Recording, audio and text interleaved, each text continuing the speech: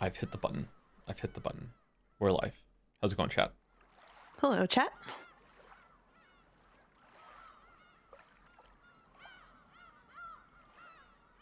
First message is, oh shit.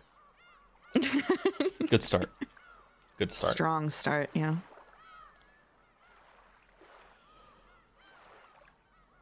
All right, we're unpinning this. It's done. Lock it in, laddie.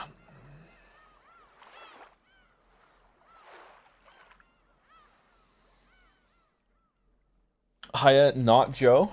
Niet Joe. Hi, Mos. Hi, Joe. Non-Joe, even, yeah. Non-Joe?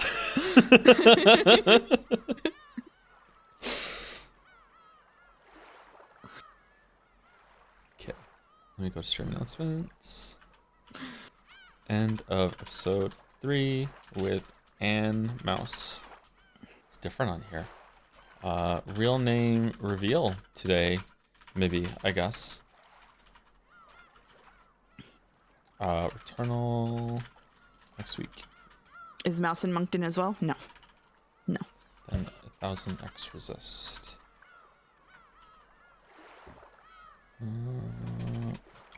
Streams should be back to normal days and normal times now. Cool. I seem too normal for Moncton. You're very wrong about that, Merrick, but I appreciate it. It's very generous of you. What about me?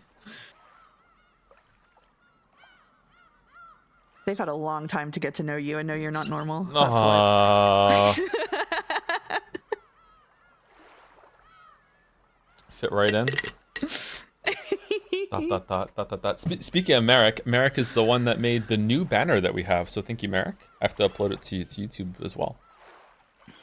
It looks much better than the just basic green background that was up for like a week and a half. Oh, was it even longer than that? I don't know. It was longer than that. It was almost a month. A month, wow. Just a small streamer getting started. Just a little guy, little streamer, little guy, yeah. We can't see it until you stop streaming? What do you mean? Can't you just go to the main page and see where the videos are? I think it should be there, shouldn't it? The basic background fits your vibe, to be honest. Thanks, yeah, thanks. Hold on, I can put it on the screen then in case some people can't see it. This is the new one. I just hit the wrong button. Control F. There we go. This is the new one. Cool. It is cool, isn't it? Thank you, Merrick. Great job, Merrick. There are a lot of details.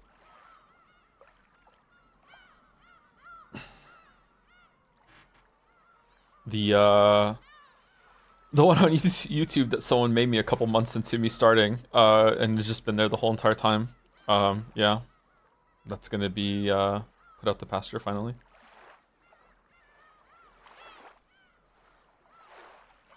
Catching up on yesterday's VOD, but just wanted to pop in and say that the doctor you saw was insane. Cholesterol, liver function, blood sugar, etc. Also, there's random stuff like thyroid issues that will affect so many aspects. Anyways, much like, yeah, that's what I thought too, but I'm not going to argue with the doctor.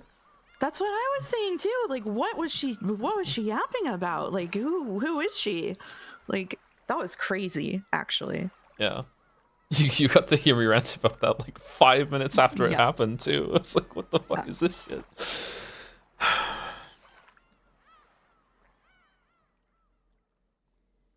Okay, now people understand why I used you as a reference for the Persona fan veterinarian receptionist, right? Now it makes sense? Yeah? Now, yeah, right? Help? Does it? What do you mean, does it? Just the silence, just like letting me just flounder and die. Okay, I'm owned. Okay, fine. Okay, fine.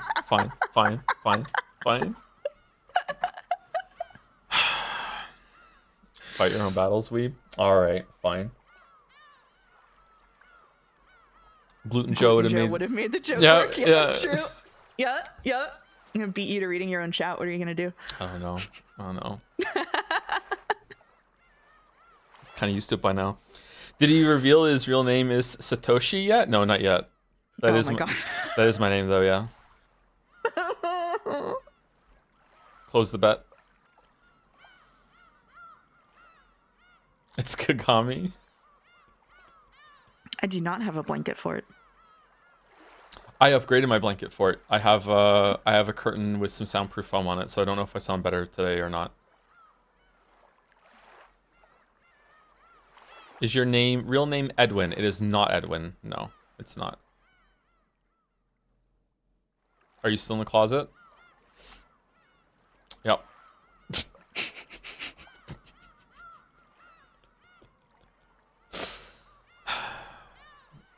Congrats on not leaking your real name live on stream up until today. I know, thank you. I thought I would have like said it by now. You know what? There's still time for me to fuck it up. Absolutely. Absolutely. There's still time. There's still time. Anyway, so links are out. We have fan art today. And then we will maybe do a reveal, and then we will get into the story. I think we have a longer stream today, don't we, Mouse? We sure do. We're going to be finishing episode 3. And it's going to take us at least 5 hours, not including fan art. Yeah. Strap in. Yeah. So thank you for being here to help me read, because I don't think I could do that again, especially after yesterday. There were some times yesterday I was really having trouble continuing, but I'm glad I did. No, we got it. We got it. Including Tea Party and question marks. Yep. Has there ever been a character in the streams named like you are with the same name that I have, like my real name? Yes, at least twice. At least twice.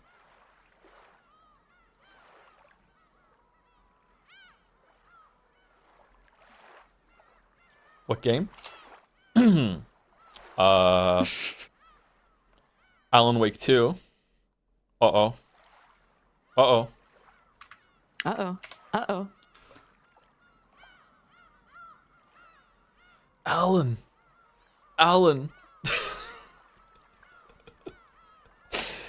Anyway, let me get the fan art going. If I can full screen it, F11. Okay. Can you see the fan art, Mouse? I have it pulled up on my computer, yeah. Okay. So I think this image is giving me too much credit for coming across as a voice actor. Actually, thank you, Adros. A little photo edit I did in celebration of today's Umi event. It's just an edit, but a medium effort one, so it might still fit in the wrap it up section. It's leading actually. It's leading, and I'm realizing now that I full screen this that I don't have chat. 1 second. This was before the blanket fort revelations. Otherwise, this would be a very different picture.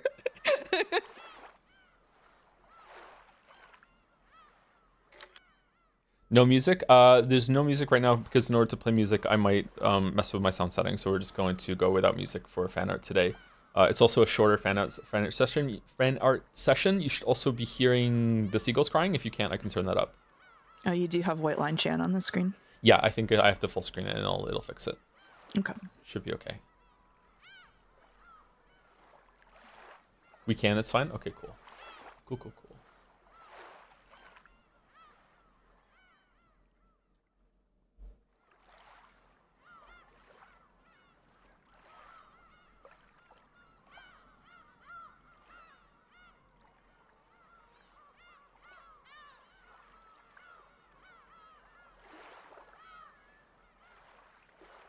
This is also a short fan art session. Vodder's spooling through the VODs, still in the fan art after 2 hour mark.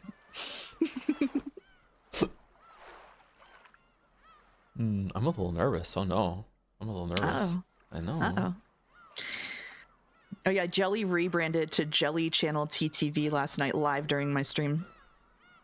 Yet. I know it's Rodney. I don't even have to look. Yeah, it is. Does this person even know they're getting all these shoutouts and shit? Like,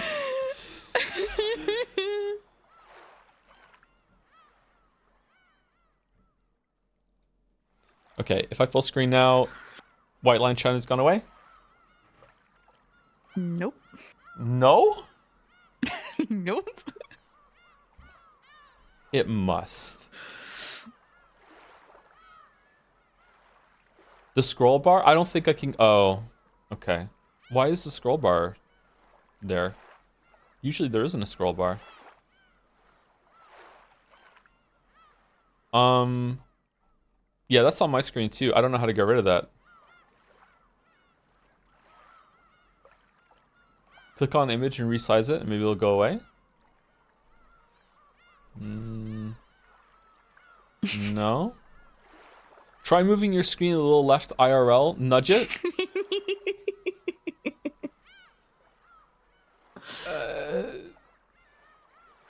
It's fine. It's fine. It's fine. It's fine. We can't get caught up on this. We can't get caught up on this. Merrick's right. It is going to be 2 hours fixing this shit. Okay. All right. Okay. Thank you, address. Thank you. All right. Next one. Here we go. A little nervous. Here we go. Oh, damn. Ash. Okay. Another one. I don't know if this is true mouse lore, but this is my headcanon. Do you want to read this one? Yeah. So just before stream going, nailed it. That is actual canon. I will confirm. But I will say, and I've said this a couple of times in chat, cackling is just my real laugh dialed up by like 25%, and I'm starting to just cackle while I laugh normally. Yeah. So we're hitting a convergence. Yeah, I know. And also when you're like really into a laugh, you start to squeak a little bit too. Shut up. You shut up. Mouse needs a blanket for it. Oh, am I echoing? I can't do anything about that. I'm sorry. Are you? I don't hear the echo. I don't know. They say I'm echoing. Okay. Maybe it's if I'm talking. Oh, maybe I can turn you down a little bit on my end, and that shouldn't affect Discord at all. Oh, the echo is coming from your headphones. Yeah. Oh, they can hear me in your headphones. I see. I'll just turn my master volume down. It shouldn't have any issue on your Discord volume whatsoever. Okay, that's fine. I see. Yeah.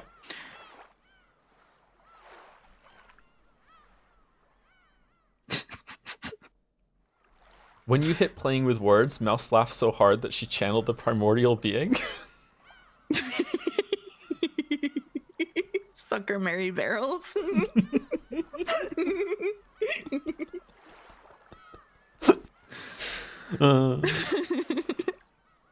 Thank you, Ash. Thank you. Oh, Cackle E gets its own tag on Janart now? It sure does. Wow. It sure does. Wow. 6 of them. There's more also by Ash. Squeakle E. Yeah. Yeah. Yeah, there you go. Credit to Tep and X Scarlinix for design.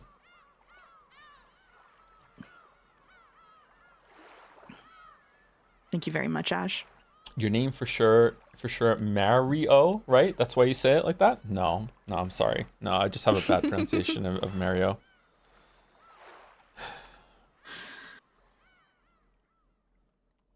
"15 fan arts and they're all mouse." I think mouse is in all of them. That's why we're doing this set today. Yeah.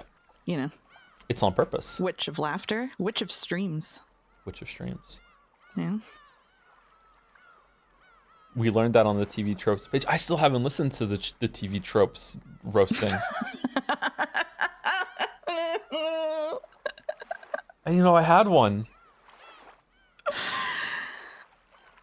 Does that mean my pronunciation of Mario is bad too? I'm not having this fight, especially when someone else is on voice with me that disagrees with me. I don't want to have the fight live. Fun fact, August made the TV Tropes page years ago and you saw it? August, we read that out loud on my stream. Did I really?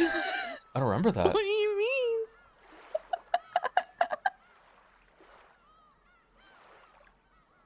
What TV Tropes page? Exactly. Thank you, Ash. Animated Huey Umineko Pest?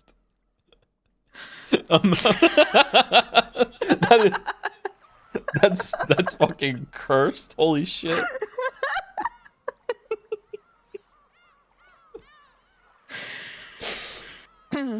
So the TV Tropes page is completely out of date in every way, except someone went and added all of the memes about Battler. And there are Umineko spoilers on it, so be careful clicking it. There are Umineko spoilers. Oh. Yeah. Okay, I won't go on there then for 6 months. Just to be safe. Don't want to get spoiled. Yep. Unpin it. Are you a turtleneck type of old man? No, I'm not a turtleneck type of old man. I'm a different kind of shirt old man. I'm a Henley old man. I don't like turtlenecks. They kind of itch. Maybe I just had a bad quality turtleneck. I don't know. I think so. You can get turtlenecks made out of stuff that doesn't itch. Yeah, yeah. Rachel Amber kind. I do wear some flannel. Yeah, yeah. Wore some today. You're a V-neck type of old man? I don't think I would go as far as V-neck. Not sure about that. Merino wool is comfortable. That's true. Now that the mouse is out of the bag, how much of a factor was she in the Umineko streams becoming a real thing? Not a factor at all. That came afterwards. Yep. Yep, 0. Mm-hmm. Does that like make it less magical? I'm not sure. Although you could argue that during the Leap Day stream, you might have crashed out. That's true. Yeah, I didn't realize that was you until much later. Yeah, yeah. That's the first time I ever spoke to you. And it was on stream. Yeah. Yeah. Yeah. You warned me about the boobs line with Shannon, right? Yeah. Yep. So Kasoro trolling you led to this? Yep. The dominoes are insane. The dominoes for this to occur, very unlikely. Very magical event. Extremely unlikely. Don't put this evil on me. Everything is dominoes. Do you miss the old style or no? No, I like the mod, the art stuff from the mod the best. Yeah, this is the PlayStation 3 sprites, right? That's I think those are the best ones. Mm-hmm. Yep. Thank you, Animated Huey. Michama? Cackle theorizing. Oh, this is cute. Stop cackling. Kind of looks a little bit like Kiru there. Is there some overlap between Kiru and Battler? I posted this in Umi Full channel, and I just find this interaction funny. I had to draw it Lamayo. This also happens frequently off stream. Yeah, it does. It really did. Right? Just talking. Stop cackling.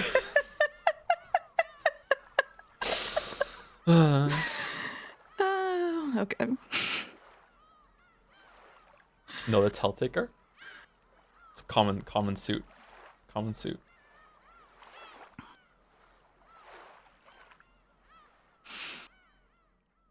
I love this mouse too. I love this mouse. I know we have anime girl chanified mouse, but this mouse is very cute as well. This is a very cute mouse. Yeah, I agree. Yeah.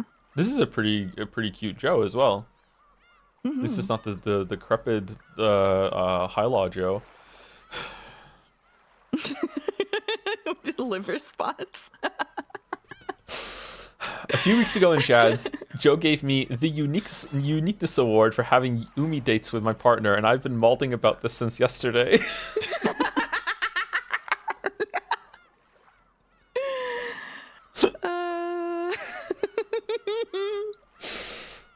All right, thank you, Michama. Thank you. By Mr. Sunrise, Joe and Mouse. Produced by Joseph Joe Anderson in Umineko, a tea party tussle. Nice. Big fan of the mouse stream. Here's a little contribution. Thank you, Mr. Sunrise. Thank you. So Joe, you've been chasing a mouse around for a couple of months. So wouldn't it be funny? Wouldn't it be funny if your name was Tom? Yeah. It would be funny, wouldn't it? It would be funny. Yeah, It's even funnier that it is. It is. Yep. Yep. Yep. My name is Tom. My real name is Tom. I'm Tom. Oh man, that feels weird to say. Oh. I'm sorry. The best part of this is that like a month ago or more, Dalmek made this joke. It proved that you can just be so funny that you become clairvoyant.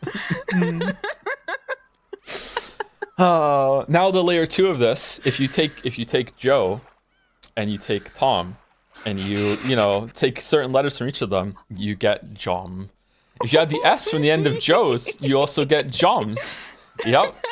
Been sitting on that one for years now. Thank you very much. Yep. Okay. So, let me tell you, I don't know how you all didn't get it.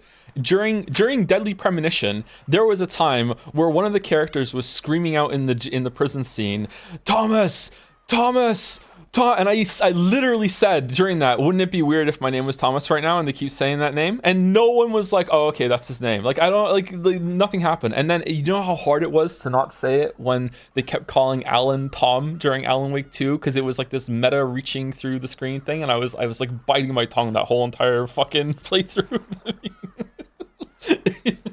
I probably should have said it back then. It would have made it better. But yeah, my real name is Tom. I am not going to say my real last name, not today at least. So that's gonna continue to be Anderson. I will tell you a quick backstory of the name now, how I came to Joseph Anderson. And that is my favorite writer. My favorite book is Catch 2, written by Joseph Heller. So when I did the pseudonym for the books, I took Joseph from Joseph Heller and I put it with Anderson, because Anderson has been my online last name for over 20 years at this point. And the reason why I picked Anderson all the way back then is from The Matrix, because the guy's name in The Matrix is Thomas Anderson. So I took Anderson from The Matrix. So I have actually had the experience, even though it's not my real last name, of being called Mr. Anderson so much, like in my online career. Yeah, so I got Anderson from The Matrix because his name is Thomas. Yeah. How do you feel now after saying it? I'm a little nervous actually. Still a little nervous. It's nice to have it out. That I don't have to like keep that in my head anymore. Yeah. But yeah. So you can continue to call me Joe. You can continue to call me Joseph, and you can also call me Tom if you want. Tom or Tom. I would prefer Tom from chat, and for most people. Can I call you Tom Whamsgams? If you want to, sure, you can. Tom's. Not I call Tommy. You Thomas, though. Yeah, you call me Thomas. I don't like Tommy. Please do not call me Tommy. I mean, I guess I can live with it, but I would prefer not to be called Tommy. Sorry, the best I can do is calling you Toe.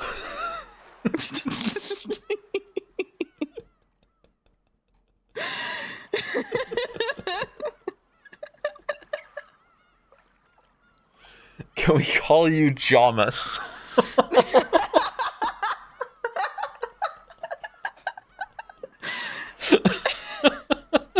You could have predicted this, I think. I could have. I didn't. No, I didn't. I didn't. Oh god. Oh god. So is Joe a dead name now? No, you can call me Joe. You can call me Joe still. It's fine. I'm fine with that. I just don't want it to be I have to like have a separation of my name on my head from forever from now on. What if I call you Neo from this point forward? You can call me Neo, sure. You can call me Neo. I have so many names. I have so many fucking names. Holy shit. Anyway. Name searching is about to get tough in Discord. That's true. The ego searching. Anyway, thank you very much, Mr. Sunrise. Oh, damn. By Oko. Mouse is so cool. I wish rodents were real. I love Oko. Damn. We've got Cackle E, 5x Umineko Knowledge Keeper based on erroneous things that you said on stream that aren't true. Do I believe in magic? Won't that be telling? Ooh. And then, of course, the very special moment where I said some of us are professionals. Oko is incredibly talented. I love everything Oko does. Can we call Mouse Jerry? No, please don't do that. You can't call Mouse Jerry. Ooh. Give you ooh-oohs. Ooh, ooh, ooh. Wow. What did you mean? A window is open that you could do the name now? Oh. My cat knocked my microphone over. Sorry. You okay? You okay? Yeah. Yeah, my cat knocked my microphone over. This was one of the windows. Being the mouse thing and the Tom and Jerry thing was cat caught mouse was the window that made it really funny. Mod chat also just found out via the same method. Like what was it, like 2 weeks ago, and I think some of them still don't know if I was fucking with them or not.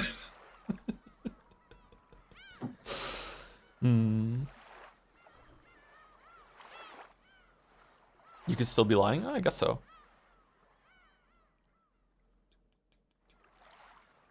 I still maintain that you could be fucking with us. I wouldn't do that. I wouldn't do that. Are we renaming it Tads? Oh, we should do that. We'll do that after fan art. Yeah, we'll do that. Okay. This is gorgeous art, Oko. Thank you. Paddle. Cackle. What's this? Life is strange. Oh, it's the Twin Peaks cackling. That actually happened. Yep, that is canon. Yep. Cackle. Yeah. It's all the same.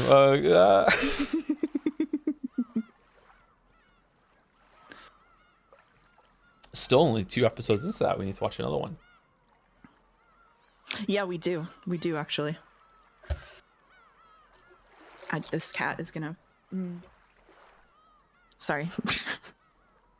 Which one is it? Casey. Yeah. What the fuck is Tads?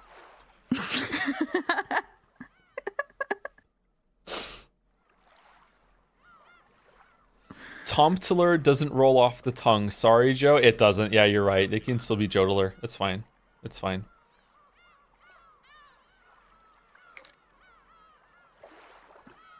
So is the dragon status as your persona, or Tom the cat will take over? Oh no. No. No. No. No. No. No. No. No. No. No. No. No. No. No. No. No. No.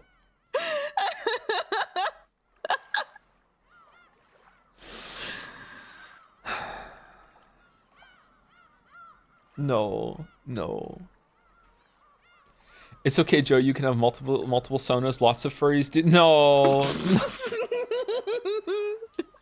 Can I call you the Tank Engine? I loved that show when I was a kid. Yeah, I love that show because of the name, I think. Thank you, Paddle. Thank you. These are really cool expressions. Scary snack? What? The mighty lion dragon was caught in the net weave's gambit until a helpful mouse came along. Just pictured the people who think I hold you hostage at gunpoint with the timeline of what chapter you have to read to. That's true. That's true. Yeah. Either I'm stopping you early because of self-interest, or I'm forcing the beautiful and precious Joseph Anderson to read on and on till he's exhausted. You can't win. You can't win. Can't win.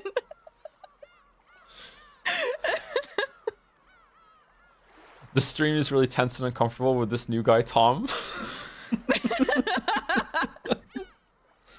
So that's why you love Bullet Train? Oh no, I do like trains. Maybe yeah, that's a good point actually. Maybe I do like trains because of the Thomas Tank Engine. I do like trains. Bullet Train was just a really good movie though. Yeah.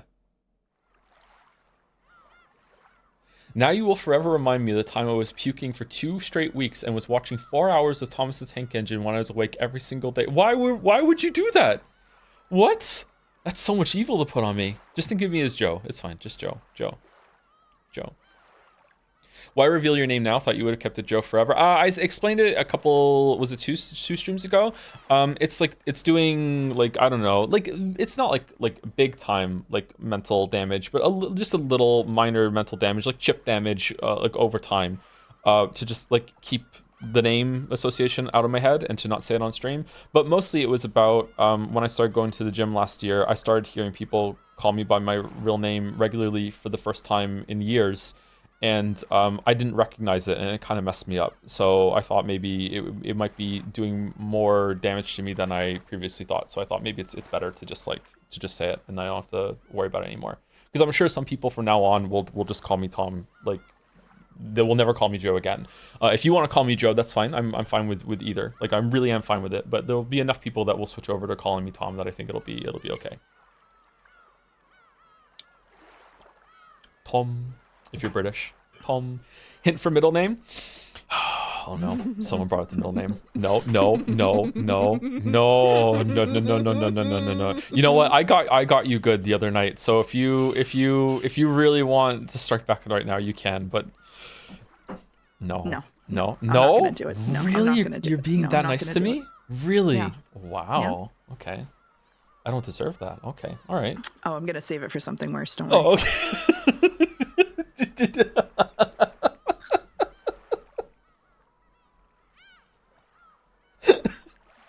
The vulnerability isn't high enough. Okay, all right, I respect it. I respect it. I hate my middle name, chat. I hate my middle name. Hate my middle name. Yeah, yeah. Have you ever heard my last name before? Me, Mouse? Yes. Really? Really? Yep. I've never met anyone that's heard my last name before mine. Really? Holy shit. Okay. Yep. Yeah, I worked with someone with the last name. You have two, Sereth? Oh, I never asked you that. Okay. Didn't you say your last name was funny? It's not funny. It's just it's unusual, but maybe it's not as unusual as I think I thought it was. Do you know Welsh? I do not know Welsh. No. Thank you, Scary Snack. Tep? Oh, it's the Mouseatar, an unofficial official mouse anime girl design. You're anime now. How does it feel? Oh, weird, but good. Tep did me a really big solid because Tep messaged me and said, "Hey, do you want me to draw you as a cute anime girl before the stream tomorrow, so that people have something to riff off when there's art?" And I was like, "People are gonna do art? Sure, I guess that sounds like a good idea." And I'm glad that they did, because I don't mind people doing like the cute little mouse stuff, but it's nice to have like a slightly human shaped representation of myself. This is very cute. Very cute. It all worked out. I'm wearing pants like this right now too. Nice. Matching the pants. I don't know why I said that. I don't know either.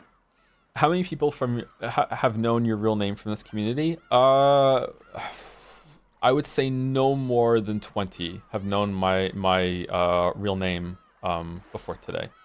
I have said it to some of the mods in the past. The entire mod team found out, like, I think last week or the week before. Sereth and Wuggy knew. I had to mail Sereth and Wuggy some stuff with my name on it. So like, they've known for a long time now. They've known for years. H Bomber guy knew a couple weeks ago, but he didn't know until then. I think I told Mandalore one of the first times that I spoke to him, and he knew that Joseph Anderson was a pseudonym. Will your real name be in the Witcher 3 video? I don't think so. No, I don't think I say that. We can still call you Joe, right? Of course, yeah. You can call me Joe.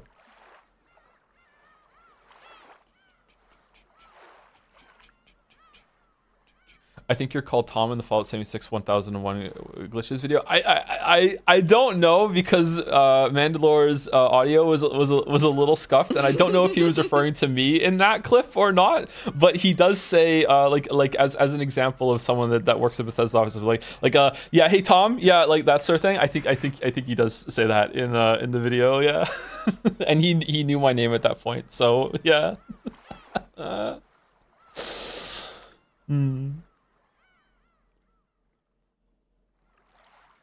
I thought your name was Griffin or something. I was close.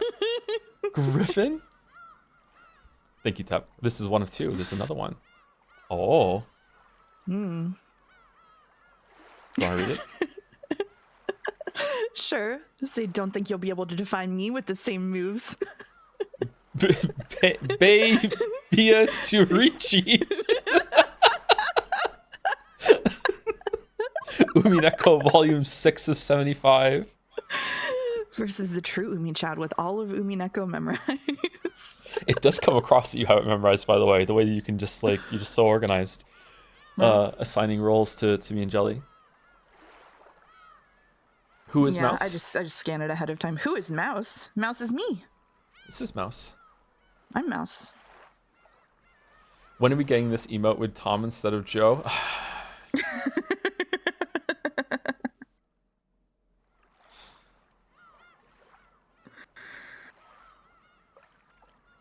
Can I do a squeaky noise? No, because I don't know what that's going to get used for. But I might accidentally do one at some point. Why am I being Tommed?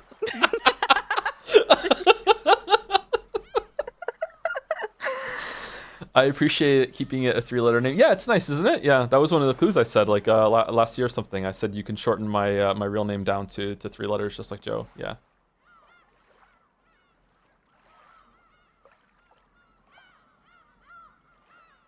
So far, my theory that Joe is your dragon persona is coming true. It's not. It's not. I don't have a persona or a scale sona or none of that. No.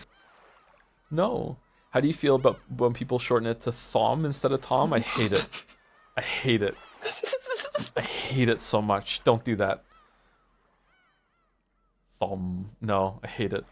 Who would do that? I mean, a lot of people in chat are going to do it from now on because I said I hate it, but yeah. Hates Radiohead. Hates Radiohead. I do hate Radiohead. Nah, I don't hate Radiohead. I think they're a little overrated. That's all. That's all. What if Joe on the phone and Tom on the phone had a conversation? It wouldn't go well for me, right? That'd be a bit crazy. Your persona boss fight has you swapping between being a dragon, the cartoon cat, and a normal guy, repeatedly changing your resistances each time. The pseudonym will be how all is revealed. Since we're talking about having many names, the name Joseph is pronounced Yusuf in its original Hebrew form. Therefore, I will call you Yusuf from now on. Oh, I got another name now. Another name. Anyway, thank you, Tep. Oh, look at that. By Weiwei or Weiwei, Mouse Beato. Beato. Yeah, their stuff is always very, very gorgeous. Cool. I love this one a lot. Yeah, the mirror, or I guess like the portrait that she stepped out of is so cool. People love the cackles, huh? Mm-hmm.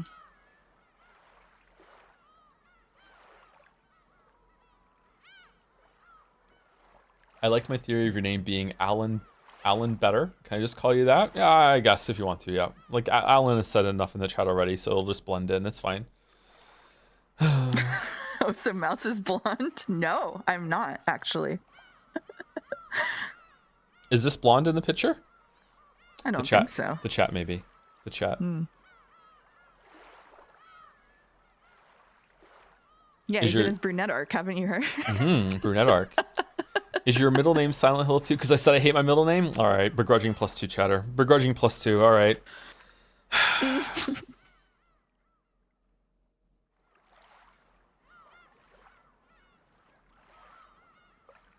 What does the JPH in Anderson JPH mean? It just means Joseph. It just shortened it. I think the Gmail that I used for it wasn't available, so I just shortened Joseph to different versions, and that's the first one that went through. So that's just what it is.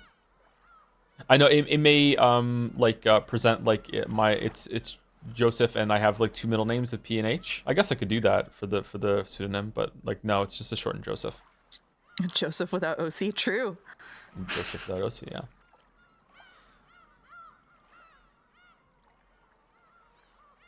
Will you be Tom Zane in my Alan Wake? Sure.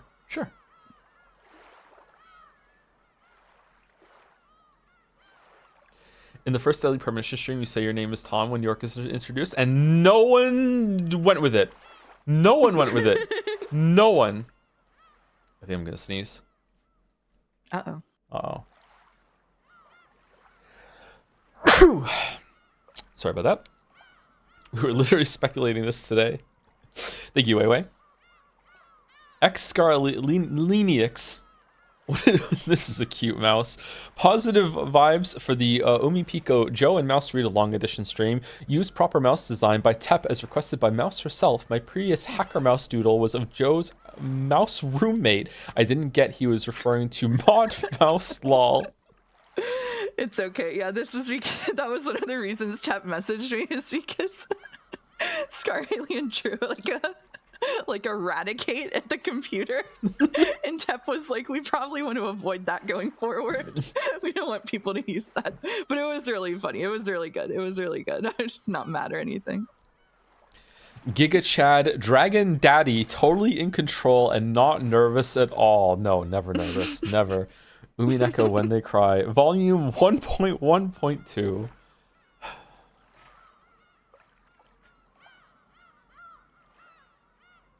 Wait, so what do we call you now instead of Jodler? Tomtler? Batmus? Batom? Oh my god. The possibilities are endless. Just Jodler. Jodler is fine. We can stick with that. Yes, small mouse, true.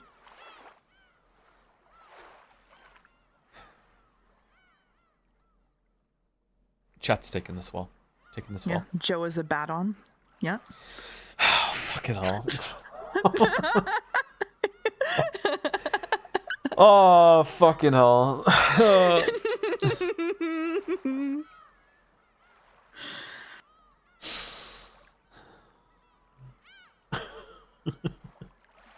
Buy reveal next? No, all the reveals are done. I'm out of reveals. We're just gonna do normal streams and like no more big things coming out for like a long time now. Okay, all of the shit is done.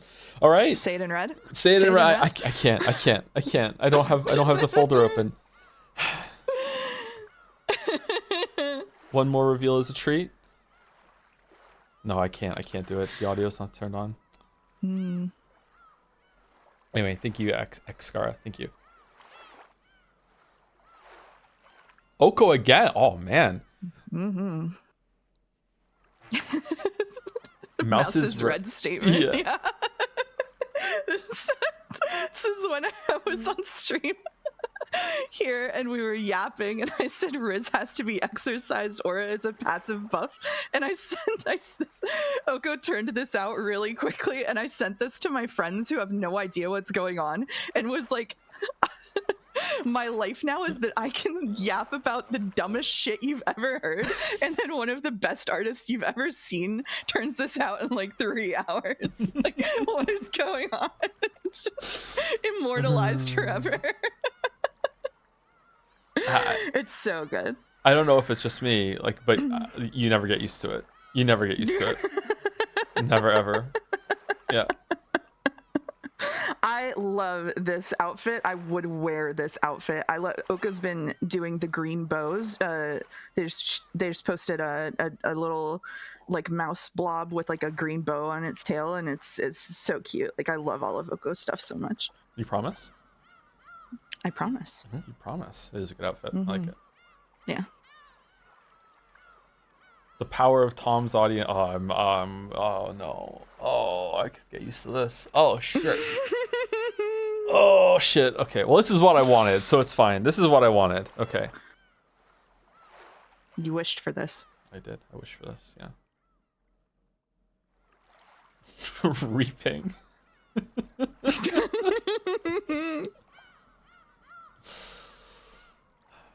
Hello, Thomas. I'm adding you to call you by your real name. Hope you get used to it soon. Tom, please. Tom. Go with Tom. When will you reveal that you actually never lived in Moncton and that you're actually a reptile robot from Neptune? I wish, because then I wouldn't be in Moncton. Unfortunately, I am in Moncton. Yeah. I'm glad things are going well for you, Tom Senpai. Thank you, Dalmek. Thank you. Thank you so much. Thank you.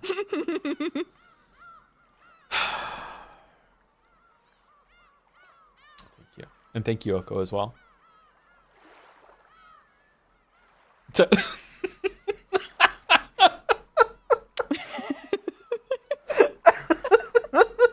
This is Mouse waiting patiently for the Hempel's Raven segment to appear on stream.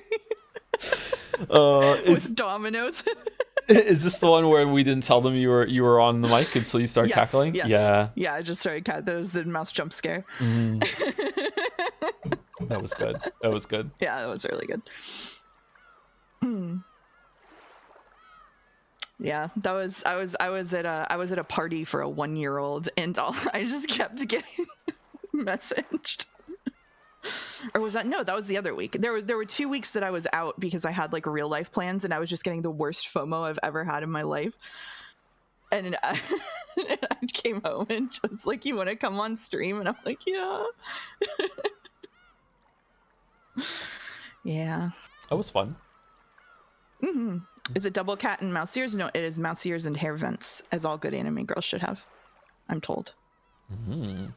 That might dethrone the Outer Wilds false start for best premeditated bit. When Mouse just appeared, really? Oh, that's a high compliment. Oh, that's one of the best stream bits that I've ever done. You're competing, Mouse. Interesting. Oh, Interesting. Yeah. Dangerous. Oh shit! What happened? I don't know. What happened?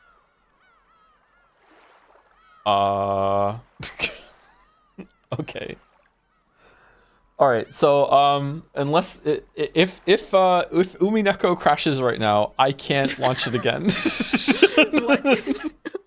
What do you mean? Because Finn just logged on my Steam account at the house, so Oh. so I can't. If Umineko crash, maybe if I go in offline mode afterwards, maybe it'll be okay.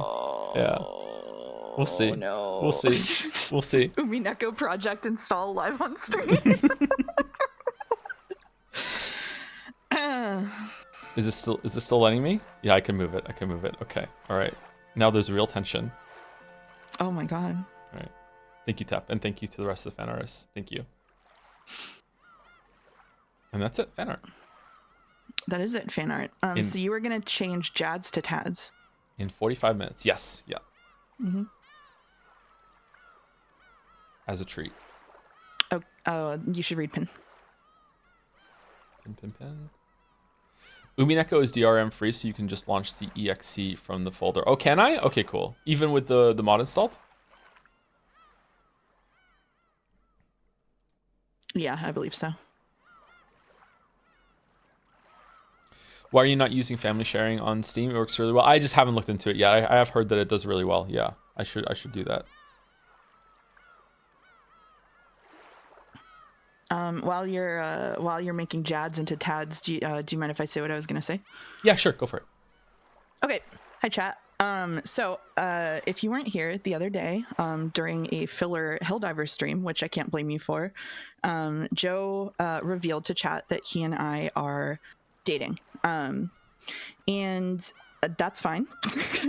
But I wanted to say a couple of things that I think you should hear from me, because I think it will lend it more of an air of authenticity, and I've seen a couple of people expressing concerns. So and I'm totally fine with sharing all of this. It's not like I feel forced into it or anything by chat or anyone else. So first of all, I saw people were concerned about the timeline. So Joe and Lily were completely split up before we ever started talking at all. Like you said, like we like spoke during stream in the Leap Day stream, but he didn't know who I was until I started helping with Umineko, which yes means Umineko is the driving force. And the first thing I want to say is we are around the same age. We're pretty close in age. I'm old too. The second thing I want to say is he was super respectful at every point. So every opportunity to be like, no pressure, absolutely. Every opportunity to bow out. There was like no taking advantage of me at all. And the third, and I think most important thing that I want to say about that is that I'm not going to say details about my job, but I work in a really similar industry. I do work in games. I actually do a pretty similar job to Joe in a lot of ways, except for an internal audience. So the power dynamic is complicated because I'm actually really well established in the same industry. I make a similar amount of money, and really the only thing that Joe has that I don't is an audience and a chat that follows him around, which is arguably more stressful than a benefit. So no offense, but I just wanted to make it clear that he hasn't taken advantage of me in any way, and it's not the case of like a streamer sort of like having a really strong power dynamic over someone. So yeah, reveals are over. I don't think that's a major reveal. I just wanted to clarify it because I saw a couple of people expressing concern over that. So yeah, that's it. Yeah, little tiny awkward to go into, but it's good to clear the air about that. Yeah, I'm in my early 30s. Sure, yeah, let's go with that. I'm not old. Why are you? Well, I'm not old. Where does Greg fit into all this? We haven't told Greg yet, and we would appreciate it if we just gave us some time, sit Greg down, yeah. To put it into perspective of where we are with Greg right now, Greg still thinks I'm Joe. Okay, so.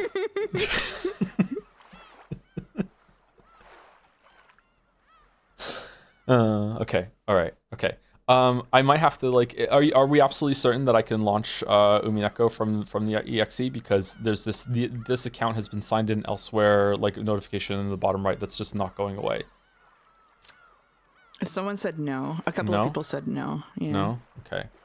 Yeah, I don't know. Yeah, I don't think it's gonna let me just go in offline mode without doing that. I'm gonna test it right Cakewalking is now. testing it. Yeah. Okay. Achievements likely won't work either if that matters. I don't care about achievements. Yeah, I don't care about achievements.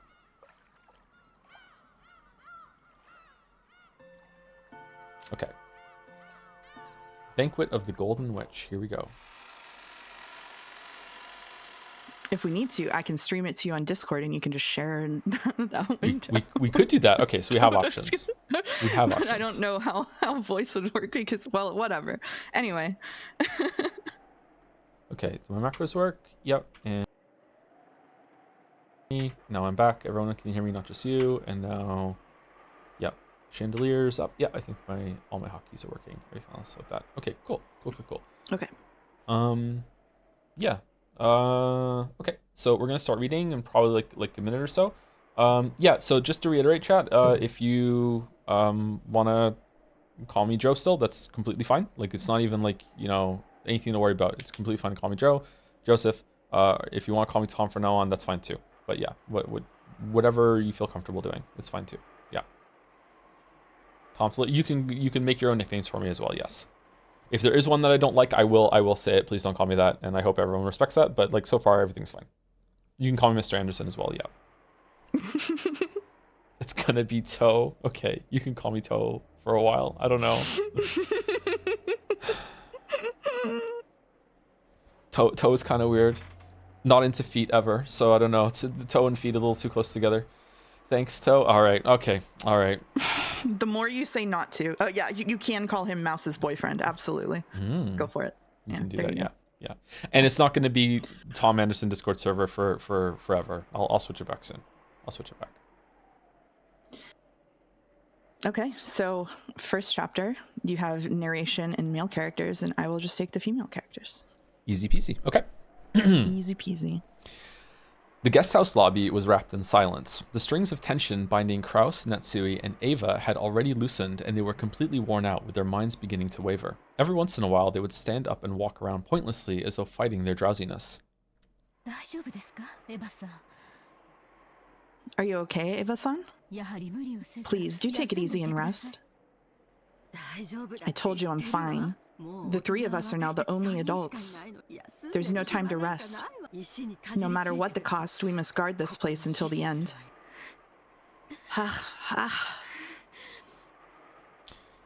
So two things. Cakewalking just confirmed that it can launch without Steam being open. Okay, so that's an option as well. And secondly, how is the sound now that we both read a line each with the game doing voice at the same time? Usually I need to do the voice down to 5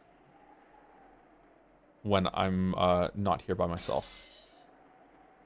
Okay, I can't open the options because the Steam overlay. Oh no, I can. Okay, it's there. Okay, good. We got through it. Okay. All good. The echo is a bit low. Thanks. Oh, I also didn't say thank you to Bits and Subs. Okay, is there a scene break or a chapter break coming up, Mouse? No, we're at the very beginning of a chapter. We're at the very beginning. Okay, Yeah. Let me say some quick thank yous then, and then we will get into it. Sorry about that. I forgot to do that. I will just rapid fire say names. Your first one is Victus RP. I think it is, yeah. Really organized. Thank you, Victus RP for the resub. Thank you also to Z3XF that bow for the resub. Word 765. Tick Dickler for the bits. This one I will read. Watching Rudolph and Kyrie get killed by bunny girls felt like watching The Last Jedi in the theaters. Holy shit. Thank you, Zorgrox, for the bits. Show me the clicker. Very nice. Thank you, Jaeger Master Sword, for the resub, who blurted out useless in a bad situation. Thank you, Kyra Mall, for the resub too. Lemonade Standing. Kaz Makes Games. Oh, this one's for you. I want Mouse to know that I checked out 3am Soda's art while I was listening to stream at my co-working space, and I was not expecting to be attacked by that many boobs. I'm sorry. I should have warned you. I'm sorry. Their art is really good, but there are a lot of boobs. Thank you, Crimson Petals, for the resub. Also, thank you to Rat Toku. Can you go back to episode 1? No, sorry. Calamari with 4s? Yeah, Calamari for the resub. Welcome, Calamari. Thank you, John Newmer, for the resub. Also, thank you to Jahions for the 5 gift subs. Aetherius413. Lekobshi for the resubs. One of them wants to know if you have a blanket for it. No, I do not. Thank you, Nice Splot. Extra Leo. Bowis. Ilitos for the resubs. Hypothetical Walrus with some bits with the message, Dear Joe, if that isn't even your real name, you've betrayed the Ander fans, true watchers, for the last time. You betrayed gamers by indulging in Umineko, a slideshow. You betrayed the fans by revealing the falsity of Joe. You betrayed women by revealing this on International Women's Day. I won't be surprised if you're actually yes Anderson for all the improv life reveals we are getting. I will parasocially discuss this by imagining myself complaining to other people, still watching though.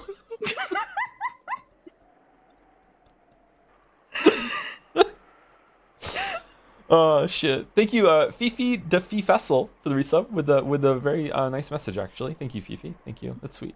Thank you, Chaos Shield, Combustible Lemons. For the resubs, and oh my god, oh no, are you seeing the next one? Thank you, Iron Wrath, for gifting a sub to Thomas the Spanker. You shouldn't have read that one. You shouldn't have read that one. No, you shouldn't have read that one. No. Thank you, Azunis, for the resub. We're just tanking on. We're just Thomas the tanking on. Here we go. Thank you, Azunis, for the resub. Thank you, Naya, for gifting a sub to Jamas. Thank you, Mark, for gifting this up to Jamas as well, with an H. Thank you, Uber Supersloth, for the bits. Question for Mouse. The character introduced in episode 5. How do you think Joe will feel about them? The one with a name beginning with F. Spoilers? Spoilers. I'm going to answer. I guess I can't. I think that Joe will hate them. I think Joe will hate them, but not hate that they exist. Interesting. Okay. I will try not to remember until later. Yeah. Okay. Lose that. Right. Thank you, Serenius, for the resub. Come on, say it in red if you can. My name is Tom. I will say it in red maybe next stream, but right now I don't have the folders open in the audio setup because it's not as clear cut to get Discord audio on at the same time. But I will definitely do it next time. I will. I'll say it in red for sure. Thank you, Gassian Storm, for the resub. Also, thank you to Vindy Vondo. Don't say it in red. Thank you, Enki13, for the new sub. Welcome. Thank you, Mediocrities. I can't talk today. That bodes well for this. For the bits.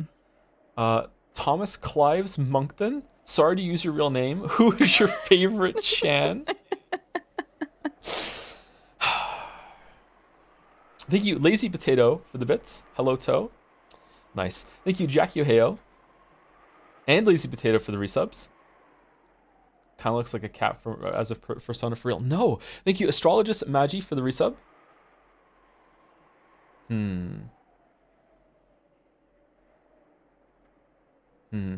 I think this question will be discussed at length today, actually, when it comes to some of the magic stuff. Astrologist Magi. It was about how I feel about looking at the magic scenes through still more of a battler lens with the anti-bronze tube kind of thing. There's a question for you in chat, by the way. In chat, there's a question. Yeah. Can Mouse please confirm for us that you actually secretly love the bunny girls, and all your groans are you actually trying to hide your excitement? He does not love these bunny girls, but he did mention playing Final Fantasy XIV again, so take that as you will. Thank you, Yuri, who's taken for the bits. Happy lesbian couple. Okay, all right. Thank you, Yojo Dude 15 for the sub. Welcome. Thank you, Cummy Mummy, for gifting a sub to Tom's free use boy toy. Thank you.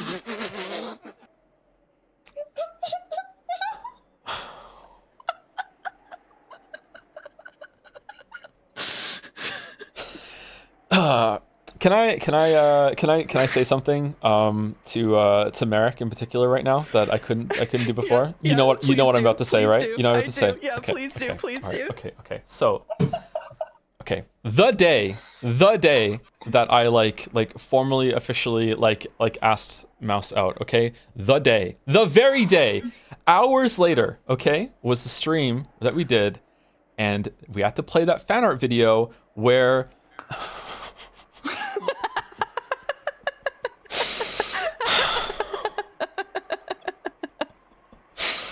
oh, all of the lewd, crazy, unhinged sex things that I said about that person that was like, I actually said something, a joke quote in bed. And I had...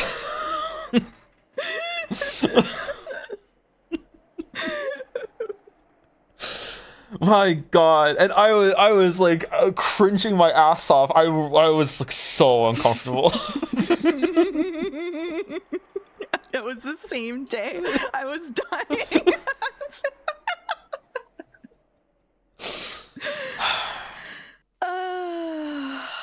This community is quite unfunny.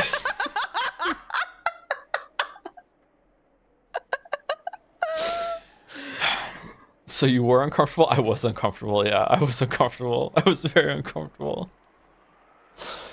Oh no. Oh no. Hey, thank you, Krutler, for 1,000 bits. Thank you, Tosif Anderson. Thank you. It's Tosif.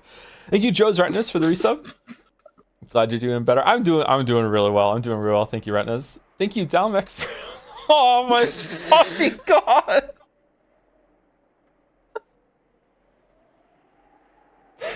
Thank you, Dalmec, for gifting a sub to Thomas the Wank Engine.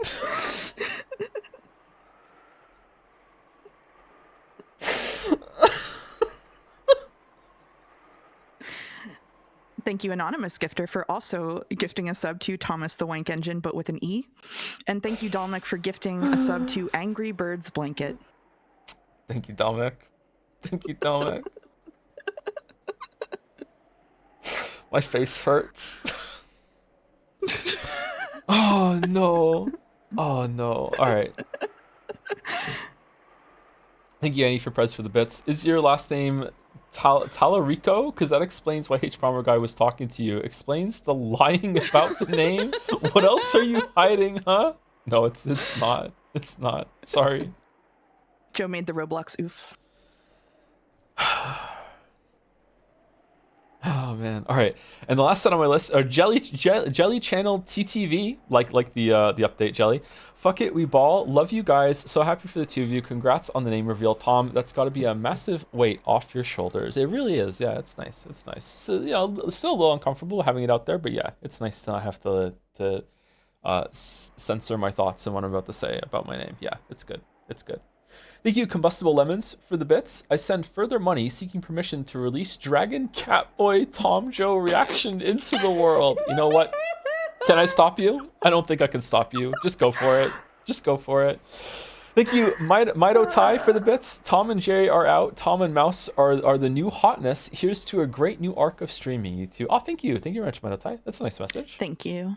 Yeah, it's because it's not from Dalmac. It's a nice message. Thank you, Mido Tai. And thank you to Razzle Basil 13 for gifting out a sub. Just random blind gift sub. Thank you very much. And Iron Wrath taking us home with gifting a sub to Thomas Anderson 1971. I'm not. It's 1985. I'm not that old. Thank you.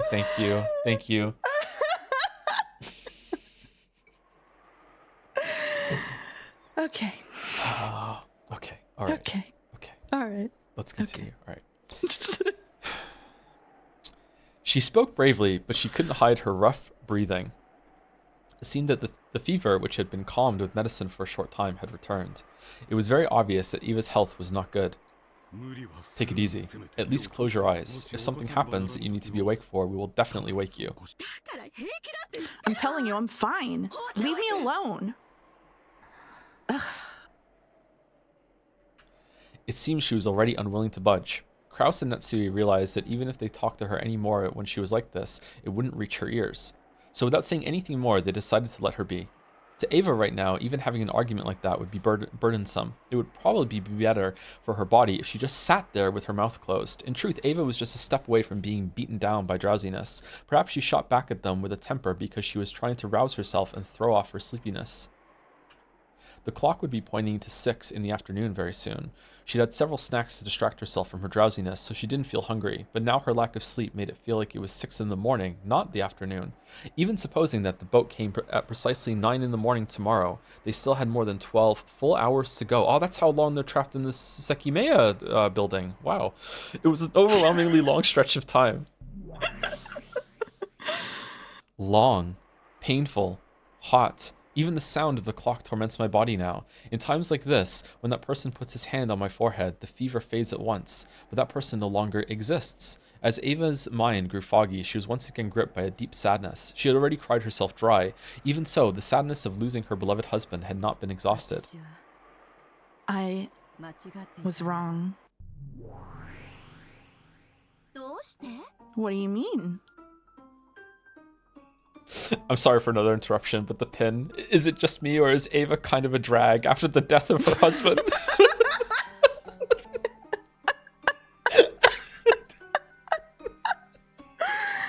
I know. The new witch and Ava were fundamentally the same thing. If Ava talked to her, she would always respond. I thought that if I could gain the position of the Ushiromiya family head, that alone would be enough. But then, as soon as I saw that mountain of gold, my greed grew. I was struck by a desire to have that mountain all to myself. That's nothing to be ashamed of. After all, it's your natural right as the Ushiromiya family head. How could you give up even a bit of it to anyone else? I was gripped by that temptation, which is why you were born. While you are a young girl version of me, at the same time, you're also my self-centered evil heart. Because of my foolish greed sprouted by that mountain of gold, the shell of the egg that is my heart cracked, and you were born into this world. I am responsible for your birth.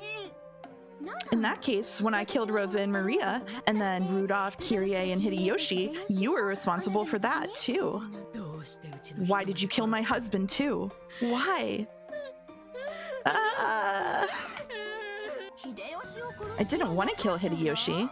He was just so annoying and persistent. And that's your fault. It's your fault for choosing a husband like that. A child like you cannot understand what made that man so wonderful. Oh, dear. What the heck? Our dreams were made real with magic, right? We solved the riddle of the epitaph, then we found the gold and got the head's ring. All of our dreams finally came true, right? What more could you want? Those weren't all of my dreams. What about living a wonderful life with that person and giving George an excellent life? I still have many dreams that haven't come true, as a wife, as a mother. And yet... Those are just extra dreams you added after becoming an adult. Those aren't my dreams. That's because you're a child. Do you only care about what's best for yourself? That's right, everything is my fault. Back then, why did I resist doing what Rosa told me to? Why couldn't I announce to all of the siblings that I'd found the gold? It's all because I'm so hideous. My evil heart, which sprouted from my desire to have all that gold for myself, caused you to hatch. Looks like you really hate me, even though we're both Ushiromiya Eva. No, that isn't true anymore. And it was you who said it. I am Ushiromiya Eva. And you are the Golden Witch Beatrice. So just disappear. Witches are imaginary, illusions that only exist in fairy tales. Things like you should just disappear. Never appear in front of me again. Yeah, you're right. I understand. I'll disappear from in front of you. And I'm no longer Ushiromiya Eva. From now on, I'm the Golden Witch Beatrice. So now I can play however I want. I don't even care about you. If only you'd just give up and die. Okay, alright. There was some parallels between, like, Battler telling Beatrice to fuck off there as well. Interesting. Okay. Wasn't expecting that. After having a very childlike tantrum, the witch who had once been another Ava vanished. Only Ava was left behind in the darkness. And she questioned herself. Me? I killed them? Did I kill that person? Did I kill him? She could no longer answer that question herself.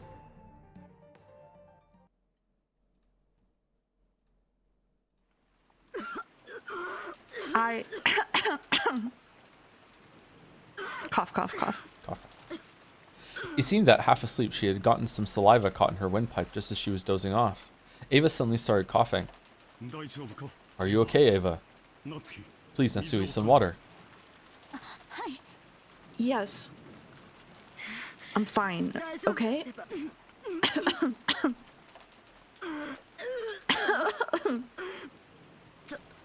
I just choked a bit. Cough, cough, cough. Ava pushed away Natsui's hand as she tried to rub her back and unsteadily rose to her feet. I'm going to go wash my face. Sorry, I fell asleep. When I get back, I'll make some more coffee. Extra strong so that I won't get drowsy until tomorrow morning. Yes, please do. Your coffee's more to my taste than what Goda makes. Damn. I'm glad to hear it, even if it's flattery. I'll Did he be just back soon. invite himself the coffee? Yeah, and like tossed us straight at Godo, which is crazy. Yeah. Ava exited the lobby, heading for the bathroom. Kraus and Natsui watched over her frail back. So you sometimes do show concern for Ava-san, even though you've always been so much at odds with her. Isn't that how an older brother is supposed to be? Yes, I believe you're right. It isn't just Ava. There's Rudolph and Rosa too. Instead of acting like an older brother to them, all I ever did was speak arrogantly and bully them. In my own way, I was frantic in my desire to be like father. I'm sorry, are we getting Kraus character development out of nowhere or background? What? But I could never match up, and I always vented my feelings on them. But that is no excuse. I probably gave Ava scars so deep that they still have not healed. I regret it, but even if I apologize after all this time, it would do nothing to heal those wounds, so I won't. If you can hold on to that feeling, instead of only letting it last for this moment, I'm sure your siblings will come to see it sooner or later. Though by now, Ava is the only sibling I have left. If only you and your siblings hadn't been born into the Ushiromiya family, you might have had a more normal, a more fun sibling relationship. What's the pin? Thank you for keeping it 3-letter name though. So updating to Tom is a weeb was pretty easy. Thank you, Rodney. Thank you so much. Wait, does that mean I can do it? Yeah. Oh, I have to refresh my chat to be able to see it. Okay, I'll do that later. Okay. You mustn't say that. Ava will probably continue to hate me for her whole life, and she has a right to. I intend to resign myself of that fact and accept it. Dear. Ava, I'm sorry. Of course you don't have to forgive me. Of course I won't forgive you. What are you talking about after all this time? Oh, so now you're feeling guilty? If only you'd just give up and die right now. Do it, Chester sisters. Did you miss them? So much. 45 firing permission received. Oh, you're gonna voice them. Arc, correcting for weather discrepancies. Data link to 410. Of course I'm gonna voice them. What do you mean? 410 data received. Firing permission confirmed. Firing. Together, the sisters released the magical bowstring they had readied. A beautiful tail trailed behind the gold arrow, and it drew a lovely curve as it flew. It was just like a gold snake. It skillfully avoided a grove of trees and flew towards the front door of the guest house. Then it flew into the keyhole of the door and snuck into the guest house without any problem at all. The gold snake raced down the hall smoothly, yet as fast as an arrow. The gold snake raced down the hall smoothly. Oh, sorry, I read that already. Right before it was the door to the lobby. I got there. Reading's hard. When it flew into the keyhole, Kraus and Natsui were already. For an instant, Kraus thought he saw a gold-colored sparkle in the keyhole on the door. However, at the same time as he strained his eyes to see what it was, that sparkle bent like a whip and attacked, wrapping itself around Kraus's neck.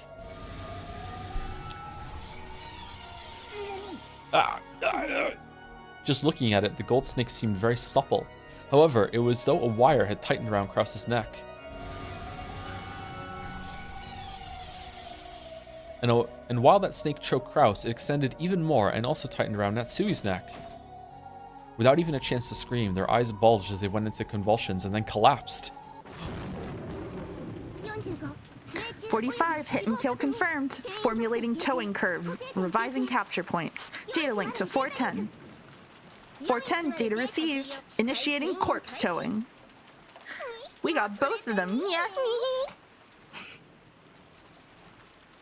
The gold snake began to drag Kraus and Netsui's bodies back. Beep, beep, beep. They slipped through the door to the corridor, dragging the bodies, gradually increasing in speed,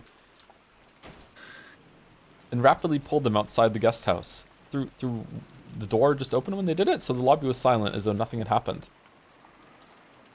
As though Kraus and Netsui had not been there since the beginning. Only the sound of the wind and the rain remained as they were playing dumb and pretending to be the only ones there. Sorry, I'm fine now. I'll go make some coffee. Ava returned from the bathroom, but no one was in the lobby. Even though they had supposedly been in that sofa until the moment she had choked and gone to the bathroom, they were gone as if they'd been an illusion from the very beginning. Repeating choked that she did in her sleep after they just got choked out is a choice. How careless of them. Where did those two go off to together? Ava put her hand on the sofa as though acting out a scene from a detective novel. She felt a warmth that meant they'd just been sitting there until a short while ago. Maybe they went to do the rounds or something. For the time being, Ava sat down and waited for their return.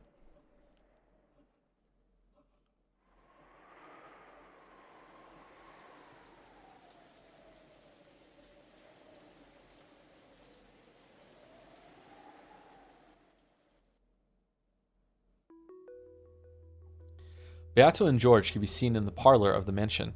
George was kneeling near Shannon's body as though praying. His face was serious and there was even sweat on his forehead. However, Beato was the same. Now that she had handed her name over, most of her previous power had been lost. Of course, she still had more than enough power to be called a witch, but compared to the past, it was a very faint thing. Good.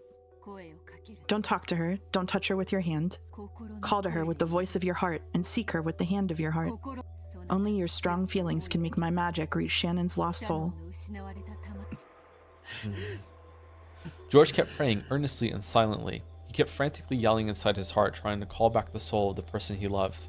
He strongly envisioned his soul leaving his body and searching for her as she wandered through the land of the dead. Beato turned that strong force into magical power that supplemented her own magic.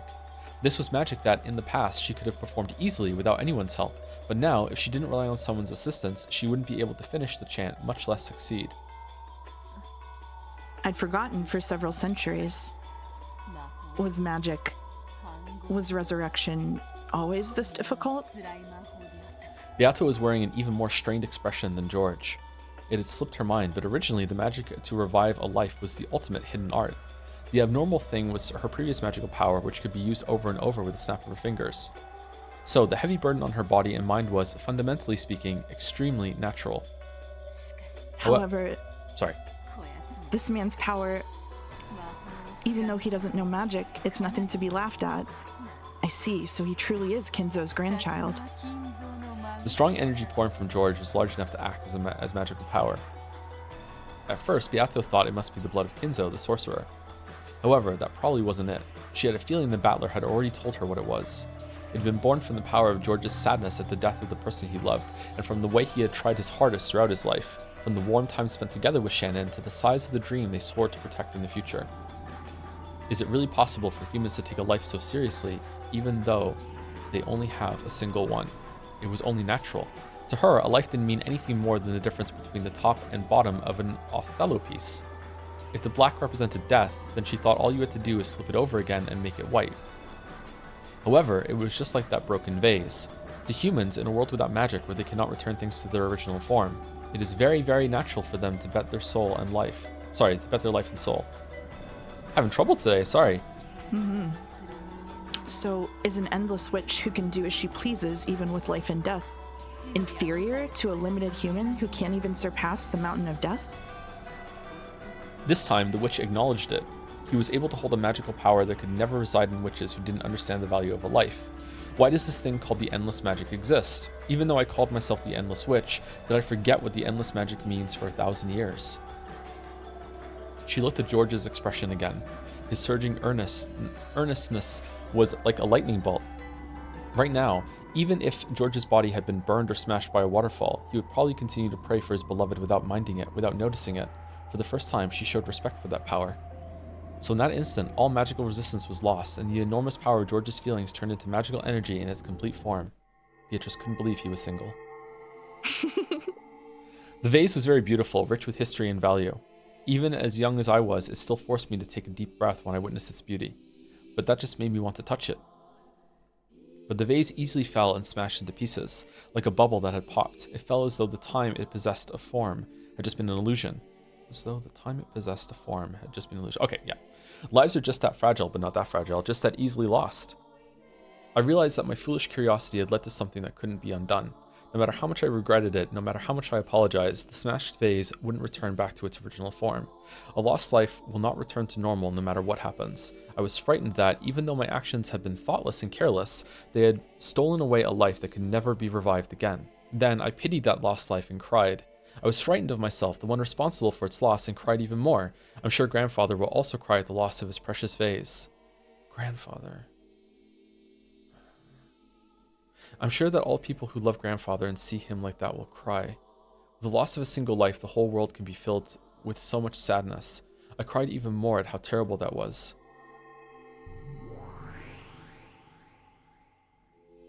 Beatrice appeared and spoke. Then, milady, let us revive that vase with magic. If that will make everyone happy, the vase and the magic and the spirits will happily lend you their power and return it to its original form. Come, milady, close your eyes and chant with me. Come, try closing your eyes, and try to remember. What form did you have? It was surely a very, very beautiful form. Please, show me that form one more time.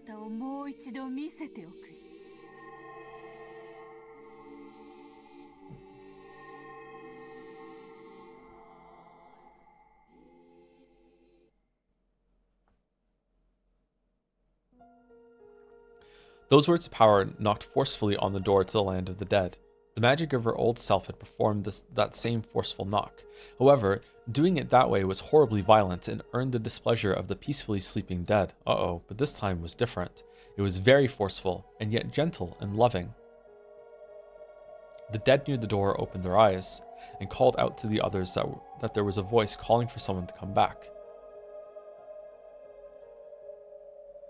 The sadness of that voice calling from the outside touched the hearts of the dead, and, trying to respond as quickly as possible, they searched for Shannon's lost soul. Oh, this is a big, supernatural reveal, if true. And then, they found it. They found the casket in which Shannon was peacefully sleeping. It truly was Shannon's soul sleeping in the land of the dead. Inside, the casket that was covered with rose flowers, frozen with frost. She was sleeping in peace.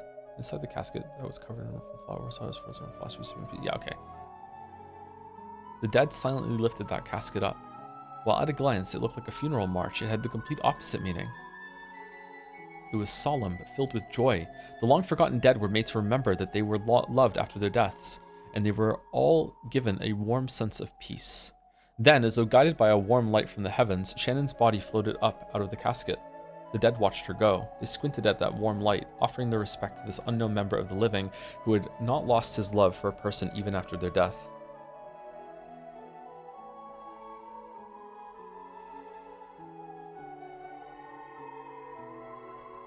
Shannon's body was enveloped in the light from the heavens and began to disappear. In the jet-black darkness of the land of the dead, the faint flickering of gold butterflies could be seen. It reminded them of the gentle stars in the night sky, which they had long forgotten.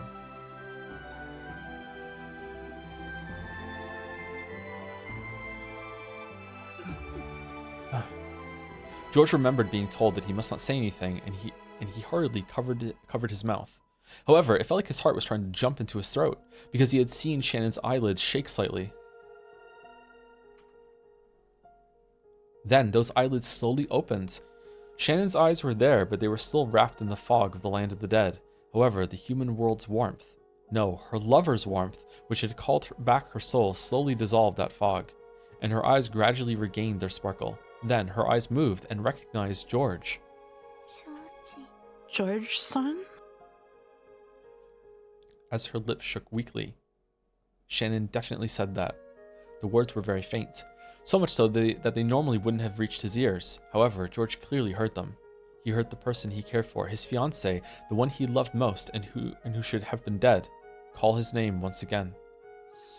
Shannon, Shannon, do you know who I am? George-san, is this a dream? No, this isn't a dream. Come on, see here. Even if I pinch you, you won't wake up. As George said that, he softly pinched Shannon's cheek. It was how George had always responded in the past when Shannon had been surprised by something and had asked if she was dreaming. When Shannon felt the warm touch of George's finger on her cheek, and when George realized that the warmth of the living had already returned to his beloved person's cheek, they both cried. What words should a pair of lovers separated by death celebrate with when they are reunited? The words of the human world are not enough. In short, they had no need of the words of this world. George simply hugged Shannon, who was sitting up without talking. Shannon's strength was still feeble, and putting her arms around George's back took all she had. So George hugged her tightly to make up for that. To stop each other from going once more to a place the other's hand couldn't reach, they hugged each other so tightly, yet so gently. As Shannon's fingers curled around George's back, on her ring finger, the engagement ring George had given her definitely shone. That strong glint certainly wasn't just the sparkle of diamonds. There definitely was a magical power that only the two lovers could possibly feel. It was because that strong light existed that they had been able to find her casket in the land of the dead. Beato understood. That ring. No. The feelings of the pair embodied in that ring were a miracle made real. Really? George and Shannon? In that moment, George definitely used magic. Beato had done nothing more than help him along. That magic had a power that could only reside in those who knew of the importance of life, who knew what it meant to try with all one's might. It was the power of a miracle, one that the endless witch couldn't possibly know of. A miracle that only the power of the finite could give rise to. By now, she had no choice but to accept it. She had to accept that true magic, true magical power, exists in the place furthest away from she who called herself a great witch. Beatrice-sama. She brought you back to life. Thank you, Beatrice. No, I did nothing. What revived Shannon was your magical power. It was your magic. The Ushiromian blood, which makes miracles come true, surely saw you through.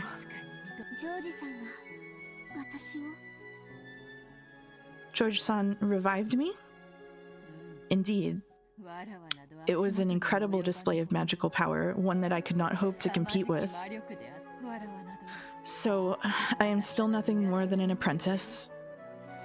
Now I finally know my place.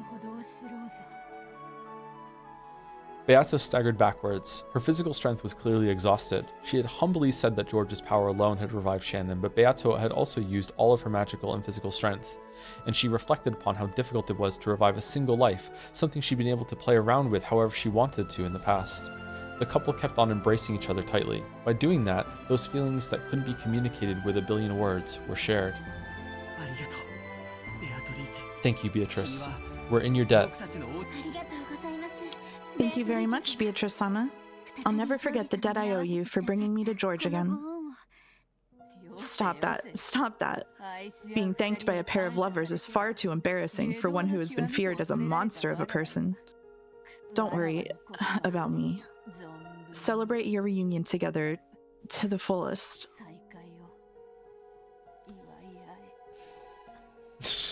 What is she doing? What? Okay, she's still tired. Yeah, she's tired. Yeah, okay, all right. Beato, who was leaning with her back against the wall, slid down the wall and sat against the wall. How many centuries had it been since she last grew this tired from using magic? I probably haven't been this tired since the time I first succeeded in magic. Didn't teacher praise me that time? Oh, but didn't I kill that same teacher who praised me? Don't be so naive, Beatrice. Isn't that what killing means? Finally. It seems you finally remembered how to use magic. My head feels parched and suffocated, and I can't even remember. More importantly, didn't I kill you? You shouldn't be appearing. You're still allowing me to live, even now. That's why I can appear like this. However, I did not come just to pat your head. Did you come to sneer at how pathetic I am? Anyway, if I have my head patted by a retired witch after all that's happened, the other witches will laugh at me. That's right. According to your bragging, you were not only a full adult, but a retired one, and yet only now have you learned how to use magic. That certainly does sound too embarrassing to tell anyone.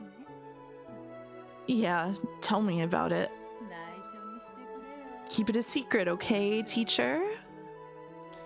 Beato gazed at the couple hugging each other with a sense of pleasant despondency. Love, is it? I'm no match. 45, data received. Firing preparations concluded. Ammo type selected and loaded. 410, firing.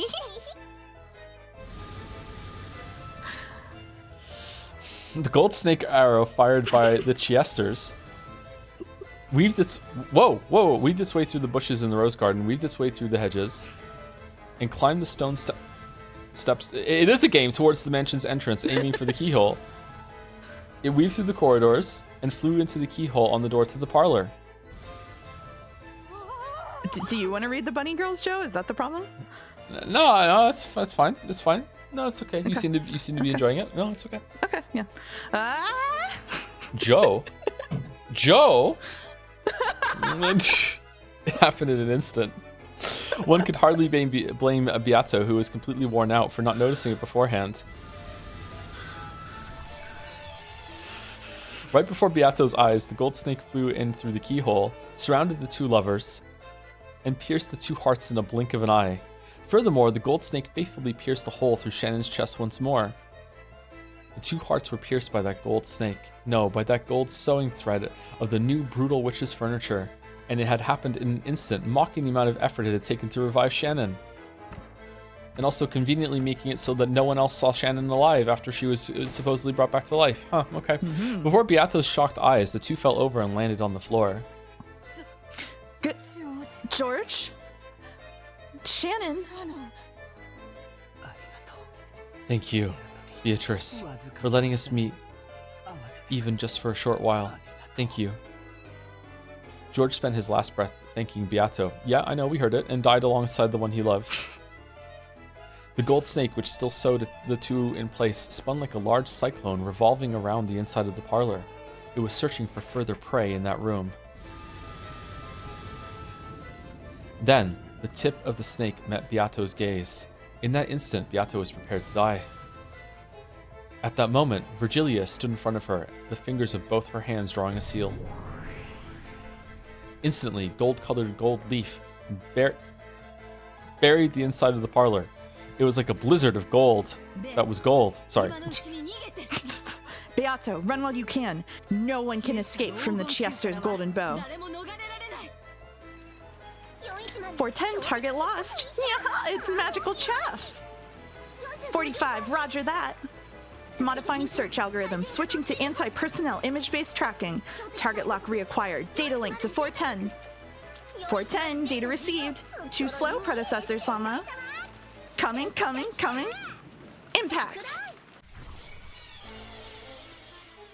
Are they gonna kill Beato?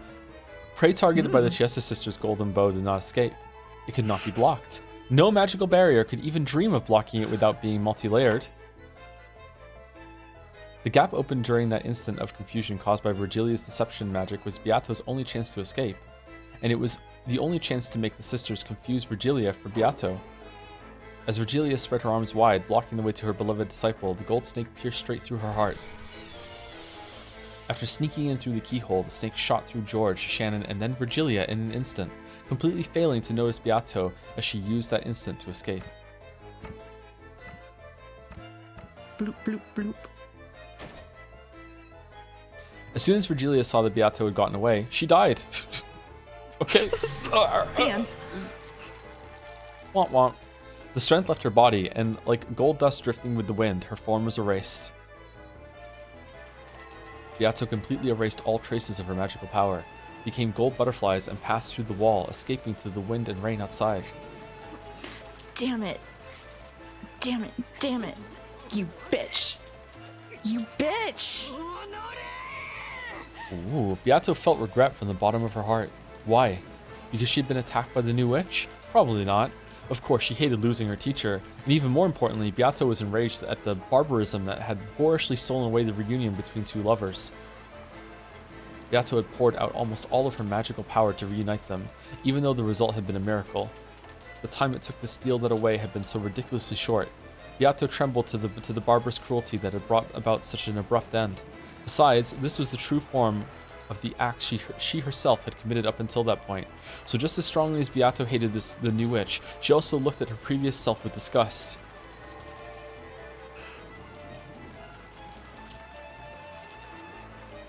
Okay, alright, okay, alright, but now she had to escape. If she was targeted next, she would probably lose her life.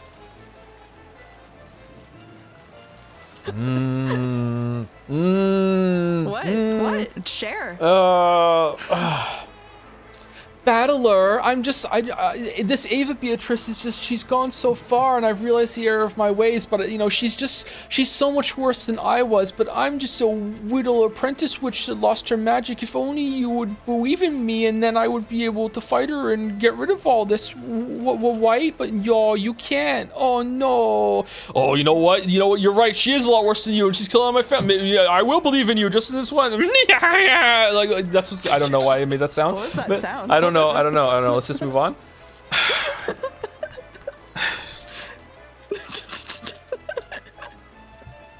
Go ahead. No, I'm done. I think I'm done. It's your turn to read. Oh yeah, to think that a chess player had descended, thinking they were like a god, only to be attacked by the pieces. New Tom noise dropped. Yeah, clip that one for Jadzia. 45. Impact confirmed. Target scattered. Without a doubt, we crushed the predecessor, Sama. Looks like our pile of kill medals is just gonna get bigger again. Yeah. What was that about loving couples? You get to enjoy tearing the two apart by death, reuniting them, and then tearing them apart again, right? Should I try the dolphin sound? If you think you can do it, go for it. I don't know though, it's hard. I don't think so. And along with that, I get to say goodbye to that damn fussy old hag. We've said bitch and hag on International Women's Day. That's rough. We're doing so well. Ronave, you don't have any complaints, right? I do not, Beatrice-sama. That person interfered with the ceremony of the witch's epitaph, you see. She revived a sacrifice from the first twilight without permission, obstructing my ceremony. She's got no right at all to complain. I'll just let her do that. Okay. But it sucks that she didn't leave a corpse behind, and I thought I'd be able to torture that old hag to death over and over again, endlessly.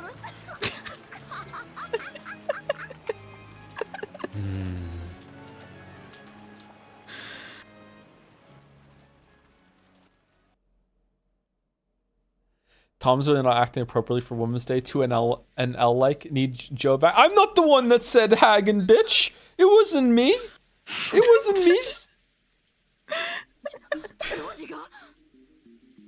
George did? No, I didn't see him. When did he come down? When you say? What hour was that again? I think it was probably around 4 or 5. At the very least, it was more than an hour ago. We got sleepy and probably dozed off after that. But I think it's probably like Jessica says, about 1 or 2 hours ago. Oh, Nanjo's here. I also remember something from around that time. Nanjo also has thoughts. I was asked if I wanted more coffee. Yes, that's what it was. Something hard to believe had happened. Apparently, when Aunt Ava had left for a second to wash her hands, Uncle Kraus and Aunt Natsui had disappeared. There's no way they went hiding somewhere. Of course, the doors and windows had all been rigorously checked, and all were locked from the inside. Not one of them was broken, and that wasn't just true for the first floor. The second floor was the same. Again, all the doors and windows had locks built in a way that made it impossible to lock them from the outside. In other words, Sumari, There was no way that Uncle Kraus and Aunt Natsui had gone outside. And yet, they couldn't be found. Furthermore, they weren't the only ones who had disappeared. So had George Aniki, of all people. George Aniki had left saying he was going to get more coffee, and had gone downstairs more than an hour earlier. We'd assumed that he was having a conversation with Aunt Ava and the rest, but Aunt Ava, who had been in the lobby the whole time, said that no one had come down. Since all the doors and windows were locked from the inside, it was unthinkable that they had gone outside. However, 3 humans had evaporated from this barricaded guest house, which had become a perfect closed room. In a situation like this, we couldn't imagine that this was because they were playing hide and seek and trying to scare us with a prank. It was probably reasonable to assume that they'd been caught up in this crime. I want to say hide and seek like 30 seconds ago, and I didn't. Should have. When Aunt Ava had learned that only her son was missing, she had gone half insane, running from room to room, yelling his name. And Jessica, who had suddenly lost both of her parents, had chased after her. Cries of George, George, and Mom, Dad had continued to echo through the guest house for some time. I think George said something about wanting to see Shannon's dead face. It would be reasonable to assume that he snuck out of the guest house and went to the mansion, but I didn't have a clue about Uncle Kraus and Aunt Natsui. Did they see him leave and then go to the mansion to search for him? Without even telling Aunt Ava? At this rate, it's only a matter of time before we start planning to leave the guest house to go search for them. When that time comes, I'll agree. We thought staying holed up in the guest house would be safe, which is why our big, happy group of 12 people locked themselves up here this morning. And yet, now there's only 4 of us left. That means staying here is no guarantee of safety. Yeah, is there only 4 left? Hold on. Dead. 1, 2. Oh yeah, so the 4 this time are Ava, Jessica, Battler, and Nanjo? Okay. Wow. However, there's one thing we can't afford to forget. All the doors and windows were locked from the inside. This is a closed room. How did they manage to vanish from this place? Well, Nanjo locked the door after he moved the corpses. Clearly. We searched around thoroughly. However, we couldn't find any traces of someone hiding. The 3 of them had almost certainly been taken outside the guest house. I wonder how it was done. You don't think there might be something like a hidden door? A hidden door?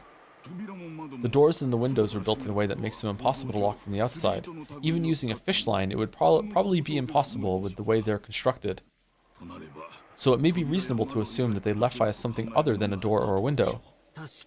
You're right. That does make logical sense.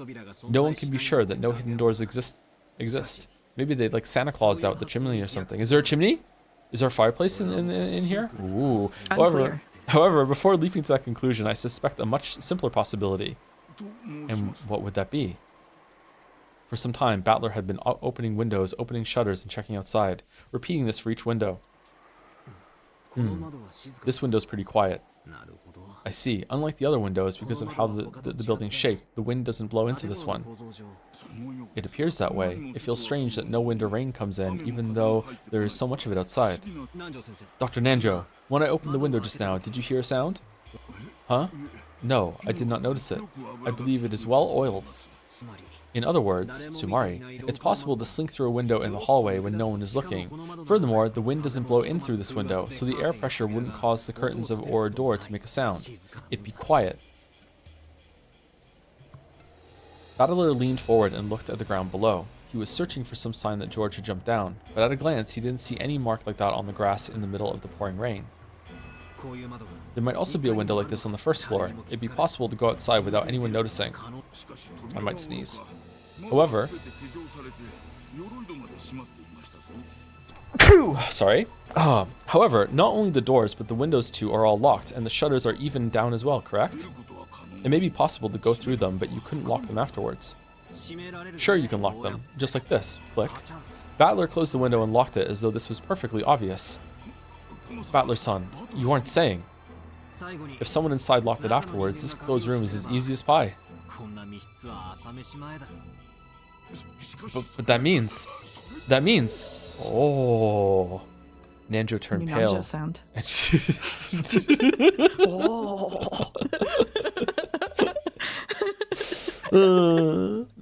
Nanjo turned pale and shook his head several times. Because the thing Battler had said had forced him to face a fact that it was frightening even to imagine. That's only if the trick I'm thinking of actually happened, okay? However, with this trick, only a very limited number of people can be suspected. He didn't want to say it in front of Nanjo, but after eliminating Jessica, who had been with him the whole time, only Nanjo and Ava could have done it. I did not do anything of the sort. Yes, I swear it. In this case, it becomes a battle between Aunt Ava and Dr. Nanjo for an alibi. We just have to suspect both of you and confine the two of you separately. To say it the other way around, the more survivors there are, the more effective this trick might be. But since our numbers have shrunk so much, it isn't effective at all. No, on the contrary, there'd be a chance of having your own neck strangled by using it. It would have been more advantageous to make it look like the culprit was outside, to intentionally leave a door unlocked or break a window. If this disappearance drama had taken place midday today, I'd be able to claim this theory with full confidence. However, at this stage, I'm not confident at all. What's going on here? What in the world does it mean? This closed room. You don't think, What is it, Dr. Nanjo? Even if it's just a thought, please say it. Nanjo looked like he was trying to swallow his words, even though he thought of something, so I urged him on. After Dr. Nanjo refused several times, saying that it was just a foolish idea, he finally said it out loud. Well, don't you think this might actually be the work of the witch? Ooh, really? From you? Ridiculous. There's no way witches exist. The witch is trying to make her case to us, specifically because she's doing things that humans cannot do. She must be trying to make us accept her as a witch. To me, this disappearance from the closed room of the entire guest house feels like that kind of message from the witch. It's something I must not think of. Surely it cannot mean anything. Oh, I am frightened.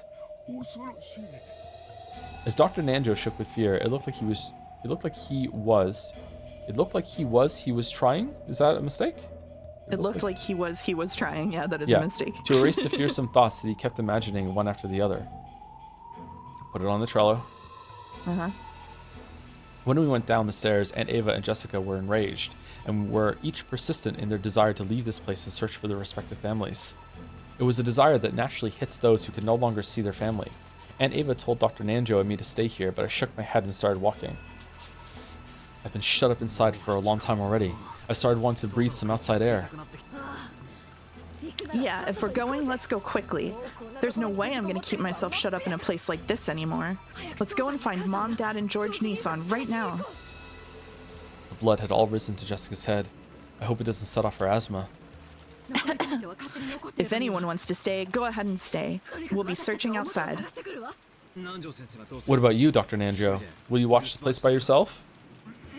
No, allow me to join you. Rather than holding up alone in a guest house whose security was by no means guaranteed, it would be better to enter a danger zone as a group of 4 people. Aunt Ava had a gun. Moving separately from her was almost like asking to be made into the next victim.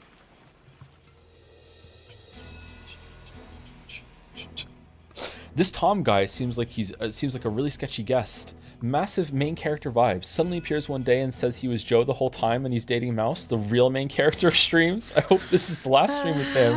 The vibes are just too tense. Thank you, Jelly. Thank you, Jelly. Thank you. In this way, the 4 of us decided to leave the guest house. Even though it should have been safe to barricade ourselves here, we lost 8 people after doing so. It was almost as though it was it was almost as though this was a holding. Wait, is this another mistake? This is another typo. Okay. It was almost as though this was. Yeah, That's fine. It was a holding cell from which the sacrifices could be killed one after another. Hard enough to read today without the typo. Shit. We removed the chain, unlocked the front door, and opened it. It was already pitch black. While there were some lights outside that dimly lit the pathway, they didn't have enough power to pierce the darkness that some suspicious person might be hiding in.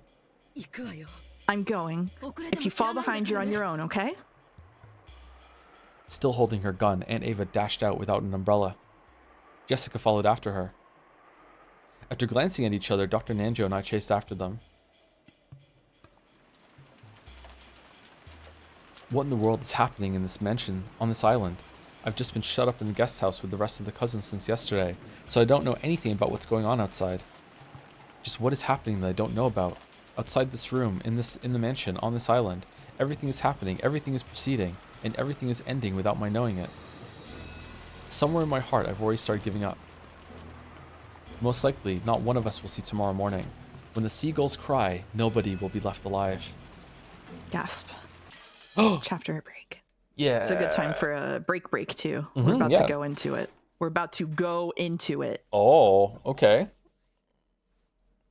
Lock I'm in? not specifying what that means. Yeah, lock in moment. Yep, we're locked in. Okay.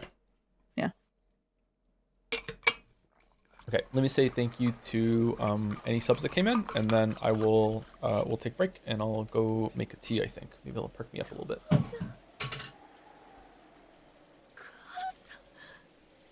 Let me save it just in case. Okay. Will Tom Tingles be making an appearance this stream?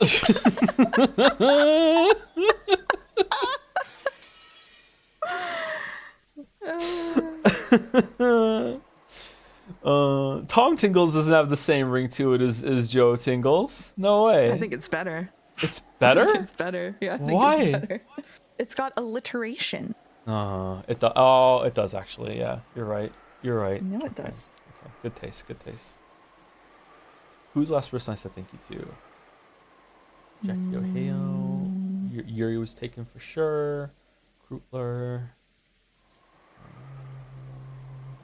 Prez. Iron Wrath giving a sub Yes. to Thomas Anderson. Yeah. Iron Wrath, yes. Thank you, Time Traveler 2009 for the resub. Really are Time Traveler. Insert funny joke here and enjoy the rest of your year, Joe. Thank you very much, Time Traveler 2009. Thank you, Annie for Prez, for gifting a sub to Thomas the Crank Engine. And another sub to Thomas the Spank Engine from Mark326. Thank you so much. We're all being so mature about the name reveal today, everyone. Thank you. Thank you so much. Thank you. Thank you. It's Thank your you. community, man. It's my community. Yep. Yep. Marble pinned. All right, we'll get the marble after saying thank you to everyone. Thank you, Valyard, for the new sub. Welcome, Valyard. New wild stream to have a new sub come in. Thank you, the Anime Neko 1 for the resub. Lemon Ryans for the resub too. I'm looking forward to watching today's stream after work. Hopefully there's some good meme material today to make fan art out of Joms. Yep. Yeah. Yeah. Thank you, Capricious Frog, for the resub. Terraflop for gifting out 5 subs. Thank you much, Terraflop. So many gift subs from you. Thank you. Thank you, Rainavan 26 for gifting a sub to Tomfoolery. Yeah, I like that word. For no reason at all. Thank you, Perry Thix or Perry Thykes for the resub. Anders Josephson for the resub. I believe you'll find that vanity name is out of date. Sorry, Anders Josephson. Thank you, Henry Wyatt, for giving a sub to Fomtoolery. Nice. Thank you, Mag Slash, for the new sub. Welcome. Nev Manning for the resub as well. Enough with the tomfoolery joke. Oh, that's everyone's favorite word today. Thank you, Iron Wrath, for giving a sub to Tom Fox. Yep. Thank you, Iron Wrath. Thank you, XX Scientific XX for the new sub. Welcome. And Dalmek for the bits. Dalmek. This explains your well-known catchphrase, Poggy in my Tommy. Oh no.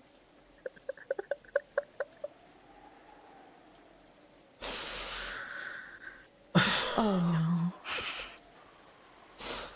Okay, you say it all the time. I've said it once. All right, what was the marble? I'm picking Chainsaw Man, also Mod Dalmek or no balls.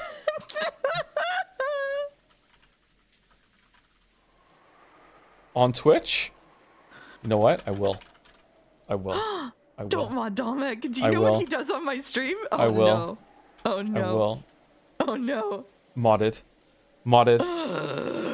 I'm going to get tea. I'm leaving. I don't want to see this. I'm reading Chainsaw Man, and then I will also be making a tea. Here we go. Denji is robbed of a normal teenage life, left with nothing but his deadbeat father's overwhelming debt. His only companions is his pet, the chainsaw devil Pochika. I feel like we skipped something over there. With whom he slays devils for money. That inevitably ends up in the Yakuza's pockets.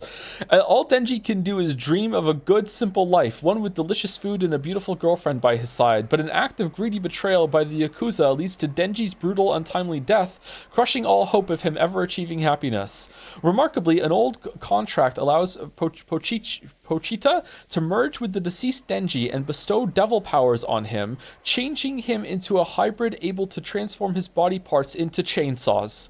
Because Denji's new abilities pose a significant risk to society, the Public Safety Bureau's elite devil hunter Makima takes him in, letting him live as long as he obeys her command. Guided by the promise of a content life alongside an attractive woman, Denji devotes everything and fights with all his might to make his naive dreams a reality.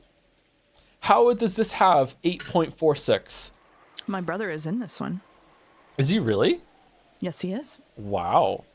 My brother is a voice actor, chat. The poster has a chainsaw for a head and two chainsaw for no, they're not chainsaw arms. They're coming out of his hands like he's Wolverine, but with chainsaws.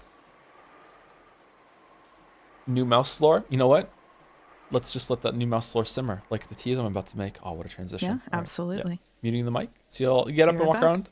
Get up and walk around. You've been seeing the whole time, chat. You're back.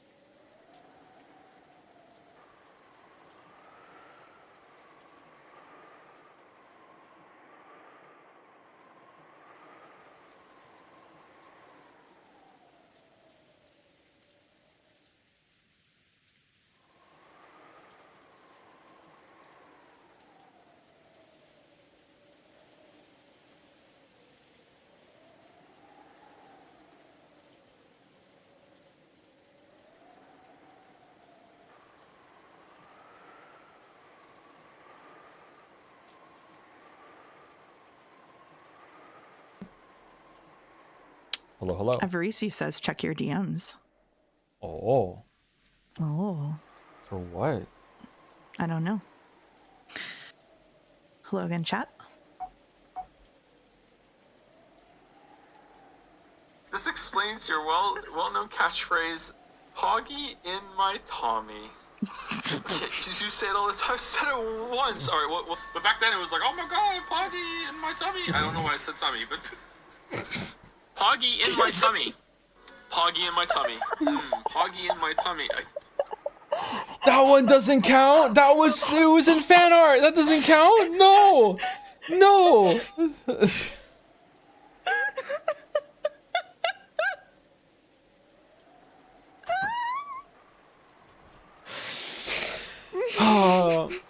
Mouse, what is it like dating a man that has like thousands upon thousands of hours of saying shit online that is like been categorized, uploaded to an AI consciousness that multiple people can just query whenever they want?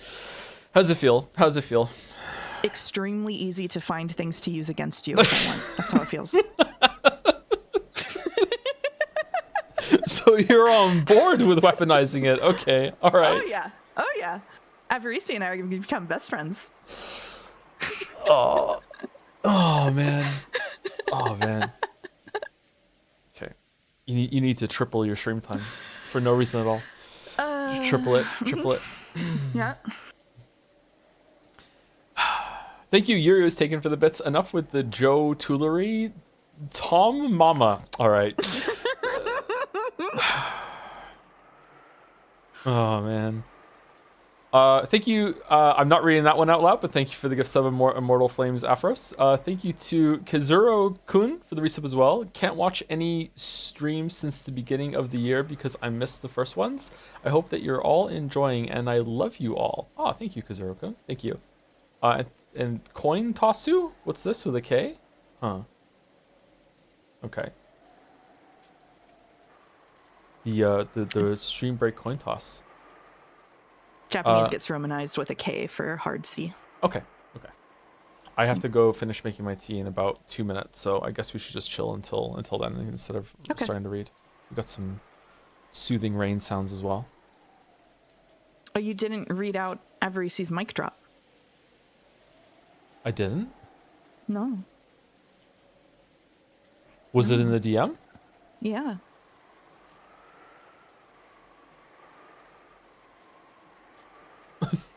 Yeah, there was a mic drop. Okay, sorry. It full screen when I hit play again. Oh man. Yeah. All right. Owned by Avarisi. And then say Skibbity. Oh, that's an old comment. Okay, I said it again. Skibbity. You are aware that Mouse could ask for you saying anything, and chat could probably find it. Mm-hmm.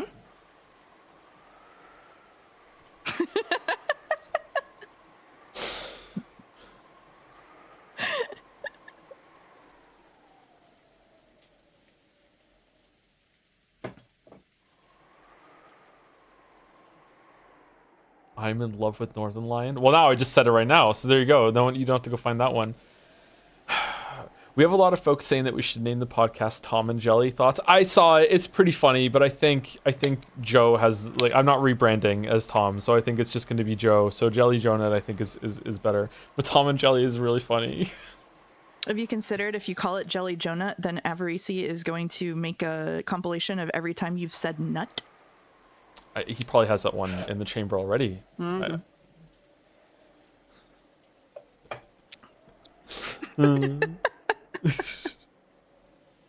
Does Mouse like anime? I don't know. Do you, No. Mouse? No. Not a I do weeb? not. Not a weeb. Not a weeb? Chat will call me a weeb anyway because I've read Umineko. Yeah, I know I've read Umineko. I've read all the visual novels. I know some of you know I read Otome. I know you don't have to. We do it all over again. We've done it in Umiden. You don't gotta do it again in chat. But I do not watch anime specifically. Say it in red.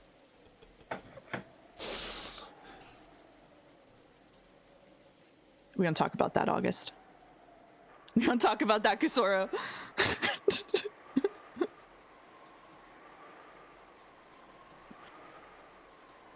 Oh my god. The poll? Yep. They're both, yeah. Oh wait, did Dalmec do this?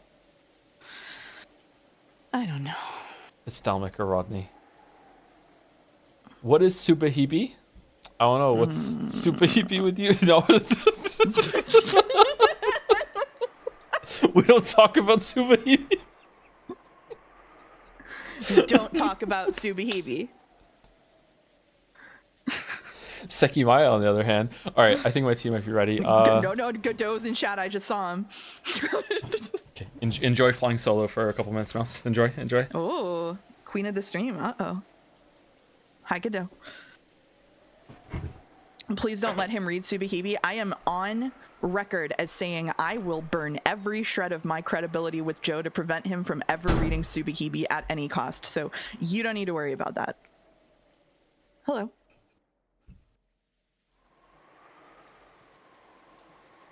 Do I like any other Ryukishi VNs? I haven't been able to get into Higurashi because I don't do very well with Slice of Life, which is one reason I don't watch anime. And I read a little bit of Seconia and haven't gotten too far into it, but I was vibing with it so far.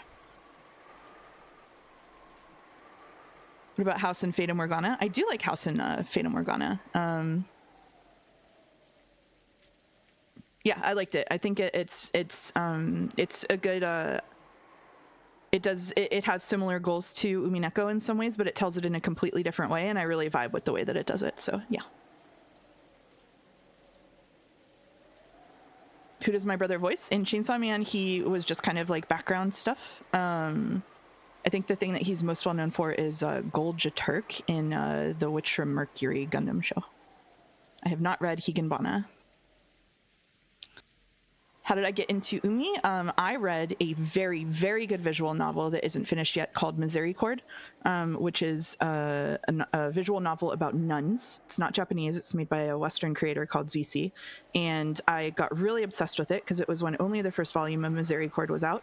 And I went on ZC's page, like on Twitter or whatever, and I found they do a ton of Umineko fan art and talked about being inspired by Umineko. And I was like, well, if I can't read more Misericord, I will read Umineko. And so I got actually into it in a completely non-weeb way. Oh, they did song covers too? Yeah, they also make music.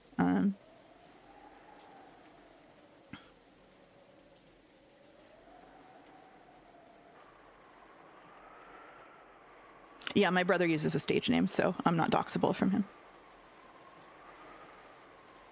Have I done the BDSM quiz? Yes.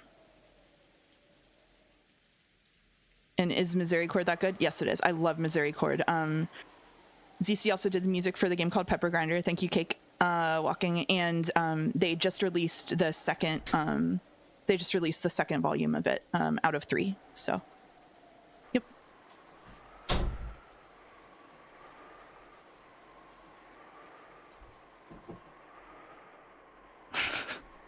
Chat goes really fast. How does he read anything? Okay, what I miss? Just talking about Misericord. Ooh, good topic. Yeah. He doesn't. I said, how does Joe read chat so fast? And they said he doesn't.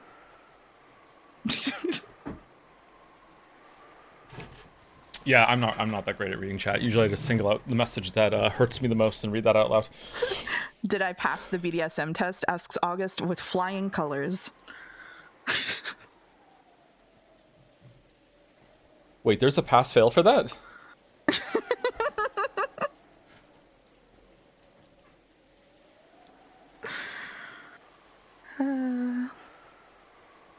Is Toe Tingles your new toe massage parlor? No, fucking okay. All right. Thank you, Ochachaz, for the new sub. Welcome. We're gonna read. All right, here we go. All right, whenever you're ready. Oh, so for this chapter, we're gonna change things up. I will take omniscient narration, female characters, except for Ava Beatrice. You will take battler narration, male characters, and Ava Beatrice. All right. And then we're gonna swap it a little at one point. So I'm sorry. So male characters, battler narration. Mm-hmm. So, and you're taking the other one, and I'm taking Ava Beatrice. Okay. All right. Okay. Yep. Mm-hmm. We're on Jessica, right? Yes. I'm nervous about it. Okay, cool. Dad, Mom, who would do something like this? Wah! Jessica's woeful voice echoed through the rose garden. Perhaps it was the intuition of a person who lived on this island. After checking the part of the rose garden where Aunt Rosa and Maria had fallen and seeing nothing, Jessica went to look in the arbor next. Normally, the arbor was probably a wonderful location to enjoy tea peacefully while appreciating the roses on a good sunny day. Maybe even Uncle Kraus and Aunt Natsui had days when they relaxed and enjoyed their tea together here. In that arbor lay their corpses. At least they aren't drenched in the rain like Aunt Rosa and Maria had been. But there was no way I could... Yeah, this is you, actually. Sorry. Oh, but there's no way I can say that out loud to Jessica at the moment. All right, we switched midway through. Okay. So their bodies have been staged in the same place that George proposed to Shannon, or is there more than one of those arbors, or is it unclear? Unclear, but I think it's the same one. Okay. Yeah. What do you think, Dr. Nanjo? Strangulation, I believe. Come, take a look at this. On their necks, there are distinct markings that something thin was used to strangle them. Right. I doubt those things that were the primary cause for their deaths. And let me just check real quick. Yep, they're here. Okay. Oh, so is that the same thing? It was bare hands, so it's different.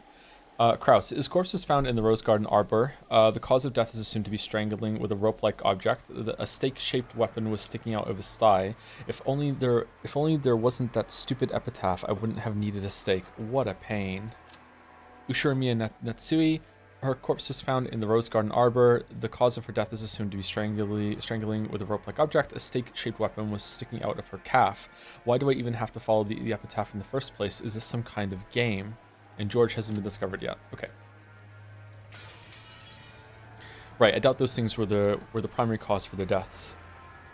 Right there lay two stake-like weapons decorated with an occult design, which had been found driven into Uncle Kraus's thigh area and near Aunt Sui's calf. When we found these sticking out of my parents' forehead and chest, we decided to preserve the crime scene and leave them for the police, but Jessica didn't care about such matters and immediately pulled the stakes out of her parents' forsaken bodies. Oh. By now, bodies gouged in the head, chest, stomach, knee, and leg have been found. Damn it. I'll kill that murderer. Kill him. Wah! With this, the 8th twilight has been completed. Is this going to continue on to the 9th twilight? The witch shall be revived, and none shall be left alive. Bring it on. If the witch revives, that means the culprit is going to make his grand appearance, right? No one's going to be left alive? Bullshit. I'll kill him. I'll definitely kill the culprit who killed Dad and Mom with my own hands. Jessica let her emotions flow out as she howled furiously. To avoid being crushed by grief, she could do nothing but resist it with anger. We still haven't found George. Jessica, you children had better stay here. I'll go into the mansion. Eva-san, we must split up. It's dangerous if we do not all stick together. There's nothing we can do for Nissan or his wife. But George may be still alive somewhere. I have no time to waste here. As Aunt Eva screamed this, Jessica glared at her. Eva had no more time to bother about the dead. She was more concerned for the safety of her only son who had yet to be seen. Jessica-chan, you should stay by your father and mother's side. I'll make a short trip to the mansion. Battler-kun and Dr. Nanjo, you two can stay here as well. After arbitrarily saying this, Aunt Eva rushed out of the arbor. I called out to stop her, but there was no way she would listen. However, being alone in this situation meant nothing short of death. If we silently watched her leave, it would be the same as letting her die. Since Aunt Eva was unwilling to stop, we had no choice but to follow her. And while it may be cruel to say so, Uncle Kraus and Aunt Natsui were already dead, so there was nothing more we could do for them. In the end, we had no choice but to console Jessica and head for the mansion together. Fortunately, Jessica stood up. Perhaps she had been able to break free from her grief. But what had surfaced in its place was an expression like a demon's.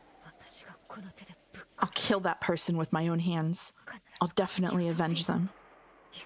Let's go, Battler. If we find the culprit, don't get in my way. I'm definitely gonna kill them. Got my own parents to avenge. Sorry, but this is first come, first serve. Yeah, that's right. Let's kill them. At my words, Jessica finally seemed to feel like we sympathized with her emotions.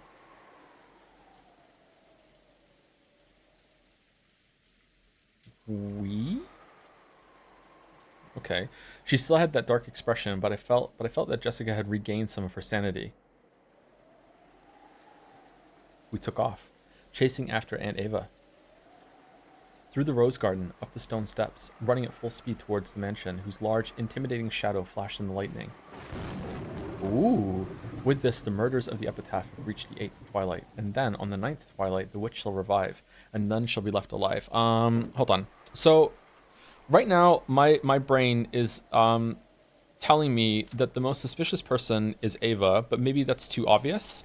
The way that like, you can't really trust the murder scenes, but the way that everyone has been like Ava, what did you do, and everything like that, it seems like Ava is the one that maybe is like with some bout of psychosis. And I was really suspicious of Rosa in episode 2 because she wasn't forthcoming about everything, and her paranoia, I don't know though, maybe she was just doing her best to take control. But there is that problem with the letter showing up on the coffee table at the end of the parlor, and unless there's some unreliable thing with Battler, or maybe Maria did it, I don't know. This is kind of weird, and that's making my brain think that maybe in each episode, it is one of the siblings does it. So then the question would be, who is doing it in episode 1 if that's the case? And I would probably guess it's either one of these two faking their death in the shed. I really don't think so. Like the trend would be Rosa was the focus of episode 2. It turns out she's the killer.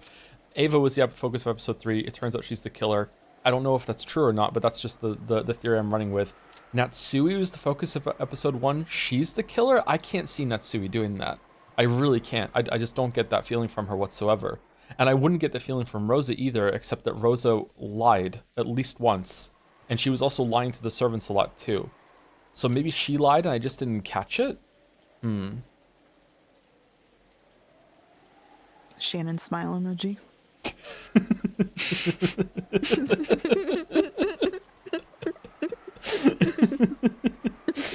All right. So running with that theory, I would say that it's Kraus or Rudolph, leaning toward. Oh, I don't know.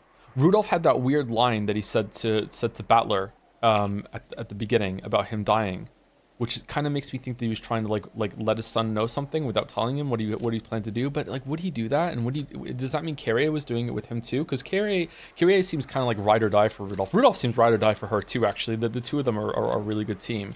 Would they do that? But wasn't Kraus one of the ones that his face wasn't fucked up like completely? But maybe that's a red herring, huh? Red herring. Oh, that's a funny thing to realize. Shit. Okay. Alright, that is my speculating.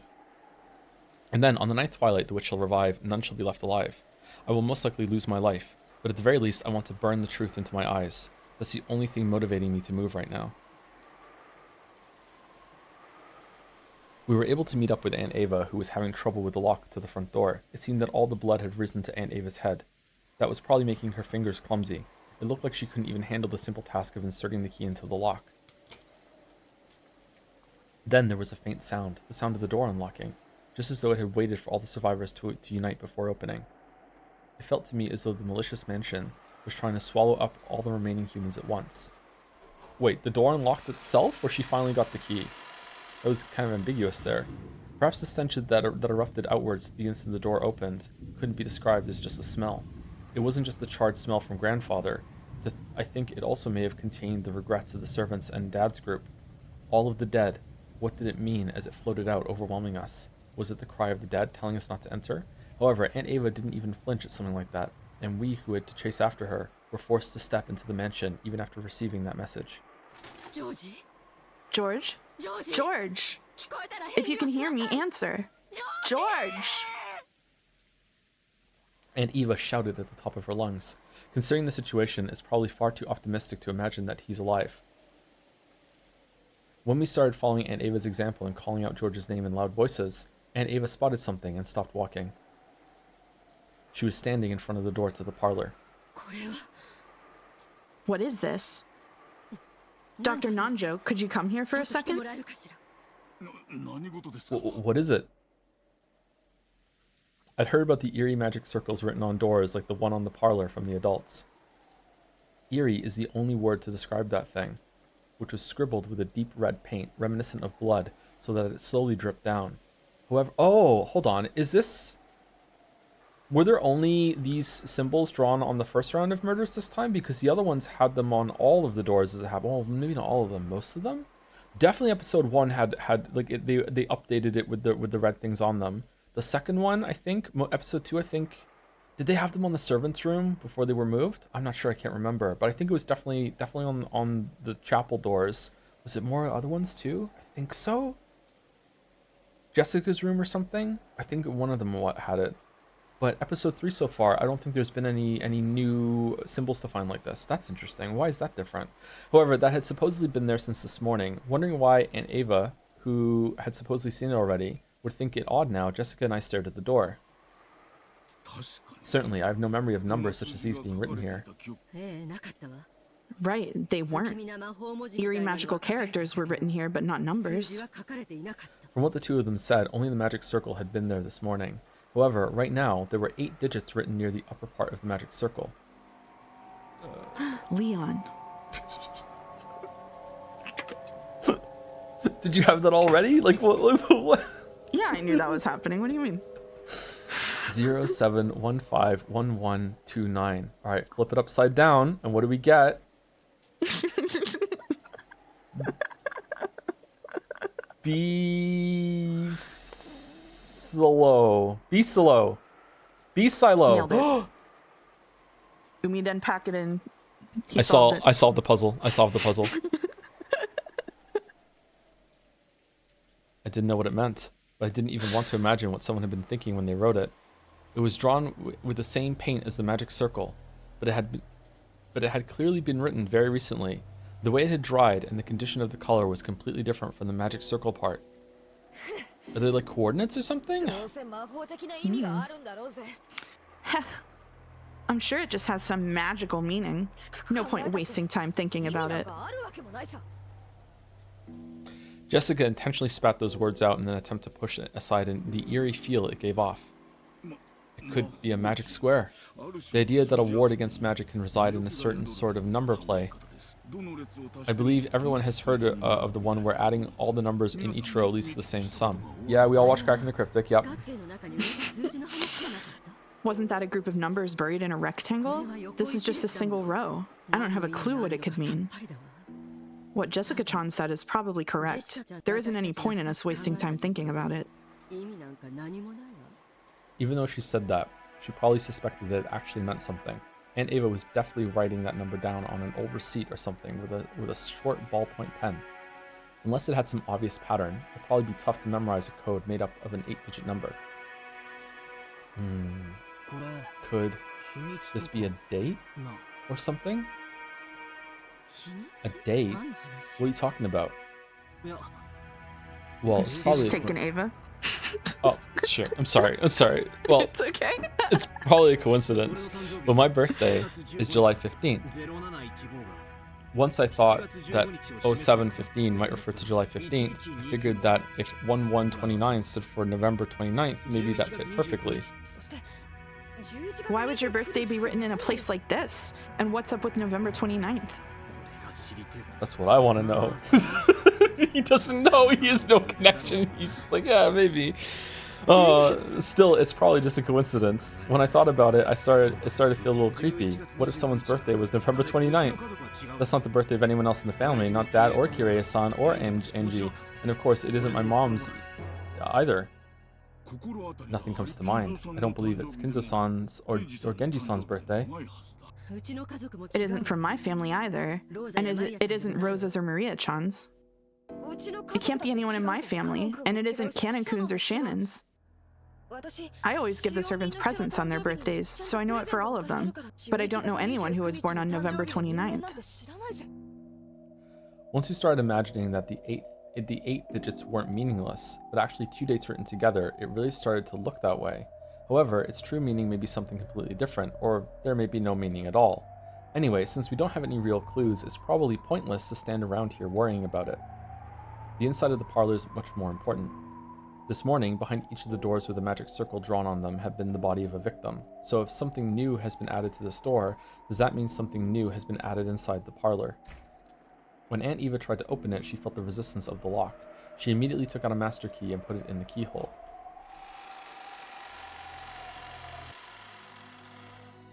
As soon as she opened the door, Aunt Eva let out a high-pitched scream and ran inside. That alone was enough to tell us what had happened inside the room. Dr. Nanjo and I looked at each other, and I shook my head slightly as we entered the parlor. George! George! Hang in there! George! Dr. Nanjo, quickly! George Neki lay there crumpled alongside Shannon's corpse. His chest was stained bright red, and judging by his still opened eyes, I'd hate to say it to Aunt Eva, but I couldn't pick up any signs of life. Wait, hold on. I heard a raindrop. Does that mean? Does that mean? Oh! Ushumiya George. His corpse was found in the mansion's parlor. The weapon used on him is assumed to be a gun or a spear-shaped object again. Okay.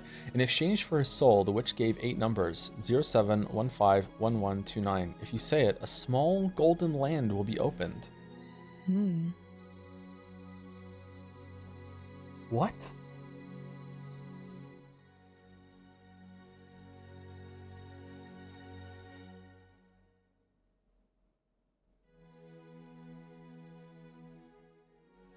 Like a safe code? Maybe the safe in that art is important after all. No, it can't be that.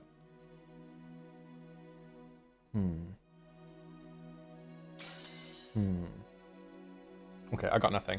After moving to take George's pulse, Dr. Nanjo shook his head, wordlessly reporting that George was dead. Brushing him aside, Aunt Eva once again crouched beside George and Nikki and started crying at the top of her lungs. With Aniki's death, one thing is certain. The murders hadn't ended on the 8th twilight. The epitaph was being carried out in its complete form, including the 9th twilight, and none shall be left alive. I was really starting to lose track of things. For some reason, Aunt Ava's half-crazed cries actually made me cool down.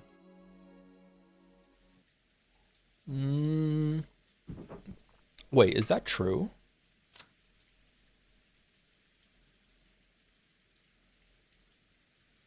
Oh, someone's asking me to see if Shannon is different. No, it's the same.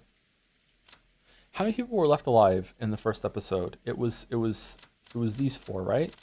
Oh, and Natsui. Yeah, okay. So there was 5 left at the end, and then Natsui died after. Yeah, okay. So someone extra has died. Okay, yeah, that's true. Okay.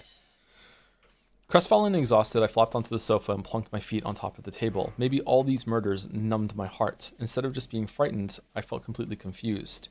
Dad and Kirie-san are dead, and people have been killed off one by one, starting with the servants.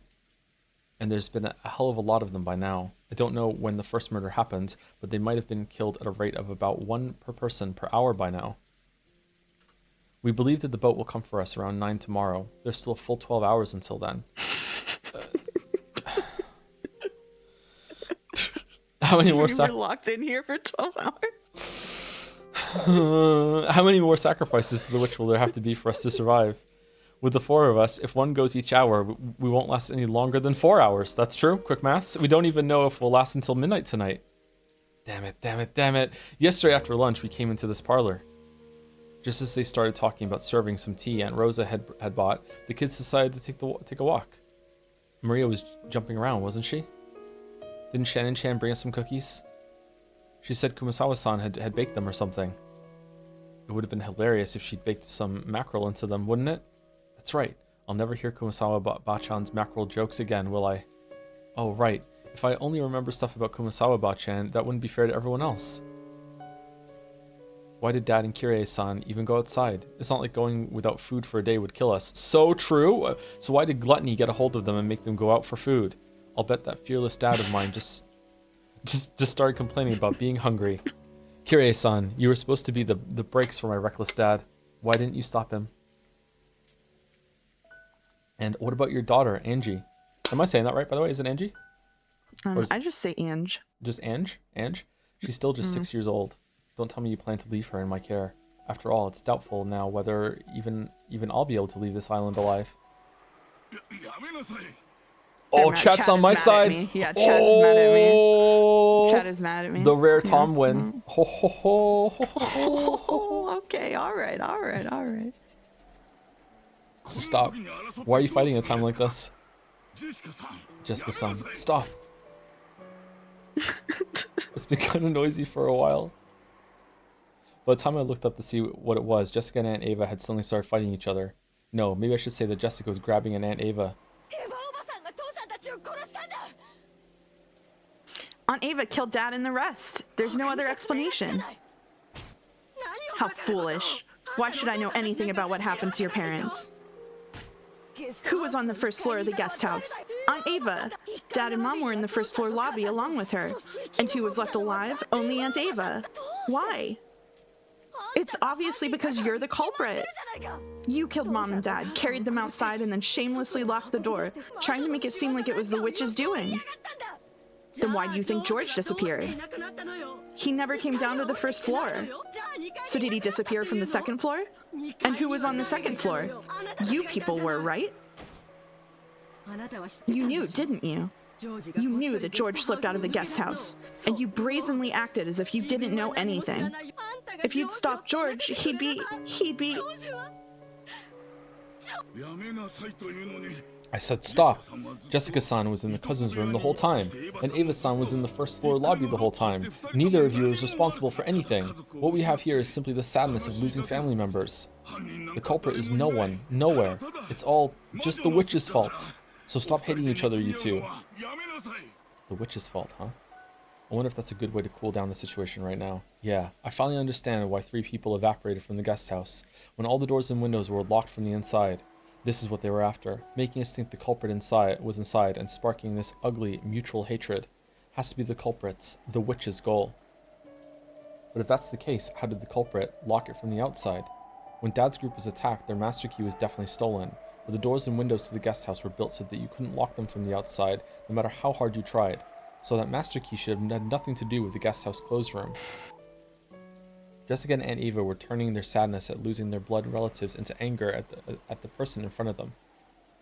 Dr. Nanjo was trying to step between them. And I sat in the sofa, staring up at the ceiling, thinking about things that didn't even matter anymore with a worn-out expression. Chat, is there some places in the world where they do say I sat in the sofa instead of sat on the sofa? Or is it a translation thing?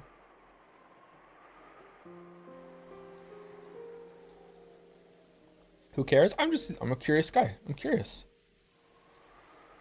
JD Vance says that. Oh no. Oh, okay. All right. Okay. I just couldn't believe that this was the same parlor that had been so warm and pleasant midday yesterday, for just a short time before the typhoon hit. I'm here to read the comments you would ignore otherwise. Yeah! Wah! The sudden sound of a gunshot shook me out of my half-sleep trance. Smoke was rising out of the barrel of the gun Aunt Ava held. Jessica had fallen to the floor and was covering both her eyes. Aunt Ava and Dr. Nanjo were looking down at her in shock. Are you okay, Jessica-san? Jessica-san. Ah! It hurts. It hurts. It hurts. Ah! It wasn't my fault. This happened because you came at me, even after I told you to stop. Hey, wait a sec, what's going on? So did Jessica grab Aunt Ava, which turned into a scuffle? Did they start fighting over Aunt Ava's gun? Did some kind of impact cause the trigger to be pulled? I didn't know if the bullet had grazed her or if she'd been burned by the discharge, but either way, Jessica was covering both of her eyes, screaming it hurts, and rolling around on the floor. Don't worry, calm down. It's not a serious wound, so get a hold of yourself. My eyes hurt. It hurts. I can't see. I can't see. Dr. Nanjo let Jessica borrow his shoulder, saying that he would tend to her in the servant room. The servant room in this mansion had a bed and a first aid kit and was able to function as an infirmary. Damn it! You killed Mom and Dad. I'll kill you. I'll kill you. It wasn't me. It wasn't me. Jessica-san, you'll aggravate the wound, so don't move about. Come, let us go to the servant room. Jessica continued to curse Aunt Ava as her parents' murderer. At It seemed that Aunt Ava couldn't conceal her trembling at the fact that she had pulled the trigger even if it had been an accident. Huh. It wasn't my fault. It happened because that kid jumped at me. I didn't kill anyone. More importantly, who killed George? That's right. Who killed George? George! It isn't my fault. It isn't my fault. Man, Ava's become a real drag since her son died. Yeah, I know. Wait a second, Ava, don't go off on your own. I didn't know if it was because Aunt Ava couldn't bear her mistake, or if she'd given up control of her body to anger at the person. What? Control her body to anger at the person who had killed her only son. There we go. Or if it was both of those all mixed together. At any rate, she ran out into the corridor yelling, fearful, and screaming. I was also worried about Jessica's condition, but right then I couldn't leave Aunt Ava alone. Why would she go off on her own in this mansion of all places? Is she suicidal? Dr. Nanjo took Jessica towards the servant room. I chased after Aunt Ava, dashing into the depths of the mansion.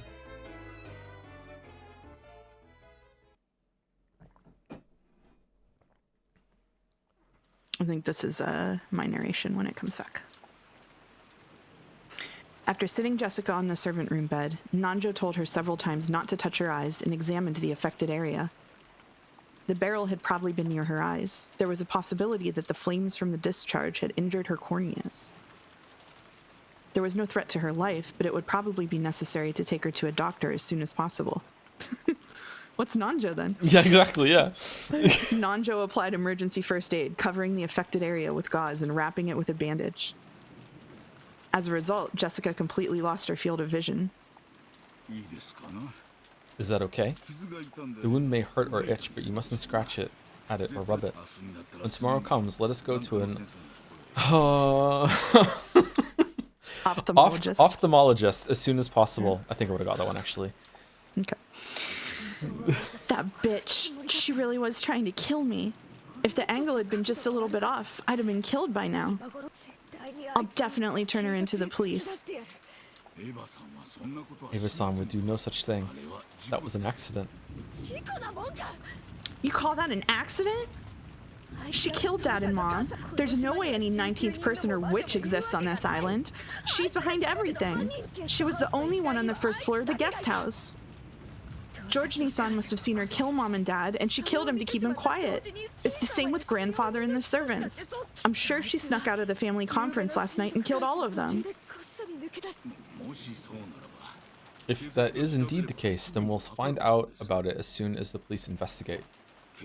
The police are incredible, and with their powers of discernment, there is nothing that cannot be understood. There is no need for us to suspect or hate anyone. The police will resolve everything. They'll say it was a witch, and it'll be done. So for now, Jessica-san, you should devote yourself to resting your body and keeping your eyes safe. Of course, if you wrinkle your forehead too much, it will do nothing good for your eyes, not to mention your beauty. Yours. When Jessica's abuse of Ava had reached a crescendo, she actually had started glaring instinctively, and the pressure on her eyes had hurt her. Jessica herself realized that the more she talked, the more the wound would hurt. And regardless of whether she'd overcome her suspicions of Ava, she regained her composure for the time being. She killed them. Dad and Mom. And Shannon. And Cannon-kun. Cannon-kun. She'd heard that Cannon had been killed in the chapel. Jessica still hadn't seen his face after he had died. Jessica was now less fearful about the fact that she was blinded and more frightened that the police would carry Cannon's body away while she still couldn't see, and that she would have to say her final farewell without being able to look at his face.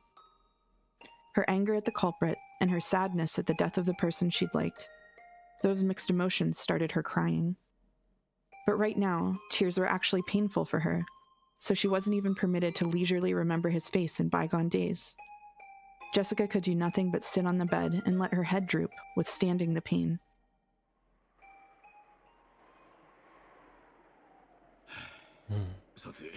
Well then, now I am worried more about Ava-san. I hope she isn't too shaken by this. Realizing that Jessica had calmed down for the time being and letting out a sigh, he stuck his head out into the hallway to look for any sign of the others coming back.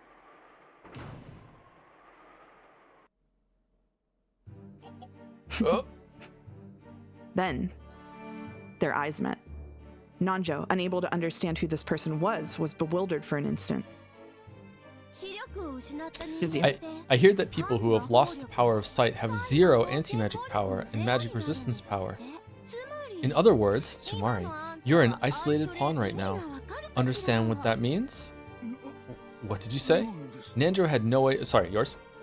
Nanjo had no way of understanding who the person in front of him was, much less what she had just said.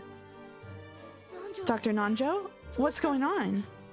Unable to see, Jessica had to rely on voices alone to make out the situation, but since she heard Nanjo say something in an uneasy tone, she tightened up, thinking that something bad might have happened. Stop, please. Please don't kill me. I have a sick grandchild. I mustn't die here. Please, spare me. Eek. Nanjo lore. Dr. Nanjo! Dr. Nanjo! Jessica couldn't do anything except call out from the bed. Judging by the tone of his voice, Nanjo was in the corridor, confronting someone.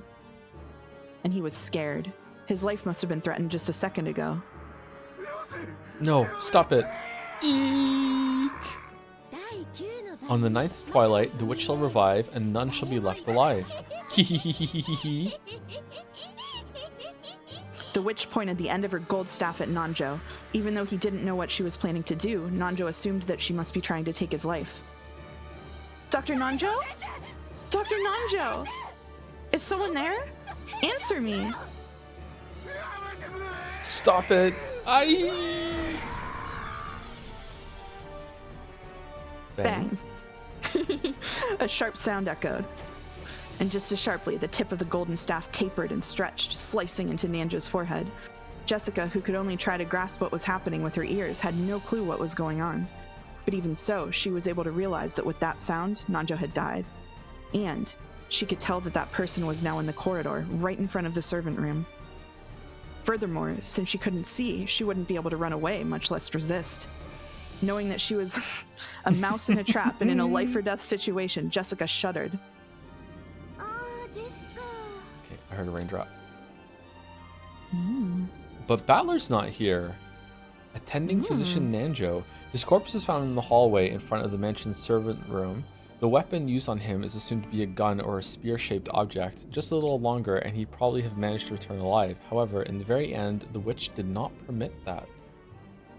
Down to 3. Okay. Is this the lowest amount of people that we've had alive when it's not the very, very, very end of the episode? Maybe it is the very end of the episode and I've misjudged it, but like, huh. We're really dwindling down right now. Okay. Oh, Jessica, too bad your eyes got injured. Now you can't even escape. Giggle, giggle, giggle. I'm gonna play a whole lot with Nanjo's corpse now. When I get bored of that, I'll kill you next and play a bunch more. No, wait, if I've got you here blind already, I won't wait until you're dead. I'll have a lot of fun with you before I kill you too. Yeah. So wait there shaking for a while, okay? As you try to imagine all the ways I'm playing with Nanjo's corpse.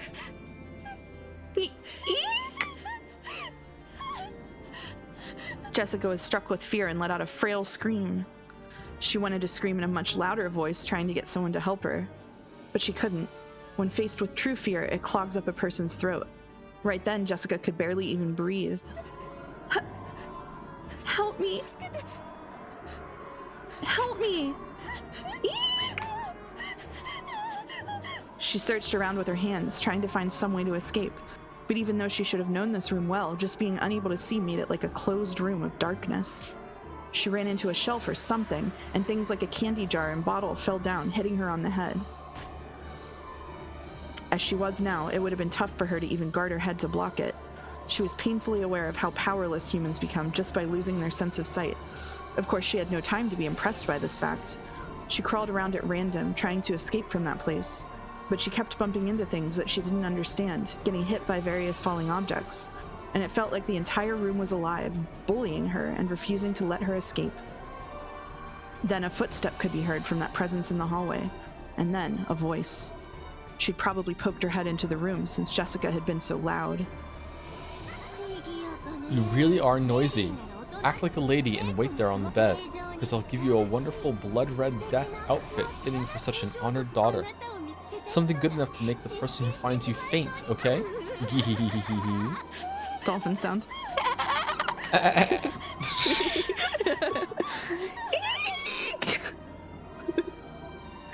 Until just a second ago, she'd sworn that she'd kill the culprit if she found them. However, she was now very powerless. She couldn't do anything except let out a scream, crawling around on the floor and bumping her head into the bed and the legs of desks. Help me! Help me! Someone help me! Dad! Mom! Battler! Someone come! Help me, Canon-kun! Or Jessica.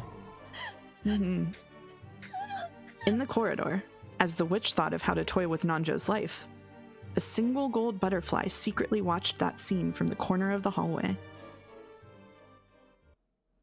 Uh-oh. It was Beato, who had barely escaped with her life once before. The gold butterfly softly returned to human form. It was faint and transparent like a lace curtain. By now, her power was so weak that even maintaining this form was difficult for her. Right next to her, Ronove also appeared. Okay, so here we go. I can save Jessica if only Battler believes in me. I think that's what's going to happen. Okay, here we go. It is unlikely that Jessica will survive. Of course, there were to be no survivors from the very beginning. She's grown feelings of love for Canon. I've toyed with them at times. However, such behavior was shameful for a witch. Love is a single element. Romantic love is even more pure, more sacred, though for some reason you seem to despise it thoroughly, milady. Teacher told me, magic exists to bring people happiness. That's something I myself must have been aware of in the past. Ever since I forgot that, I stopped being a witch. And so, I lost the right to be Battler's opponent. I can hardly believe it, milady. Do you actually intend to rescue Jessica? It will be dangerous. I know. Even if I do save her, she will become a plaything of the witch's banquet when the door to the Golden Land opens. But even so, that death would be far more compassionate than what that person would do to her. The witch's banquet steals lives in a terrible way, but it does not do so more than once. It does not toy with life and death. However, that person is different. She kills over and over. She kills for fun. There's not even a trace of compassion there. I want to at least save Jessica from that kind of cruel fate. Certainly, by carrying that out, you would probably be praised as a good witch. However, the new Beatrice-sama already views you as a hostile, milady. If you were to be seen by her again, you would not have any method of escape this time, correct?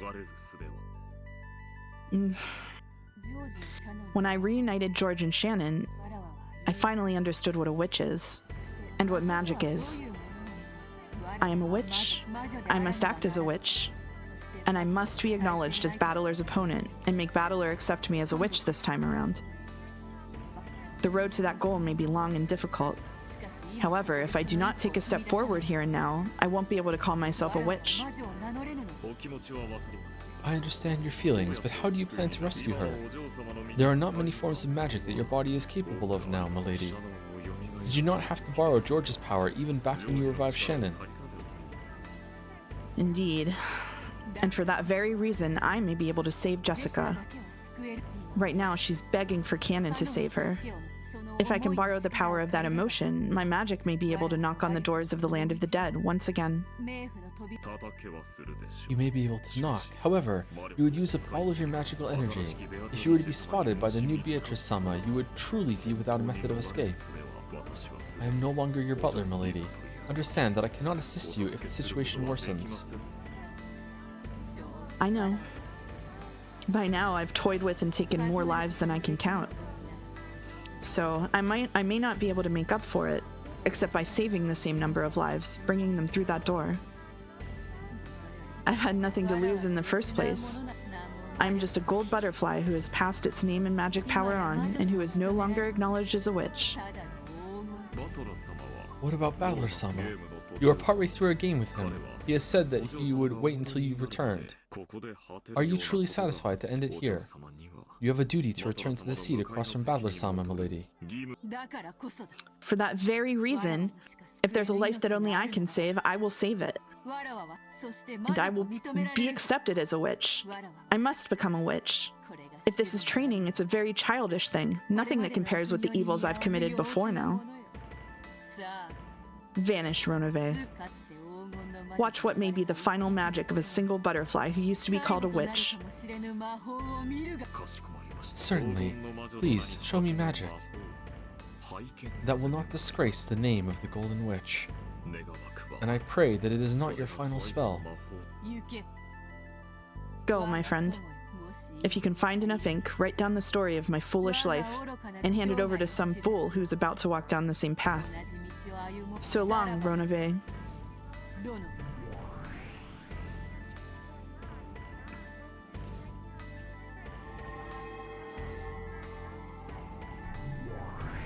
Ooh, why are we here? Oh, okay. Going lots of places. Big adventure. Chat needs to believe. Send your energy to Beatrice, chat. Send her your energy. Please. Canon-kun, where are you? Where are you? Help me. Help me.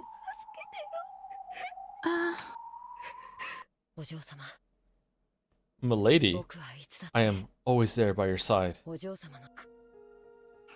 Canon-kun? Canon-kun? It seemed to Jessica as though she'd heard Canon's voice just then. She looked around with unseeing eyes, but of course, she saw nothing. On the contrary, that action caused her head to hit the desk again. Canon-kun? Canon-kun, help me. Help me. Yes, milady. I will help you. Canon-kun? You survived? This time, she thought she heard his voice clearly. Jessica jumped up in surprise, banging her head against the desk once again. Oh man, he thinks she's so cute right now. Alright, so Kinzo does a really good canon impression, I'm guessing? Milady, please, calm your heart and listen. Unfortunately, I am not alive. Oh. Huh? I have already died. However, that witch came to me to tell me of your peril. And she gave me just a little bit of time so that I could save you, milady. Please, calm your heart even more. If you do, my form will become visible even to you, milady. Jessica obeyed those words. She chased all idle thoughts from her head and relaxed her breathing. Of course, her heart felt like it was going to explode after hearing the voice of the one she'd liked and had thought was dead. She resisted the excitement with all her strength. When she did, she felt as though Canon-kun really was right in front of her. Even though she shouldn't have been able to see him with her eyes, she was able to sense him clearly. Can you see me? Milady. Yeah, I can see. I can definitely see you, Canon-kun. I exist only as a soul now, so I cannot touch you, milady. I cannot do anything except talk to you like this. With my current weak existence, I can do nothing more than that, but I should be able to be some aid to you, milady. I don't know what I was about to say. So, we can only talk? I can't touch you, Canon-kun? I am now more fragile, but not that fragile, than smoke from a candle. So much so that if one of the living such as you were to touch me, I would be wiped away instantly. So please, don't try to touch me, because I am also holding back my desire to touch you, milady. Okay. More importantly, milady, please listen well. The new Golden Witch has a cruel heart. She surely plans to make you meet with a horrible fate. You must escape from this room and hide. How? I can't see anything. Quiet. I will be your eyes, milady. Please move in accordance with my instructions. First, please crawl up 3 steps from there, then stand up. You are now under the desk, milady. If you stand there, you'll hit your head. That was under the desk? Okay, 1, 2, 3, 10, 9. I'm gonna stand. Well done. Next, please turn to face towards 9 o'clock. Yes, well done. No, your other left, milady. This is pretty embarrassing. Ow, ow, ow. Are you okay? Does your wound hurt? No, I'm fine. What next? Jessica thought that if this was a dream, she didn't want to wake up. And if she were allowed to, she would have wanted to take off the bandage covering her eyes and see him. However, if she did that, Canon might vanish like frail candle smoke, just like he himself had said. She was afraid of that. So she satisfied herself with just listening to his words once more, repressing her desire to see him, to hold him. Therefore, what hurt her eyes now were tears of gratitude. Tears of gratitude for the god, or maybe the witch, who had given her this miraculous moment. Is this okay? If we keep talking like this, won't we be noticed by her? Won't our voices be heard? I have erected a secrecy barrier. Of course, of course. So someone, Rabid Mouse actually said in chat during that, now pull out your pizza box when they order the table. As long as you don't make any loud sounds or speak noisily, no one will notice us. That's why people can't tell when I'm around. Oh, okay.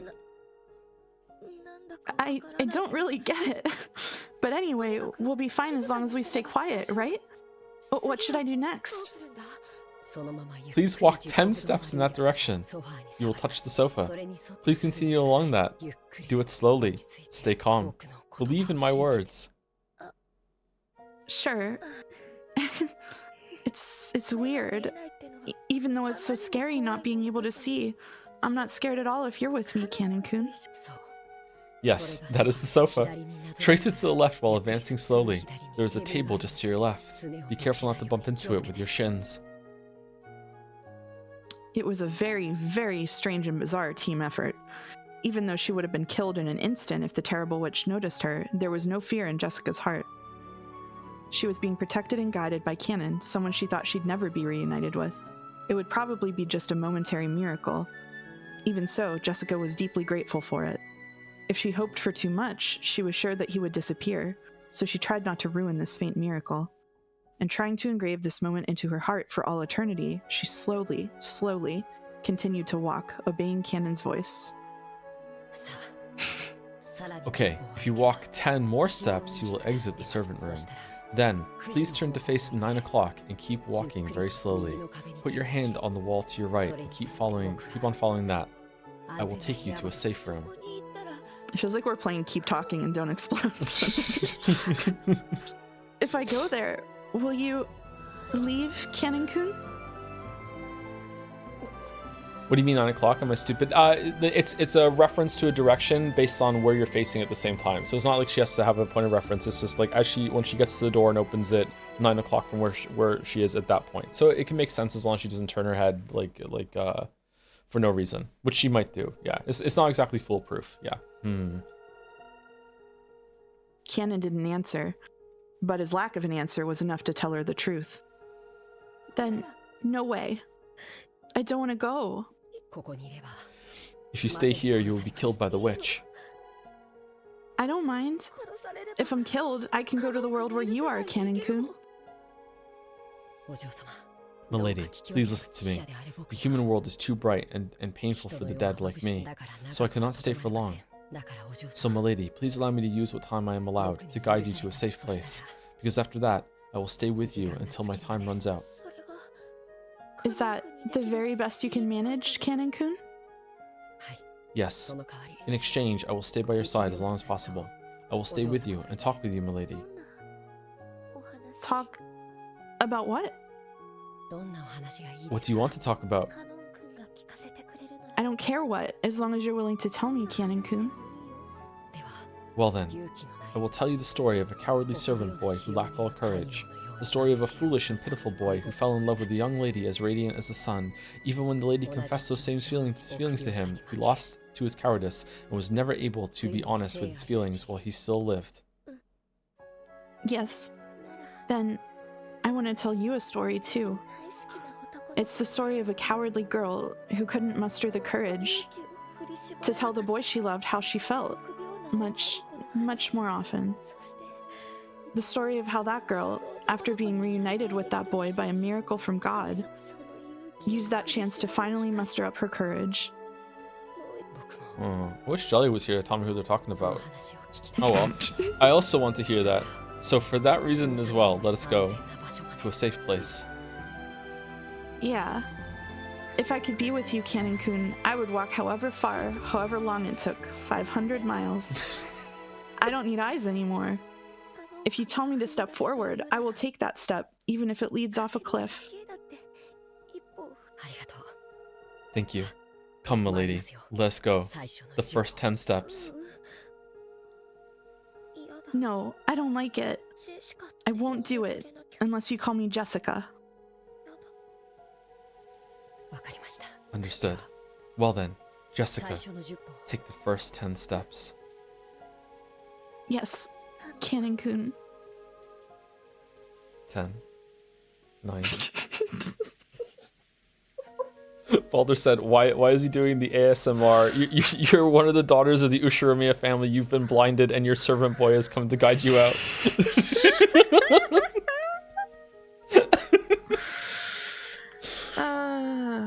Very quietly, Jessica and Canon slowly snuck out of the servant room. Just around the corner, the witch could be seen cruelly looking down at Nanjo's corpse, but she didn't even notice their presence. However, Runove, who stood at the ready by her side, met Canon's eyes. Canon thought, oh no, grimacing and blocking Jessica with his back. However, Runove did not inform his master. He played dumb, just as though he hadn't spotted Canon in the first place. No, maybe he did appear to chuckle. From a finger on Runove's hands, which were joined behind his back, a single small gold butterfly appeared, flying in front of Canon as though guiding him. It went unnoticed by the master he served. Canon was surprised at the magic that butterfly held, because it was far more powerful than the secrecy barrier Canon possessed. He may not have known it, but that power of his had originally been Runove's. Canon's ability was an imitation of that which Kinzo had made and given to him. As that butterfly of secrecy magic scattered gold scales, it grew smaller bit by bit. It probably wouldn't last long, but without a doubt, even that would buy them enough time to get them away from the cruel witch. Okay, milady, let's follow that wall and keep walking. Keep going. Keep going. Yeah. If I can be with you, Canon-kun, I'll keep on going, on and on. Led and protected by the small gold butterfly, the pair separated by the wall of life and death slowly walked away toward the end of the corridor. There was no way that the evil witch could have had magic to notice their flight. Until they disappeared at the other end of the corridor, the witch didn't realize that Jessica had vanished.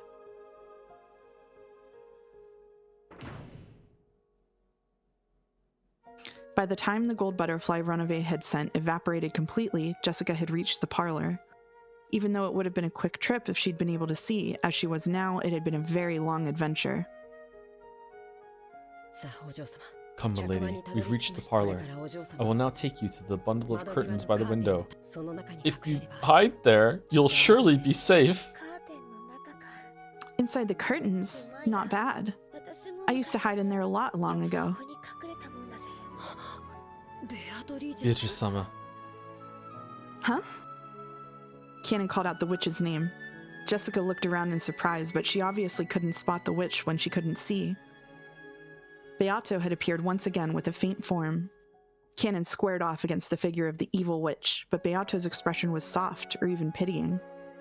I don't know what sort of whim led you to revive me, nor do I understand what you're thinking now. Oh, it was nothing more than a whim. No, this is how witches should be. It took me 1,000 years to realize that. That is how foolish it is. Who is it? Who's there? Milady, be quiet. She is the witch, Beatrice. I owe her because she let me be with you one more time. The witch? Beatrice? Forget about me. More importantly, you should quickly hide that girl in the shadows of the curtains. You probably don't have much time left. You may spend it having a final conversation with Jessica. A secret meeting inside a bunch of curtains? How clever you two are. Subdued cackle. Thank you, Beatrice. Thank you for letting me be with Canon-kun. Jessica didn't know where Beato was, so she said that while facing in the wrong direction. Oh, they're going into the blanket fort, says Chad. Perhaps because she found that funny, Beato snickered. I will now leave this room to the pair of lovers. Evil witches have no need for tales of love. Allow me to depart.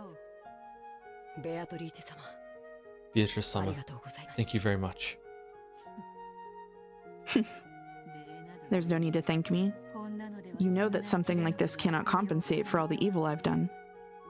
I offer my gratitude to this good witch as a parting gift. I don't know what has happened before or what will happen later. However, at this very moment, you are without a doubt a good witch. Knowingly turns to Battler. You flatter me, Furniture. The next time we meet, I may be an evil witch who doesn't betray your expectations. And with that, farewell. Beato left the parlor and closed the door, and mustering the last of her remaining magical power, she sealed the door. The fact that those two had escaped into here would eventually be noticed, and now that the 9th twilight has been reached, no matter how much they struggled, their inescapable fate had already been decided.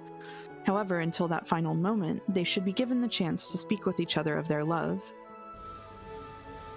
The witch poured out all of her magical power to protect their time together, so that no one would be able to defile their time alone until the last possible moment. At that time, Beato noticed something. Her body had been detected by a magical searching technique. The evil witch's furniture had sniffed this place out. So, boorishness is the witch's way of doing things after all. To think that she doesn't even intend to let those two young ones speak together of their love. 45, data received. Checking target, confirmed as the predecessor Lady Beatrice. Analyzing parlor defensive wall. 72 layered, multi-layered defensive wall, attack-proof barrier, and anti-magic armor. Sniping into the parlor will be impossible. Data link to 410. 410, data received. Then we've just got to kill predecessor Sama first. Great Lady Beatrice, your firing permission, please. Go ahead and shoot! Oh, and avoid her vital areas. There's something I want to ask that old hag. Oh, wow. 410, firing. The Chester sisters' gold bow released a gold snake. It crawled down the corridor, starting from the front of the servant room, aiming for the parlor as it drew a soft, snake-like curved line trajectory. And pierced Beato's chest. And then she died. No, just kidding. Gold butterflies gathered, and the cruel witch appeared along with her furniture. Predecessor Sama, no further obstructions will be permitted. Ugh. Oh, I didn't think they would be. Still, the Chester sisters really have gotten rusty. To think that they failed to bring me down. And twice at that. Ronove spoke in a manner befitting the witch's butler. As she pushed her pain aside, Beato grinned and spoke back. My apologies, Predecessor Sama. We were ordered to avoid vital areas. As soon as we get the order, we can pierce you at any time. We can pierce a hole in your ears, a hole in your belly button, any hole you like. The gold snake that had pierced Beatrice grew even longer, drawing a funnel-shaped helix and awaiting its next order. It was prepared to pierce a vital spot as soon as the evil witch told it to. For what reason would someone like you, who's no less brutal than I, make them avoid my vital areas? New Beatrice. I want to ask you something. I don't know what kind of trick you used to escape, but we thought we took you out, right? Why is that even though you could have escaped by hiding, you took the risk of appearing again? It can't be that you came back just to protect those two young people, right? Well, who knows? And just a second ago, why'd you do something as soft as reviving the lovers and reuniting them? The more I hear about you, the more I learn that I don't even reach up to your feet as an incarnation of evil. If you're like that, why do you suddenly start acting so mildly? That's what I wanted to ask. I'm brutal, therefore I'm fickle.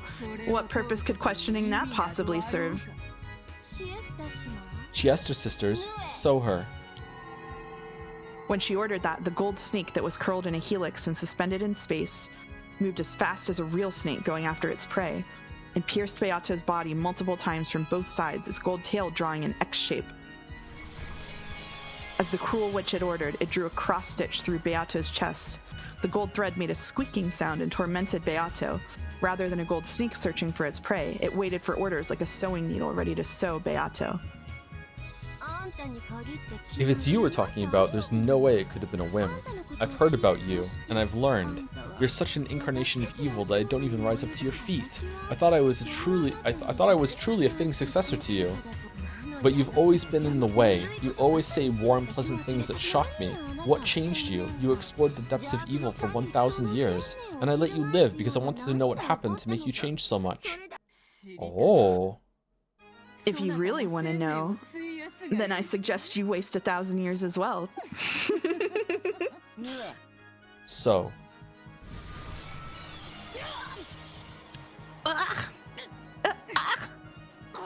Beato's chest was once again sewn with a golden cross-stitch. It tightened once again, squeezing fresh blood from Beato's chest. The intense pain it caused ran in conflict with its beauty to the eye.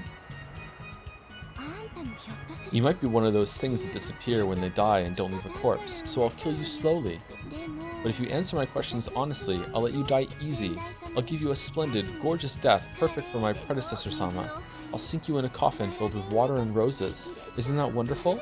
And you still won't talk about the reason for your change of heart?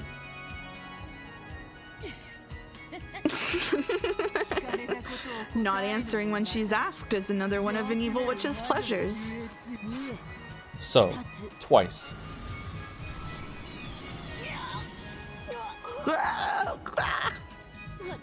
Of course you don't have to answer. After all, that way I get to torture you.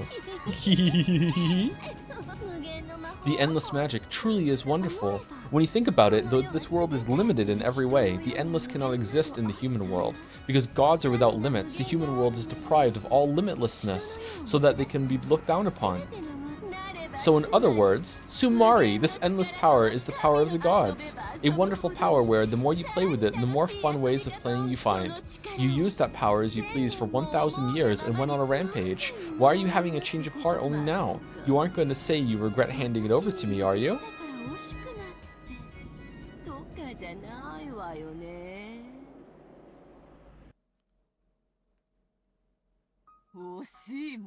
How could I regret it?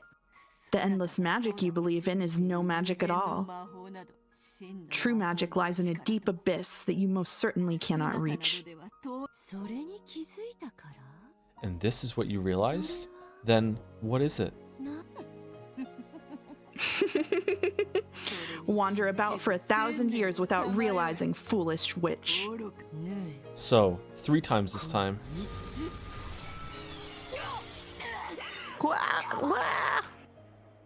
Beato's chest had been embroidered with the gold thread. It tightened even more, causing Beato more and more pain.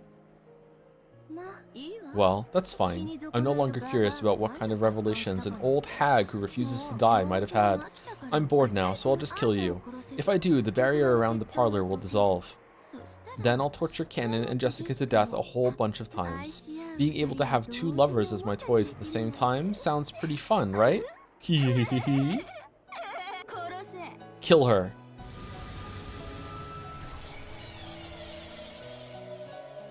Without missing by a millimeter, the gold sewing thread shot through Beato's heart. That intense pain was worse than all of the pain before that put together. Beato finally remembered the actual feeling of dying, which she had forgotten over the course of 1,000 years. But she couldn't die. She must not die. If she died, it would mean handing over the 2 in the parlor to the cruel witch.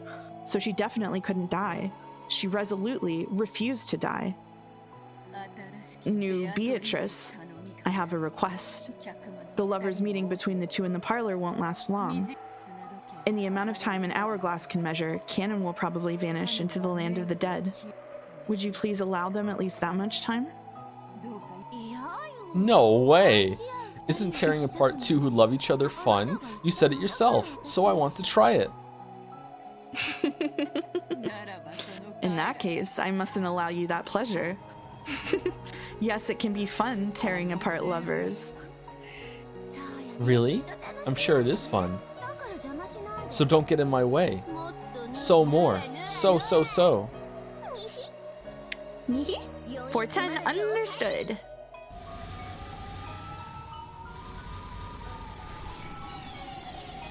The merciless gold sewing needle sewed the gold thread through Beato's heart over and over again. However, no matter how much it tightened, that heart did not stop. This isn't nearly enough. I won't die by something like this. She just refusing to die, Lamayo. She's like, no, I'm not going to. Okay, we should learn this power. What are you doing? Make this old hag shut up. Kill her quickly. We're killing her. Even though we've sewn her heart in place several times, this person's heart won't stop. Are you immortal? Bloop, bloop, bloop, bloop. Of course not. I've handed the Endless over to you. My heart will not beat many more times. However, if by making it beat just once more, I can give the two in this room a bit more time, I'll continue that resistance for all eternity. So, keep sewing until her heart stops moving.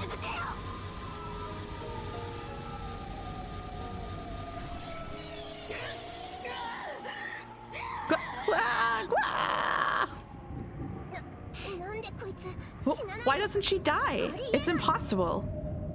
Why isn't her heart stopping, even though it's been sewn in place? Who cares? We'll make the heart explode from the inside. Yeah. How pitiful. And you could have died cleanly if you hadn't resisted us.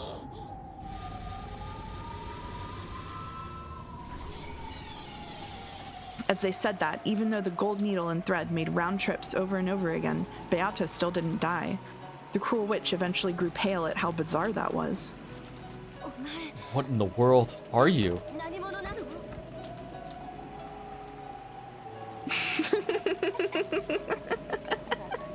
You probably can't understand. Even I didn't understand. And yet, somehow or another, it seems that this is true magic.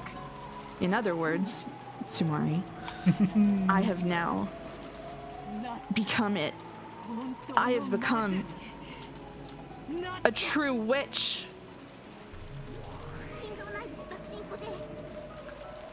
Fixing explosion center and heart interior. Fuse preparations ready. Explode! Oh, shit.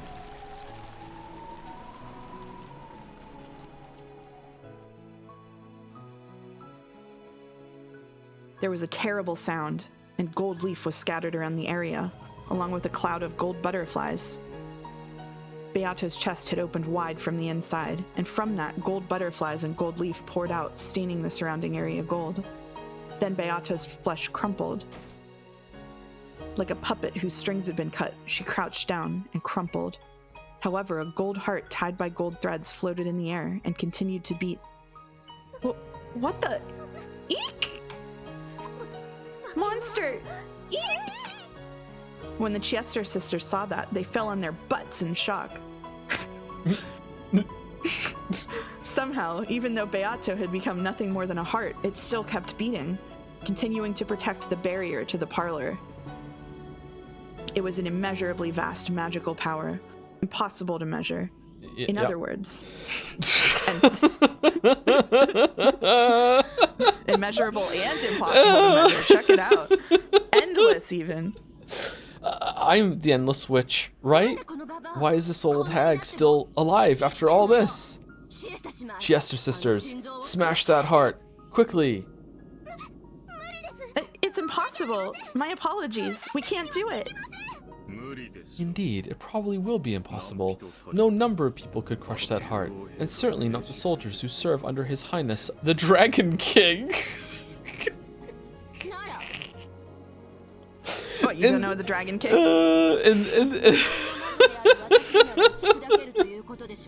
What, were you not reading about the Dragon King? Oh my god, I don't know anymore. I don't know anymore. Fucking hell. Oh, man. Oh, it's like it becomes school kids LARPing on the playground for a little bit sometimes. And in that case, an endless witch like me should be able to crush it, right? My power is that of a god. I'm afraid to say that your power cannot leave a single wound on the endless of Beatrice-sama. Just what do you mean by that? Just as there can be no light without knowledge of shadows, there can be no infinite without knowledge of the finite. Before Milady Beatrice's true endless power, your frail magic is quite lacking. What is that? Ah. The cruel witch was surprised and stepped back. It was thinner than a lace curtain, but Beato's form, no, Beatrice's form, was still standing there. Even after being laid bare so tragically like this, she refused to let evil through that door. At that time, a shadow just as thin as Beatrice stood behind her. It was Canon. Beatrice-sama, thank you very much. I won't forget what you've done for us. I'll hear those words of yours once the number of my blessings has surpassed the number of grievances I've caused. Was that long enough? Yes, truly, thank you very much. And Beatrice-sama, you have also done enough. Please, be at peace. Is that so? Is this enough? What's going on? Why are you guys calling that old hag Beatrice? Beatrice is my name, right? It's got to be, since I'm the new Golden Witch and Endless Witch, right? How rude. How dare you claim Beatrice-sama's name? I'm afraid to say that the name of Beatrice-sama belongs to the one crowned as the Endless Witch. Right now, you are the predecessor. Just riffing over there. What did you say? Farewell, Canon. I'm sure I'll see you soon enough. In a new nightmare. In the nightmare of a new night, I will once again be your companion, Beatrice-sama. With that, if you would excuse me, my curfew approaches. Canon's form grew faint, and he disappeared into thin air. Someone in chat's going, question mark, when did the Senate? After watching him go, Beatrice's form also grew faint, and before disappearing, it slumped over onto the floor. Then, there was a splat. The golden heart that had been floating in midair lost its sparkle, became blood-stained flesh, and fell to the ground. How frail it was. It was ragged and full of holes. But until a moment ago, it had sparkled so much, had continued to beat so forcefully. That heart still just barely managed to beat. However, it was only a matter of time before it stopped. Beatrice, whose form had become fragile and faint, like incense smoke, lay on the floor, steadily watching her own heart. There, the cruel witch could be seen. What do you mean, endless? Aren't you actually collapsed in a heap right there? How can there be a finite infinity? That's a contradiction. It couldn't exist. This is a limit of your magic. The endless is better than the finite. Not this again. Shh. No. Cut her mic. Beatrice no longer even had the will to respond. No, on the contrary, it was doubtful that the words of the cruel witch even reached her ears. If you're a real endless witch, try standing up. How's it going? You can't stand, can you? Why do you think you can't stand? It's because you aren't the endless witch. The cruel witch poked Beatrice's heart with her fingernail. Beatrice had no words with which to respond to that provocation. However, instead of words, she returned a single expression. It felt humiliating only to the cruel witch, because she had gently curved her mouth and smiled.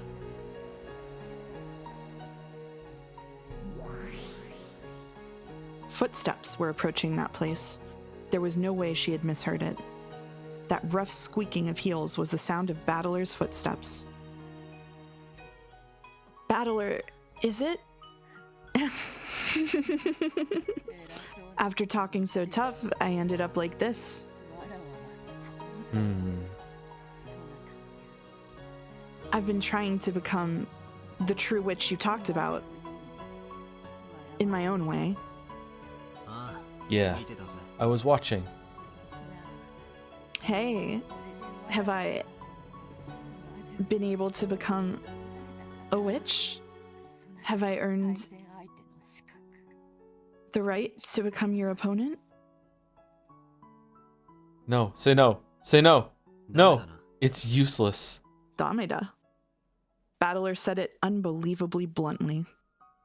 As Beatrice breathed painfully, she saw this and sneered at herself as though she should have expected it. Huh.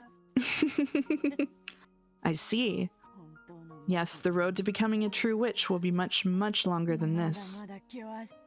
However, I will not However, oh, sorry. I will not surrender.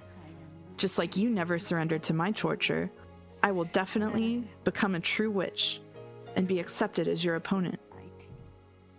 Why did I think that was Battler talking? Yeah, it's useless. It's all useless. You aren't my opponent.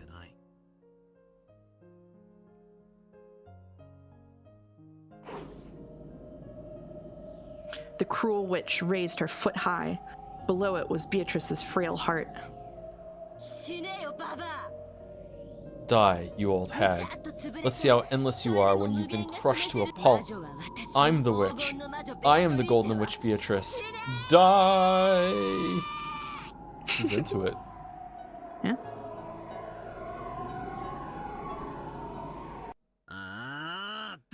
It's useless. It's all useless.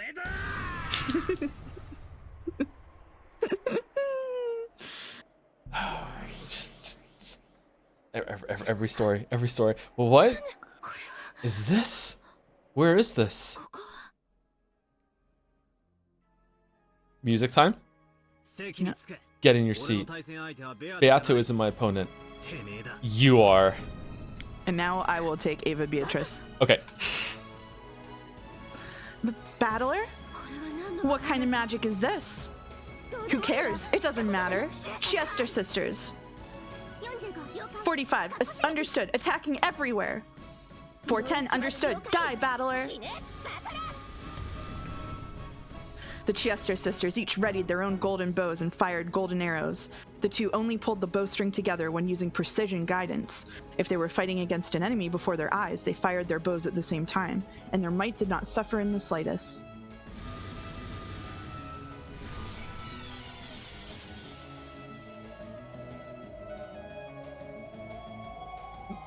If I don't believe in it, it can't hurt me. Fuck you. It was deflected? There's no barrier. It was deflected by resistance alone. 45, target analysis. 45, understood. Huh? What? Did I break down? Am I insane? Anti-magic resistance power, endless 9. Even mythical class magical attacks won't be effective against the target. Golden bow warheads could penetrate any magical armor through reciprocal corrosion. When one tried to block them with anti-magic resistance power, even 8 digits weren't sufficient to prevent their penetration. By the way, even famous gods that appear in myths rarely reach as high as 9 digits. For that reason, 9 digits were enough to measure pretty much all sensible values. Battler had buried all 9 of those digits with 9s. It's better when someone's reading it to you, isn't it? It's so fucking stupid. Holy shit. It's literally the over 9,000 meme from Dragon Ball Z. How foolish. When Battler-sama gets serious, magical arrows and the like aren't enough to even make his hair tremble. The Chester sisters dropped their golden bows in shock. To Battler himself, it was as though a pair of dragonflies had flown past his shoulder. What are you doing? Is that some kind of game? Eek!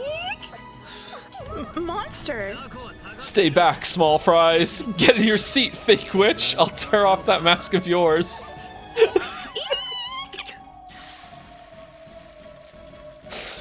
The Chester sisters couldn't hide their fear at Battler's ferocity, and they backed up as though they'd been struck. Beatrice watched the scene in shock. Battler?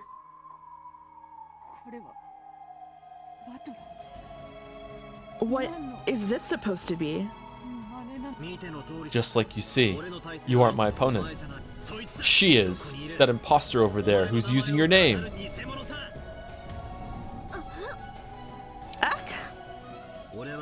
I'm fighting against a witch. I face off against an opponent who claims to be a witch, and I deny witches by defeating them. I've seen more than enough of your arrogance. Then Battler's eyes grew as sharp as blades as he stared down the cruel witch. What are you calling magic?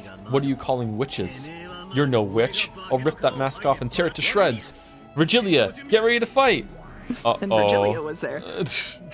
What? Understood. Preparations are complete, so go whenever you're ready. Beatrice, stay back and rest. Indeed. Beato looked at Battler timidly. She still hadn't been acknowledged as his opponent. Was she qualified to watch the game board from the sidelines?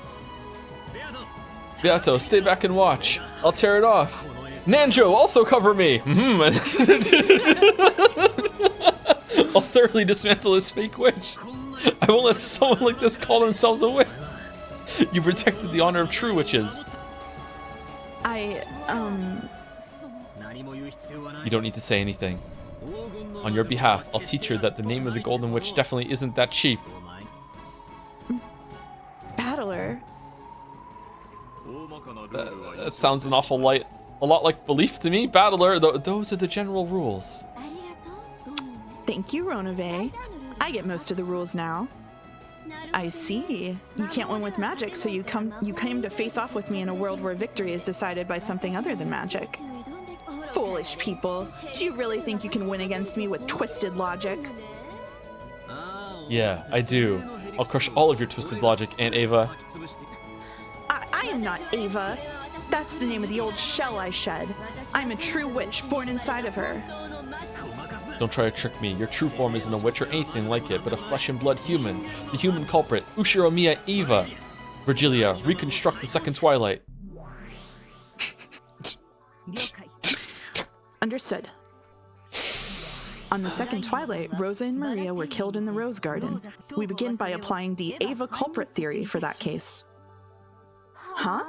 Ridiculous. Come, arise, try to remember. What form did Ushiromiya Hideyoshi have? What? What's this supposed to be? It's a summoning of the dead. A witch can easily bring even the dead up to the stand for testimony.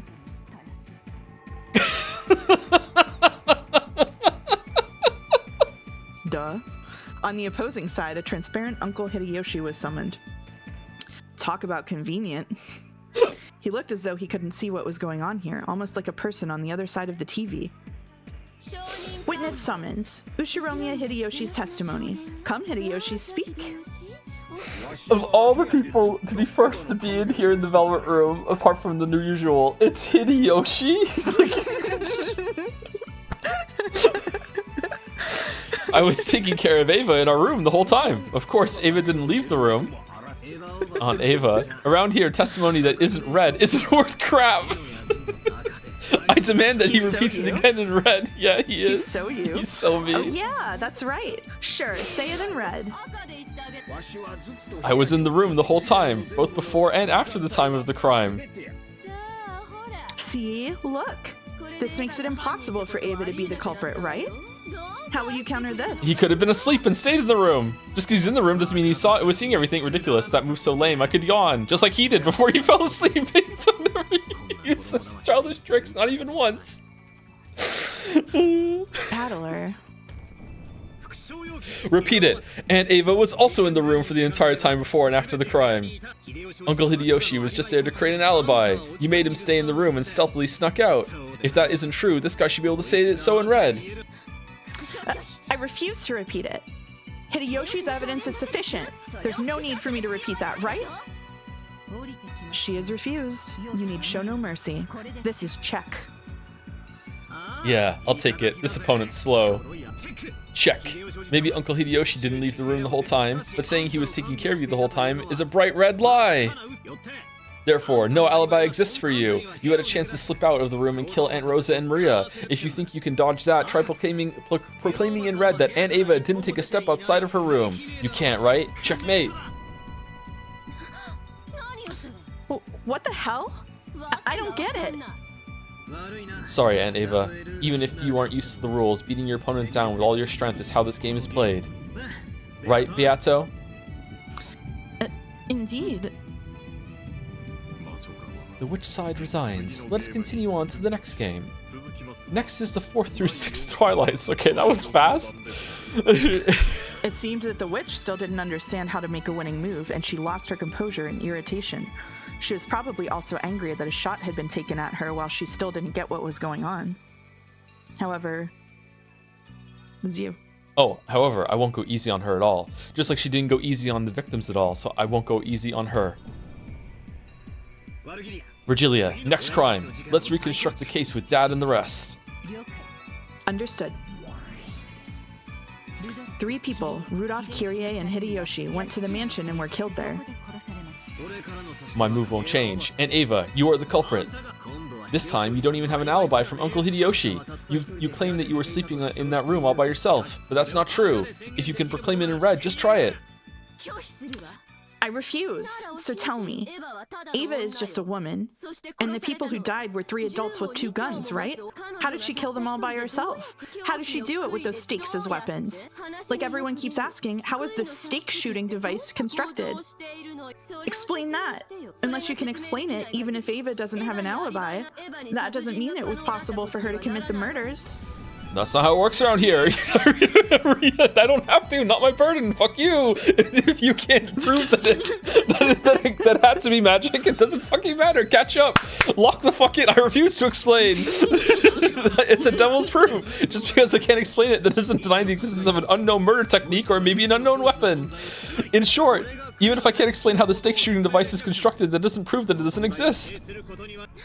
What the hell? Does that ridiculousness even count? Your devil's proof is valid. Agreed. It's a valid devil's proof. Battler-kun can claim that a stake shooting device exists without bearing the responsibility of explaining how it's constructed. The witch side cannot object to this move. Not bad. How pushy. Oh, you like it? Well, there's this ill-natured witch who trained me well. This is check, okay? Try saying in red that Aunt Ava didn't take a step out of that room. That's right, you shouldn't be able to say it. If you can't say it, it's over. Checkmate. That's so irrational. This is messed up. Those are the rules of this game. How about some black tea first? And some delicious cookies as well. I want some cookies. I don't need all that. Ah, that pisses me off. So you fight like a coward just because you can't win with magic? Don't get irritated. Drink some black tea or something. I'll take mine straight. What about you, Beato? Telling women to calm down on International Women's Day goes crazy. Oh. Calm down, you're just being hysterical. I'm fine. More importantly, Battler, don't let your guard down. Your opponent is only unfamiliar with the rules. This will only really start once your opponent gets the gist of it. But I'll crush her. I'll thoroughly crush her. Because she isn't a witch. If I accept her as a witch, all your stubbornness will count for nothing. I don't care what kind of irrational argument or twisted logic I have to use. I'll crush her with all my heart and soul. I'll even say I could have done it. I don't give a fuck. Holy shit. Battler's side then stuck with the Ava culprit theory to explain Kraus and Natsuhi, the 7th and 8th Twilights, in the exact same way. At the time, there had been no one on the first floor except for Ava and the victims. As before, no one could establish an alibi for Ava. Back then, Ava had claimed that they'd disappeared while she went to the bathroom, but there was nothing to support that, and the witch side couldn't repeat it in red either. Using the same style of argument as that question regarding the stake shooting machine, the witch side asked once more how Ava could have strangled both of them at the same time all by herself. But of course, Battler splendidly counterattacked by refusing to explain because of the devil's proof. Under the storm and stress of Battler's spirit, the witch side was completely swallowed up, having to resign 3 times during the short period of time she had to grasp the rules.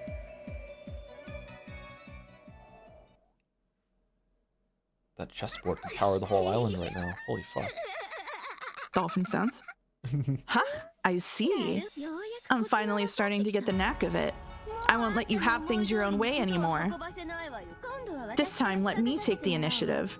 Runaway, reconstruct the 4th through the 6th Twilights. Pick out Ushiromiya Kyrie. For now, let me return to the murders of Rudolph, Kyrie, and Hideyoshi during the 4th through 6th Twilights. What is she thinking? Why would she return once more to a situation where she's lost? I see.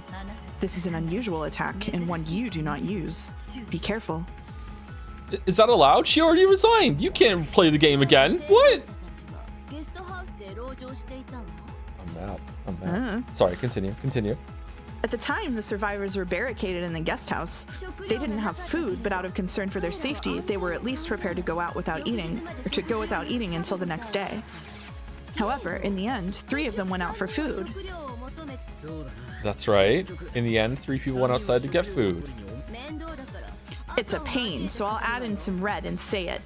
Kyrie didn't think that they needed food. Since going without food for about a day wouldn't kill them, she claimed that they should not leave the guest house. And yet, she herself suggested that they leave the guest house to get food. Isn't that a contradiction? Yes, a spectacular contradiction. But dare I say, milady, who gives a fuck? Okay, that's really good that Kyrie was smart. Okay, good. All right, Kyrie's like status restored. Okay, the contradiction exists in Kyrie's pattern of behavior. That contradiction was created by me with magic. In other words, I controlled Kyrie using magic and made her say that to lure the sacrifices outside. Ridiculous. There's no way that kind of magic exists. It's a devil's proof, right? Just because you don't know about that magic doesn't deny its existence, and I don't bear the responsibility of acting out that magic for you. And yet, you have even less room to counter this argument. I wonder if it's okay to fight this way. Yes, okay, so this is proving magic exists without a murder this time. It's a human just did something contradictory? What? Yes, it truly is a spectacular move. Is it? Battler-sama, your response if you please. That's a weird strategy she's taking. So just what is this? She has placed a piece attacking Ushiromiya Kyrie's pattern of behavior. As has already been explained, Kyrie's pattern of behavior had her saying that they should not go outside or head to the mansion in order to get food. And yet, she herself took the initiative, taking the contradictory action of going out to get food. Unless you can explain this contradiction, she will use this violent move to claim that magic was the cause. Well, that's probably what Kyrie-san thought in the beginning. But she probably thought through a few things midway, then changed her mind and decided the food really was necessary. It'd be bad if when things got tough we were so hungry that we had no energy and, well... ran out of energy and couldn't finish reading Umineko because we didn't eat breakfast before stream. She's claiming that this change of heart was due to magic. In short, while it might be extremely difficult, you must explain the reason for Kyrie's change of heart. What are you saying? You're talking about the inside of Kyrie-san's head, right? Can I also summon Kyrie-san's ghost and question her? Beato, can't you call Kyrie-san here or something? She cannot. That is a move permitted only to the witch side. Sorry. Aww. Ah, fuck. She was probably thinking of us kids and on the whole thought that food was necessary and... You must present your claim through objective means. You'll need concrete proof that Kyrie changed her mind and decided that food really was necessary for some specific reason. For example, if someone heard her say that or if it was written down somewhere. Too bad. The reason she changed her mind was not passed on to anyone, nor was it written down. Therefore, you can only speculate as to what was inside Kyrie's mind. Okay, but she did change her mind. So it's impossible to explain. You don't have a single counter to my move. Isn't it your turn to resign now, Battler-kun?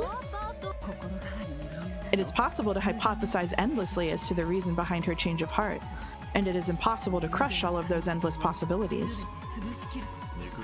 A detestably spectacular move. If Battler-sama were to have a method of countering, it could probably only be that move. What move is that? Well, I wonder what kind of move it could be. I have the feeling that it was Milady's specialty, but I cannot remember. Quit being stingy and tell me. Beatrice, no answers will be given to those who stop thinking for themselves. Think. Think in your own way. Why don't you resign right now? And I'll corner you even more with Red. Until the last instant before she died, Kyrie's behavior pattern of not going to get food equals not going to the mansion was maintained. Okay, hold on. Until the last instant before she died, Kyrie's behavior pattern of not going to get food equals not going to the mansion was maintained.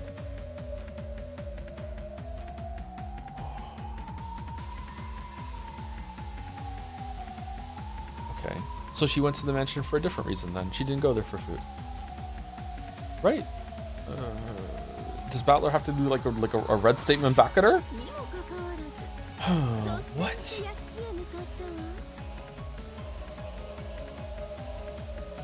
Okay, I'm done. Sorry. I'm sorry. No, you're okay. Why are you sorry? You're supposed to theorize. Because it wasn't good theorizing. That's why I got nothing. How could you? And yet, she took the initiative and headed towards the mansion. She was pushing a cart ready to carry food. Why that contradiction? Because I controlled her with magic. This is proof that my magic exists and that I am a witch. Shut the hell up. Are you saying she never even changed her mind? That the whole time until she died, Kyrie-san thought we don't need food and we won't go to the mansion? Then why did she step forward herself and say that she should go get food and go to the mansion? Are you saying that Kyrie-san was being controlled with magic? That's stupid. How should I break through this magic? If only Kyrie were here and just told us the reason behind her change of heart. No, I've already been told and read that she would never even change her mind. Sorry, that she never even changed her mind. What should I do? There's no move that the human side can counter with. The more I learn about this game, the more advantageous the rules seem for the witch, right? Even if I lose in a lot of areas, if I can win in just one, that alone can display the existence of a witch. In other words, Sumari. Battler-kun has no way of denying witches other than a complete victory. How truly funny that even though you thought you could corner me and call me Ava, it's been all spun around by nothing more than the inside of your respected Kyrie-san's head, right?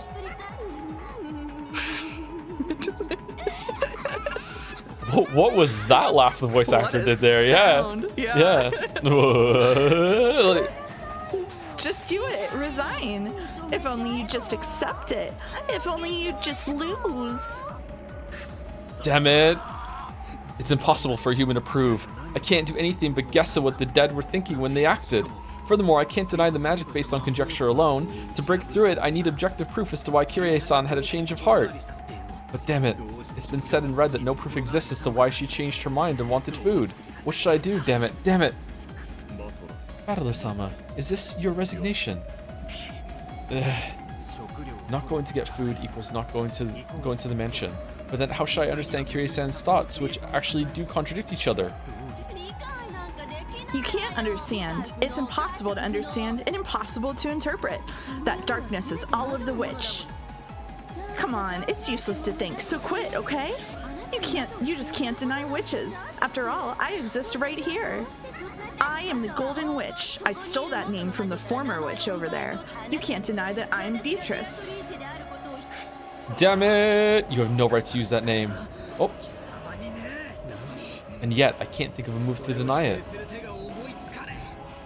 Battler could no longer counter this witch who was laughing insanely in triumph. He didn't want to give up, but no move appeared. He ground his teeth, making fists with both hands. But even so, he couldn't think of a brilliant counterattack. Battler-sama, your time limit is over, so will you resign? There's a time limit?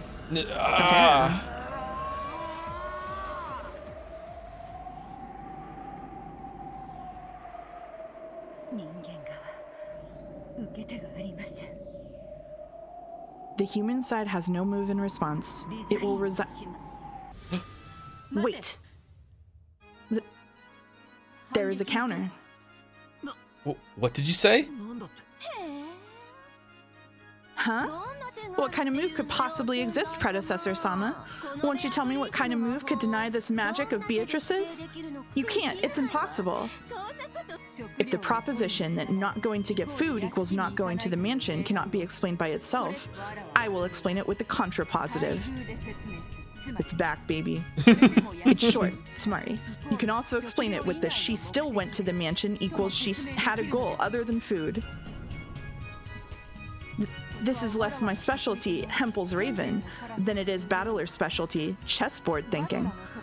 If it was impossible for Kyrie to have gone to the mansion with food as a goal, then we can only explain it by saying she had another reason that got her to go outside despite that. In other words, smart. If we can prove that she had such a goal, we can defeat this magic. Beatrice waiting under the bed to use Hempel's Raven.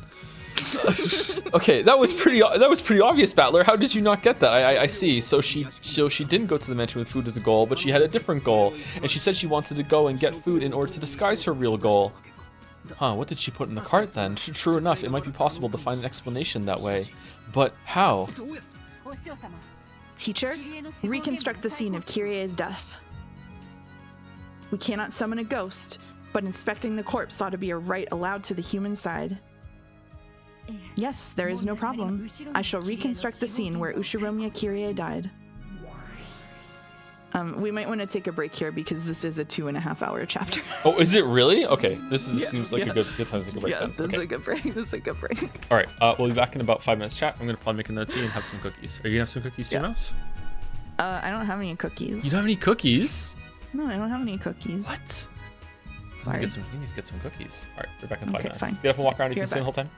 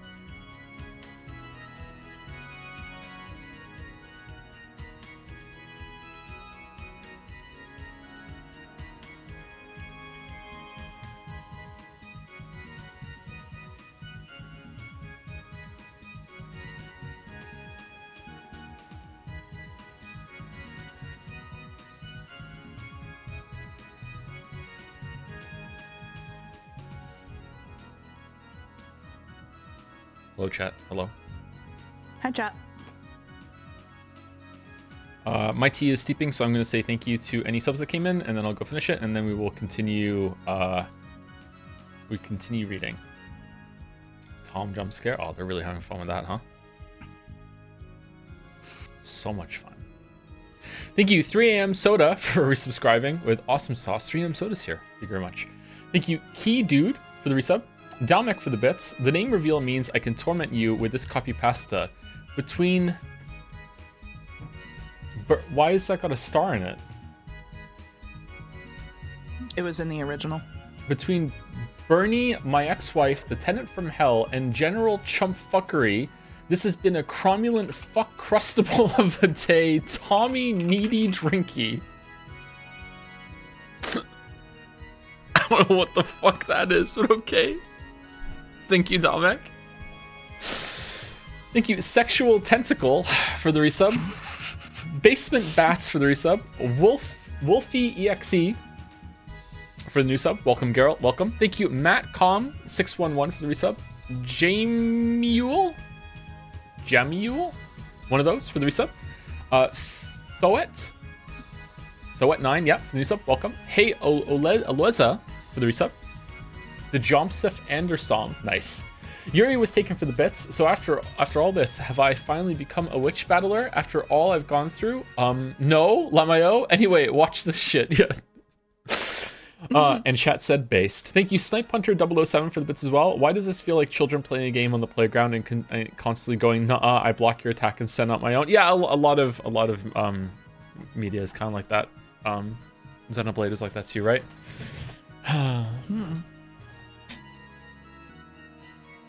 What could it mean?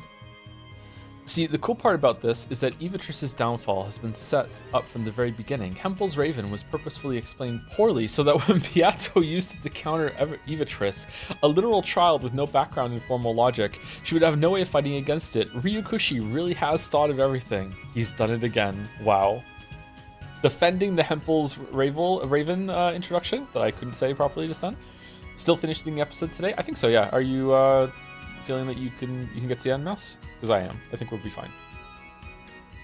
Oh, me? Yeah, no, I'm good. Yep, I'm ready to go. We're good? Yeah, I'm in. Remember when Beato squeezed the man so hard she extracted the final drop of blood from him, put it in a wine glass, and fed it to his sister? What a Kratos moment for her, and then kept doing it over and over and over again? Yep. Did Mouse read One Piece? No. And if no, will she read it along with you? No. Thanks for answering for me. You're welcome. No. I'll defend you from the weebs, don't worry. Thank you so much. I remember you were spooked by Monica while reading Doki Doki Literature Club, and she got your name from the system somewhere. Did she call you Tom? I don't think so. No, I don't think so. It pulls like your Steam name or like your Windows login name, I think. Okay, neither of those was Tom. Yeah, I don't think she did that. No. Speaking for women on Women's Day. Oh, thank you for protecting me. I just want a big, strong man. Hey, Tom, when Mouse flirts in the Jigglypuff voice, do you say thank you, Mouse? Yeah. Let's for no reason at all, let's not bring up the Jigglypuff voice, okay? Let's not bring up the Jigglypuff voice.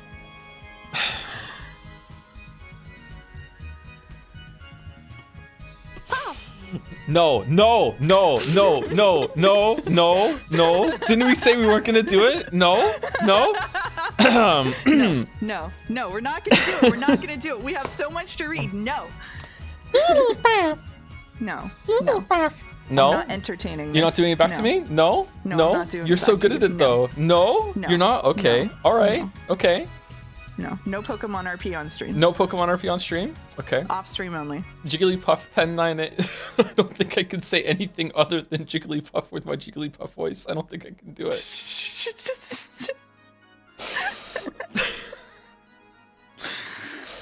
All right. Are we locking in? Or did you get it out of your system? I have to go get your tea. My tea. Yeah, I forgot your tea. Yeah. Tea. I have 2 subs to read as well. Thank you, Nightmare Sinclair, for the resub. Where are the Nekos? And thank you, Vulgus Banga, for the resub as well. Get a pet lizard.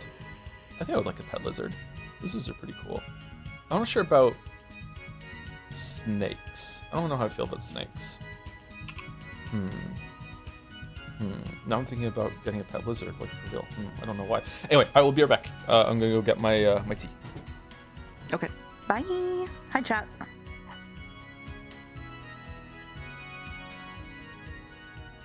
Pet lizards are pretty cool. Oh, okay. Pet lizards are pretty cool. I had a bearded dragon, but he passed away last year. But I love lizard.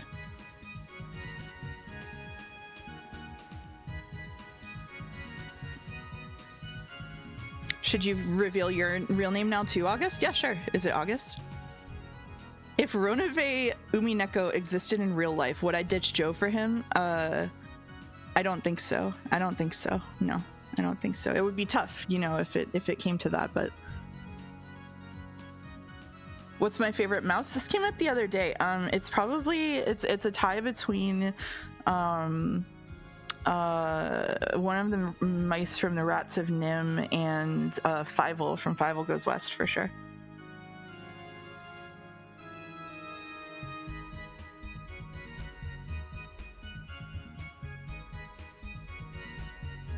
Mouse, this is an important question. Okay, I'm watching.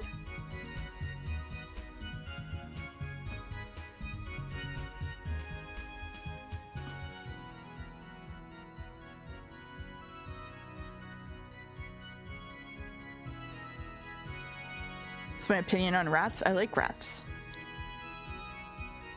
I like rats. I think they're pretty cool. Read the message you replied to. Do you know how hard it is to scroll up in here and to do that? I can't get to that. Come on. What do I think about the woolly mouse and how does it change the mouse rating? The woolly mouse unfortunately got linked to me by literally everyone I know, and so thus I'm having an adverse effect to it, an adverse reaction. I don't want to look at it. I'm tired of the woolly mouse. I don't want to look at the woolly mouse anymore. Overexposure. Can I force Joe to add a nice overlay like what I have? No, I cannot. No, I cannot. Okay, I'm back. Hello. Hello, welcome back. We're just talking about rodents. Okay, good topic. Any in particular?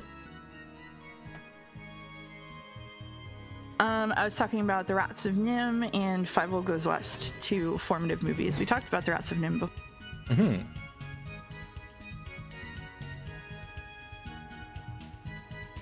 Sorry, still sitting down.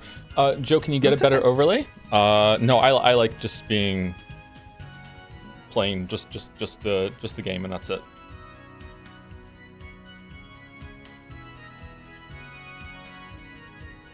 Mouse, did you hate the magic scenes as much as Joe, or were you fond of them? That's a good question. I hated the magic scenes as much as, or perhaps even more than Joe.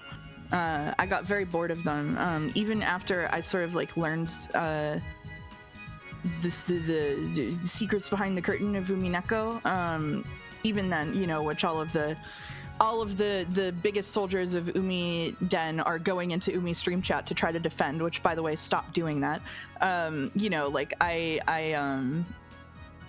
still think that it is using something that I do not enjoy to make a point that I do agree with.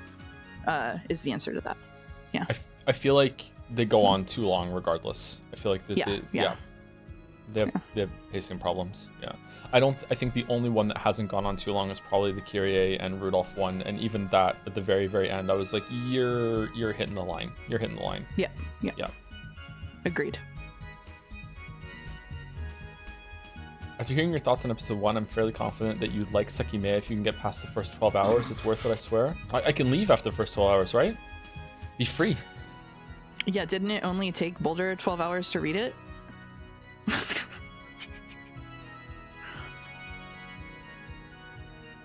It took you 13. That was Yeah, fast. What? Mm-hmm. How much holding down control did you do?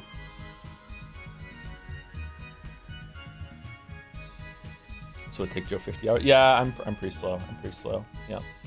Okay, let's resume. But first, thank you to Mark326 for getting us up to Thomas the Stank Engine. Pincerata for the bits. The people must know what type of tea you like. I like orange pico with some biscuits, but it's not really, I don't really like the taste of it. It's just more of a comfort thing. I prefer a fruit tea. Like I have a lemon tea. I like lemon tea, but I feel like the lemon tea doesn't do as much for me when it comes to perking me up for some reason. It's just something fun to drink. Thank you, Julie Gordot, for the bits as well. Men will really stream without an overlay and think that's fine.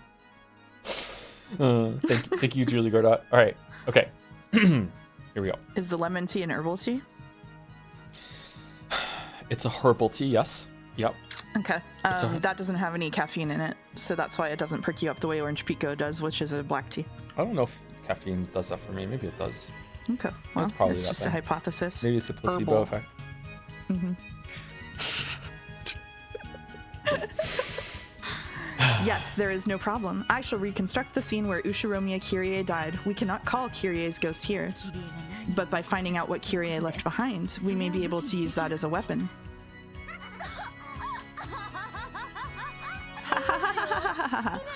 Fine, search as much as you want. There's no way you'll learn anything. I just said it in red a short while ago. Kyrie did not leave anything written down. No matter what you find, how could you possibly figure anything out? We may find nothing, but Battler is grinding his teeth, fighting to think of a move to break through you. This is all that I can do. What? Beatrice landed on her feet in the reconstructed hall, approached Kyrie's corpse, and wandered around observing. I'm completely clueless when it comes to fighting on the human side. We need to find evidence, right? And then what should I search for? The great Lady Beatrice is getting down on her knees and crawling around, and she's even indecently searching a corpse? That look suits you. Say whatever you wish. I cannot do any more than this. I care not how I'm despised. However, I cannot throw Battler away as he is fighting for my honor. Even if I must crawl on the ground and search through dead flesh, I must answer to that responsibility. Bathed in the witch's sneers, Beato searched through Kyrie's corpse. She fished through the pockets, taking what was inside out and laying it on the floor. Laid on the floor was a handkerchief, tissue, a key to her house, the stub of a boat ticket, a lighter, a cigarette butt, and a single 100-yen coin. There was no special suspicious object. Although Beata was down on all fours and being sneered at, that was all she could find.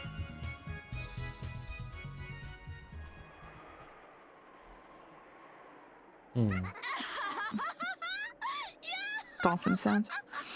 What's with that seedy-looking trash? How do you think you can break my magic with that stuff?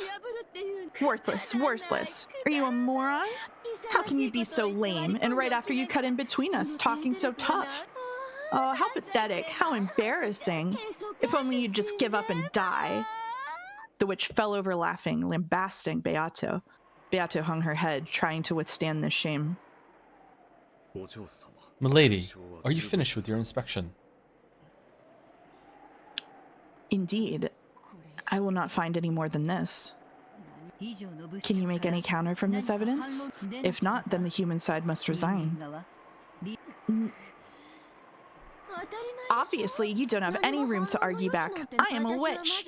You cannot break through my magic. You're no longer anything but a former witch. A loser who isn't even allowed to take the name Beatrice anymore. Come on, pile up as much trash and rubbish as you like, and just try to break my magic. You can't, right? You can't, can you? And why's that? It's because I'm a witch. It's because you're just a loser without a name. Dolphin. Yeah. Okay, so they should check the cart that they were pushing, not just that. But also, I don't like. Did Beatrice like legitimately have Battler beat? Then why would Beatrice step in and prevent that? Like, what? Why indeed? What? Something. Sorry. Go. You want to keep going? You want to keep speculating? Okay. Something should be here. I won't lose heart. I will not lose heart. No matter how much I'm sneered at, Battler is fighting for my honor. So for the sake of his honor, I must not lose heart. As Beato held back tears at the words of humiliation she was being showered with, she tried to find if Kyrie was holding something else, to find something that could save Battler from his plight. Searching earnestly. However, nothing more came up. Damn it. Please, Ushiromiya Kyrie, you must save your son from his plight. Please. After death, lend me power for his sake. However, Kyrie's body did not answer. It was only natural that a corpse would remain silent.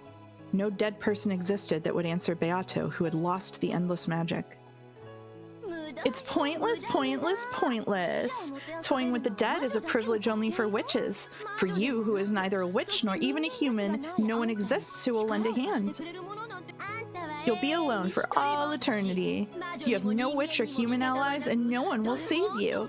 If that's frustrating, why don't you cry? If only you just apologize, saying, I'm sorry I'm so useless. Sorry, Battler. I couldn't help you at all. No, that's enough. Thanks, Beato. I won't waste your efforts. I don't need consoling. Just how could you possibly argue back with this pile of rubbish? Just how could you possibly strike back with this rubbish I scraped together while she sneered at me? In front of Beato, who was still crawling on all floors and hitting the pile of objects Kyrie had left behind with her fist, Battler also crouched. And after patting her on the shoulder in thanks, he moved that hand to the ground, picked up the cigarette butt, and held it up over his head. Isn't Rudolph and... No, Hideyoshi smoked. Rudolph did as well? Are those the only two confirmed that smoke? I'm not asking you, by the way, Mess. I'm just thinking out loud. I don't want help. Okay. Oh, you know. Of course you know. Of course you know. What are you trying to say with that trash?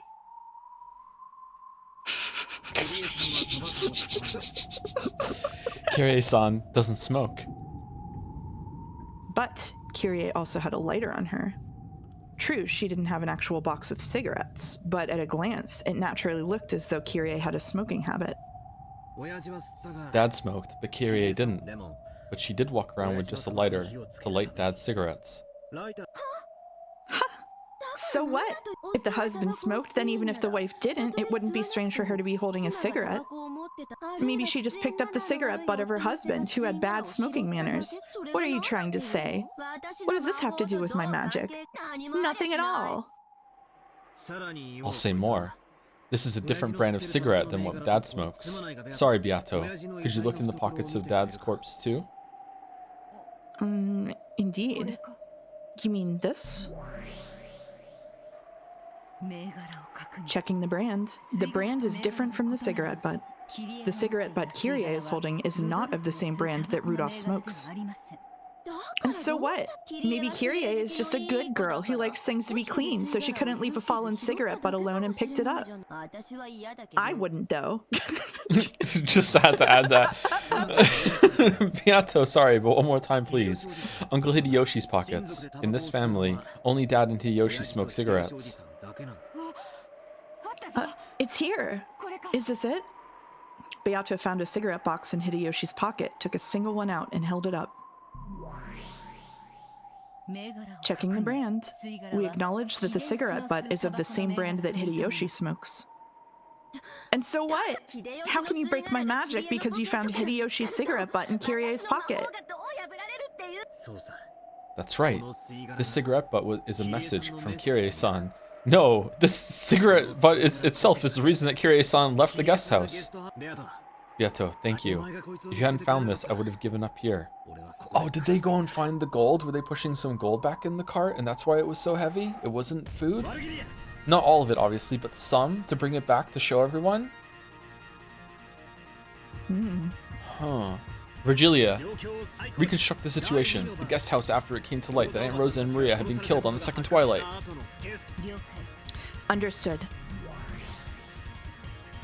Reconstructing now. After Rosa and Maria's deaths, the remaining survivors rechecked all of the doors and windows in the mansion. They constructed a barricade. They reconfirmed that their defenses were solid.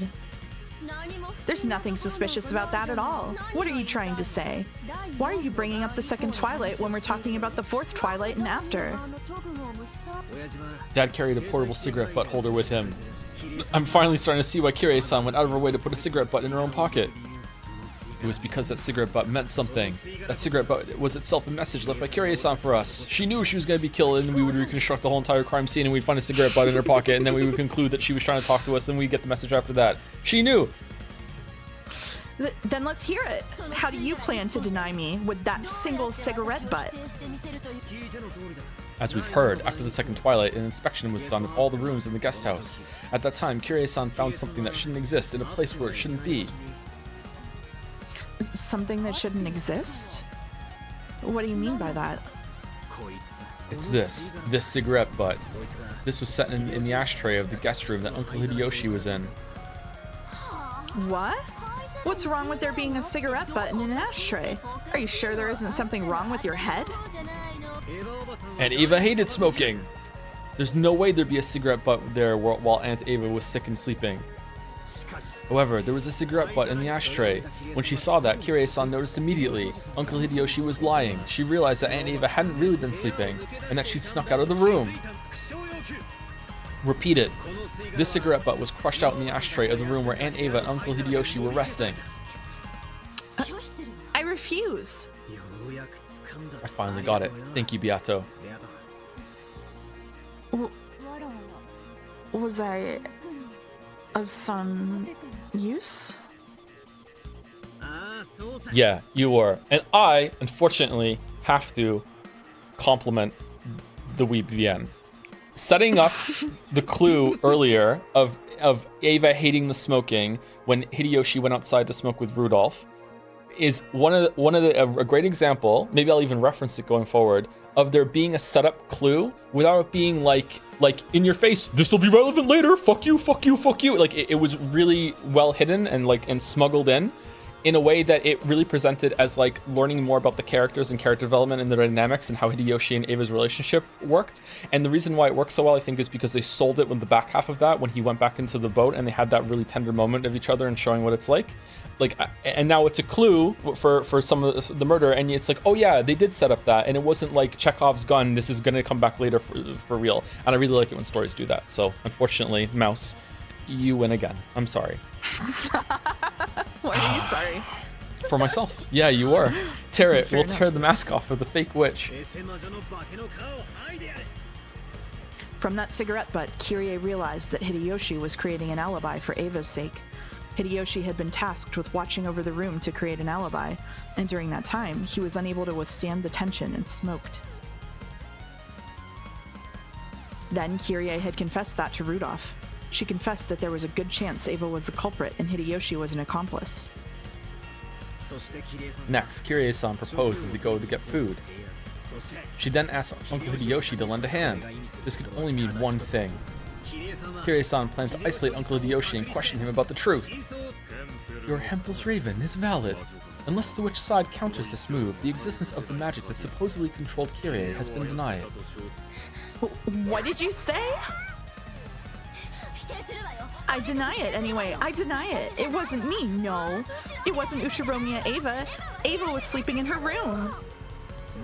Then try saying it. Yeah, you can't say it. You can't say it this time either. Repeat it. At that time, Ushiromiya Eva did not take a step outside her room. What the hell is that? I'm the one who was attacking, right? Why am I the one being attacked now? When did offense and defense get reversed? I'm the one questioning you, right? The witch, me. So why? Again, do you think his hair is red because he's on the side of truth and he's seeking out what really happened? Damn. Kojima has done it again. Again, repeat it. Ushiromiya Eva did not leave the room. There's no way you can say it. It's checkmate! Does the witch side have a move in response? There cannot be one. There is no truth that can be accepted from a false witch dressed up with truths and falsehoods. You aren't qualified to call yourself a real witch. You aren't the Golden Witch. You're a human. Ushiramiya Eva.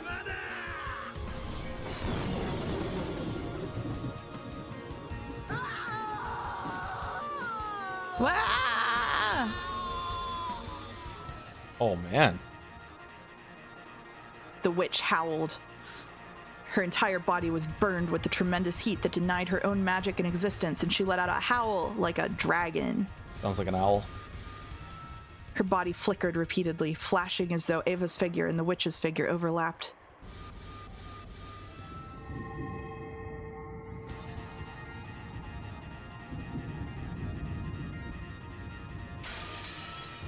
Oh shit.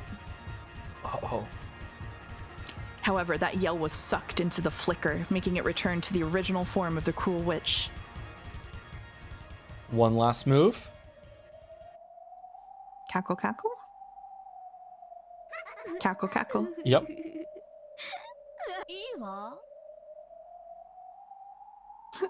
Sure. If you want to call me Ushiromiya Ava, then go ahead and do that. That's right. I actually can't repulse all moves related to Ushiromiya Ava being the culprit.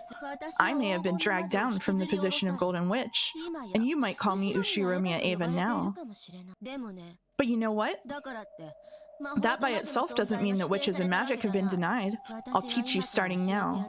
I'll teach you that I am not Ushiromiya Ava, nor a human, but a real witch. Take a look at this red truth. When the witch clapped her hands, time advanced in the world of the game board. These scenes are so cool. I really like them. Battler and Ava dashed to the front of the parlor, calling out Jessica's name. They were searching for Jessica because they had gone to the servant room, found Nanjo's corpse, and didn't know where Jessica was. So, what's your point? What are you trying to say? You couldn't be... Oh no. Beata went pale. In other words, Tsumari. The move the evil witch was about to make was bad enough to make even Beato go pale. This time, I'll give you a fatal move that you won't be able to talk yourself out of. No, I'll make this move against all humans who support you. Listen carefully to my move. Stop it. That move is... Yato, stay back. I'll take it. Come on, you fake witch.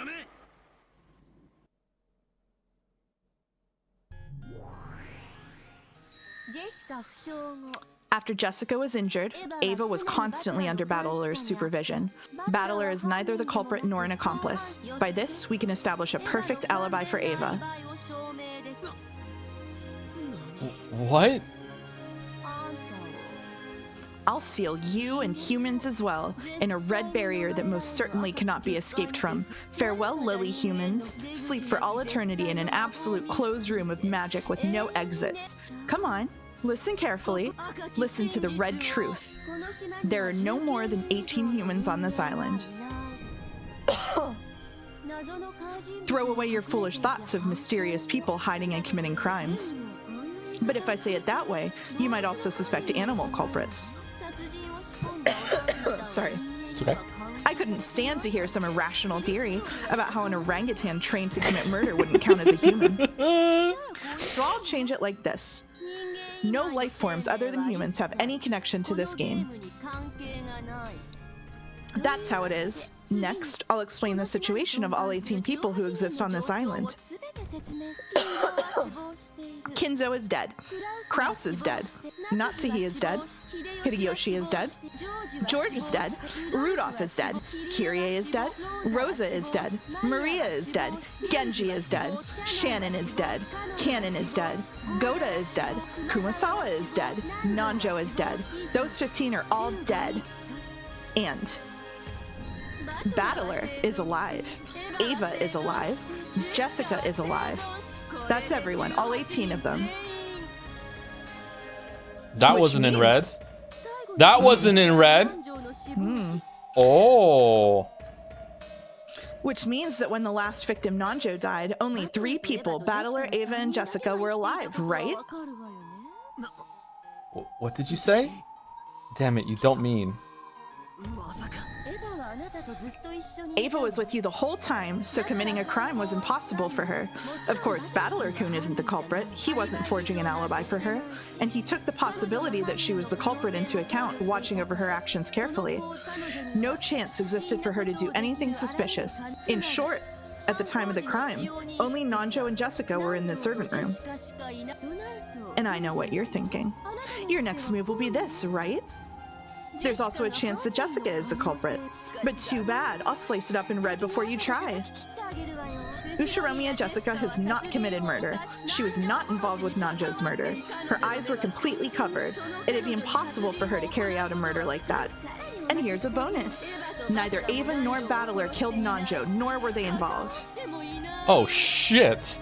Wait a second. That doesn't make sense. There were only 3 humans, then a murder occurs, and none of those 3 were involved. That's insane. I'll state it clearly. The culprit who killed Nanjo was neither Battler nor Ava nor Jessica. In other words, Tsumari, it wasn't one of the survivors. Get it? No, that's right. Okay, there has to be someone else then. There has to be someone else. It's magic or someone else. How does that work? How does that work? How does that work? The furniture loophole? How does that work? What?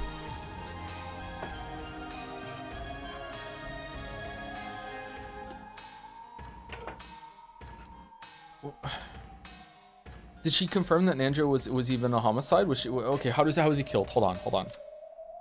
Yeah, he was killed. Okay, did he kill himself? Why would he kill himself?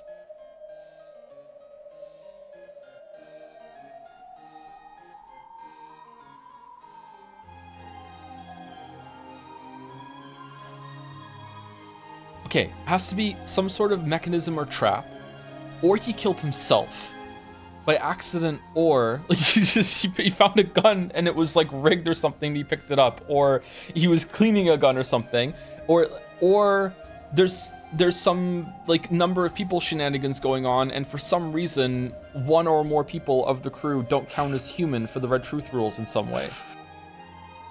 Are you enjoying this, Beatrice? Are you enjoying this?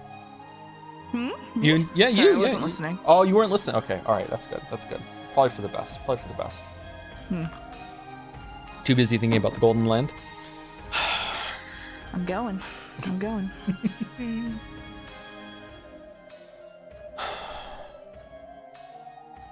Mouse is having a good day? Yeah, that's true. Fuck.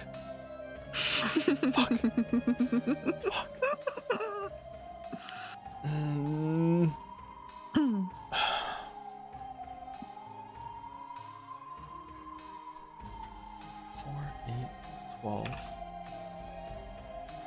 16, 17, 18. God, I love this song. Please keep theorizing so I can just listen to yeah. Happiness of Marionette on repeat. I'm glad you're having a good time. I'm glad that you're enjoying yourself. Okay. Well, I'm having fun.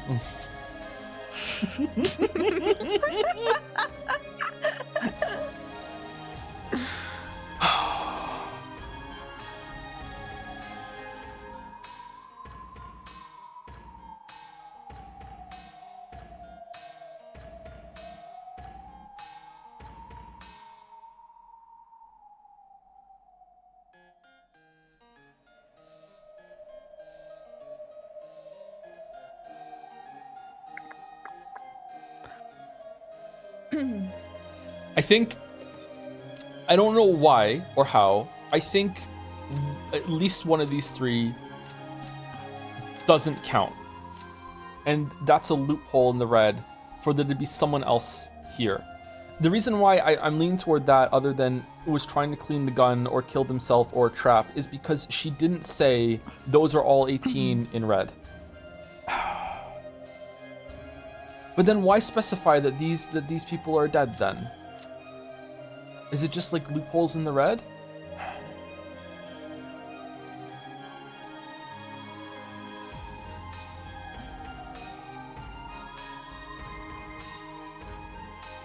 I'm just watching Umi full spoilers chat.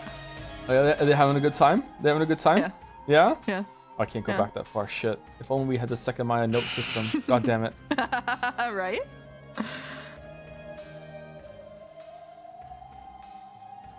Hi. Fuck. What would that mean? Hold on. What would that mean? If one of these don't count, what would that mean for the other ones? What would that mean for episode 1 and 2? Oh, okay. Okay. All right.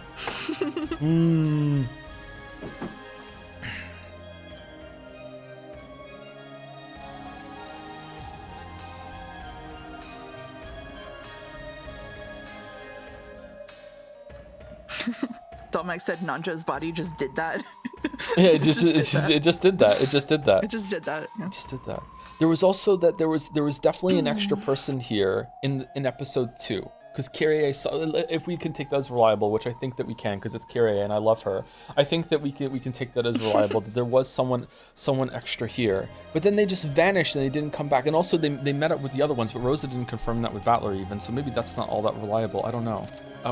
As we just saw in this episode, like the scene with him holding her hand was completely unreliable too. It's just like the suggestion of what went on. But if did Battler meet the one in the I think it was like a school uniform, wasn't it? At least it looked like that to me. Like what?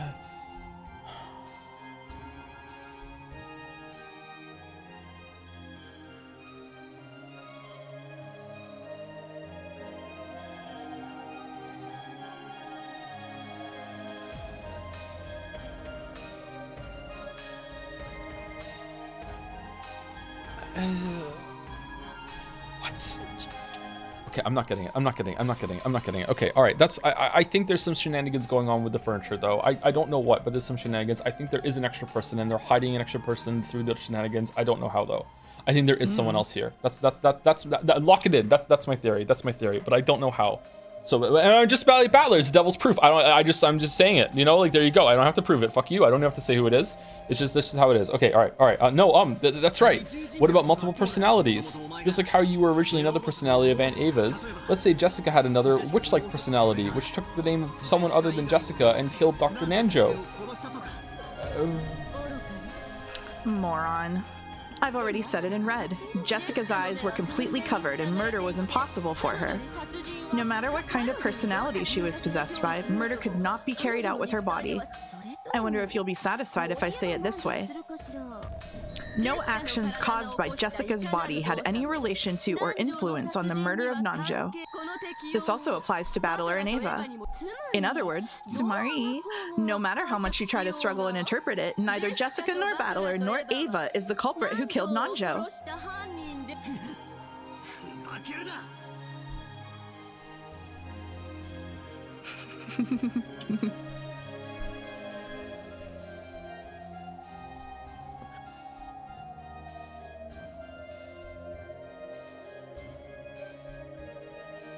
I look so angry right now.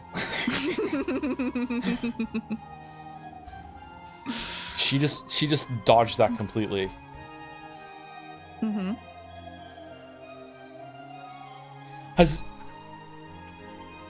No, that's dumb. That can't be it.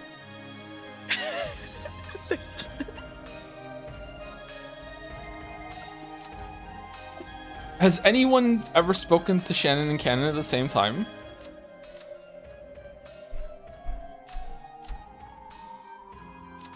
Genji has. Kinzo has.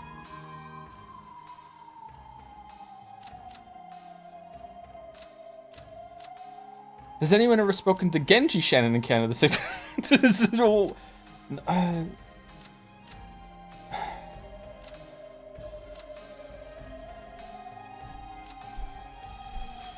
You had multiple personalities. You have multiple personalities. We have multiple personalities.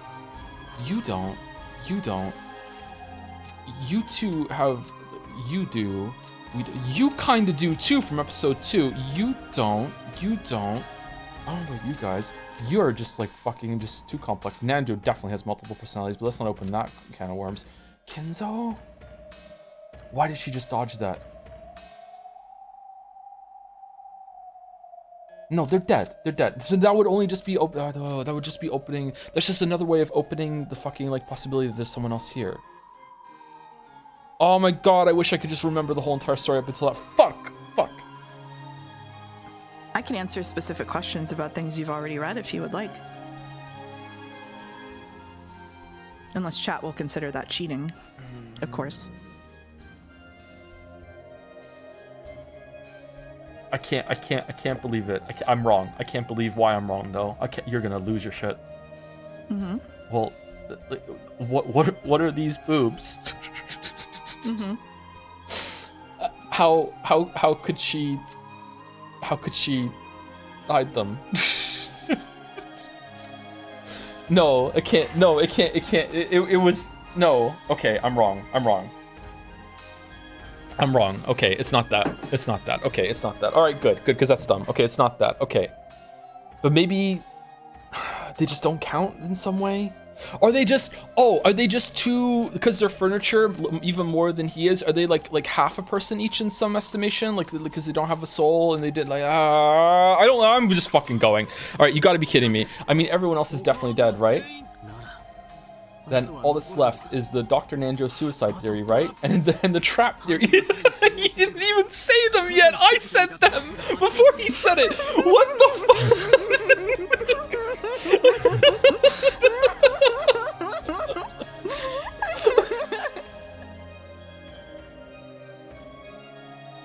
Oh, god damn it. The culprit was already dead, but a trap that they had already prepared went off. Nanja's death was a homicide.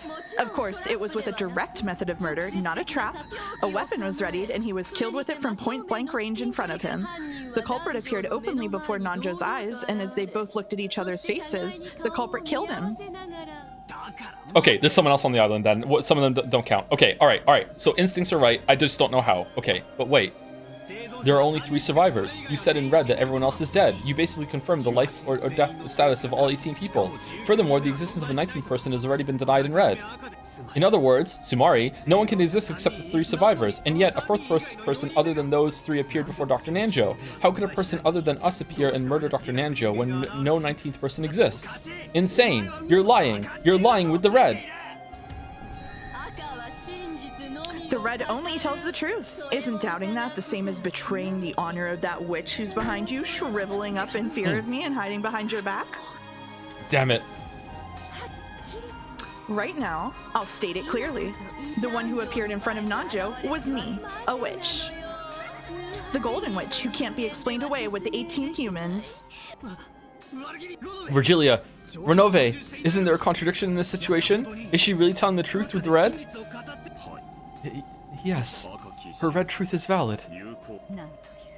What an elaborate and precise cornering. It's too much of a cornering. Flip the fucking chessboard. How should I make a move against her? Virgilia, aren't there any moves? I cannot think of anything. And you, Renove? My apologies. However, in these last 1,000 years, I have never seen such an elaborately beautiful game board layout. I hate to admit it, but it's beautiful. What a beautiful checkmate made in red. The witch's teacher and the demon butler were both stunned, and an expression of ecstasy rose to their faces. Forget surrendering. They were impressed at this perfect checkmate, which simply had to be admired. When people accept defeat from the bottom of their hearts, it gives rise to neither regrets nor humiliation. Nothing is born except feelings of respect. It's you. I no longer knew what was what anymore. This is too far. This is basically what Beatrice said she wouldn't do. It means why Beatrice is really upset because it would enter a stalemate. That Evatrice just did it. Is that Evatrice just basically with extra steps just said in red, I'm the witch and I killed her. like and did magic to do it, right? She avoided using the red at the exact end of that part, but everything that she's set up before that is basically just saying that statement and building that, right? It's like she went too far. Battler just needs to see it. He just needs to see it. She avoided committing that at the very last second, but everything she said is just leading to that conclusion. Now he has to like go into like insane places to be like no, to deny magic. I need to start like really like flinging myself out there into like to crazy land in order to counter this. It's just that he just needs to have the resolve to see it and really push back, I think. Fucking hell. Okay, I no longer knew what was what anymore. There were absolutely no weak points in her red. She had said in red that all 15 people had died. She had said in red that no people existed other than the 18. In other words, no more than 3 people, me, Jessica, and Aunt Ava, existed, and even though none of those 3 people were the culprit, Dr. Nanjo was killed. And without a doubt, Dr. Nanjo's death was a homicide. He was murdered by that person openly from in front of him. And she's saying that that person is a witch? The culprit who killed Nanjo was not an animal or anything of the sort. That's already been dealt with in red, right? Everything other than humans has been completely removed from consideration. Even things like robots don't work. Absolutely no factors other than humans participated in this game board. Therefore, I can also say this. The one who killed Nanjo was definitely a human. A human with their feet on the ground held up a weapon and killed with it. Wait. Right before his eyes. No. Okay. No, I'm not saying you. I'm saying no to the character. Sorry. Go. I'm so into it. We're so back. However, we're so back. The human may have been able to use magic. Oh, In fuck other off. words, it was a witch. In other words, it was me, the Golden Witch, Beatrice. Even as Battler ground his teeth, his knees hit the floor with a thunk. His soul still refused to surrender. However, his knees had already started to accept surrender. Oh, did you kneel?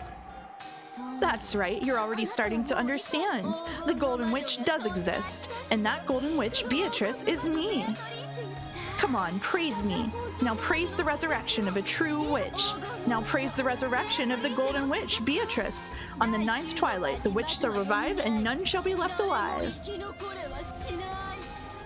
She just said she was a human battler. Count them all. This is an extra person. Do it.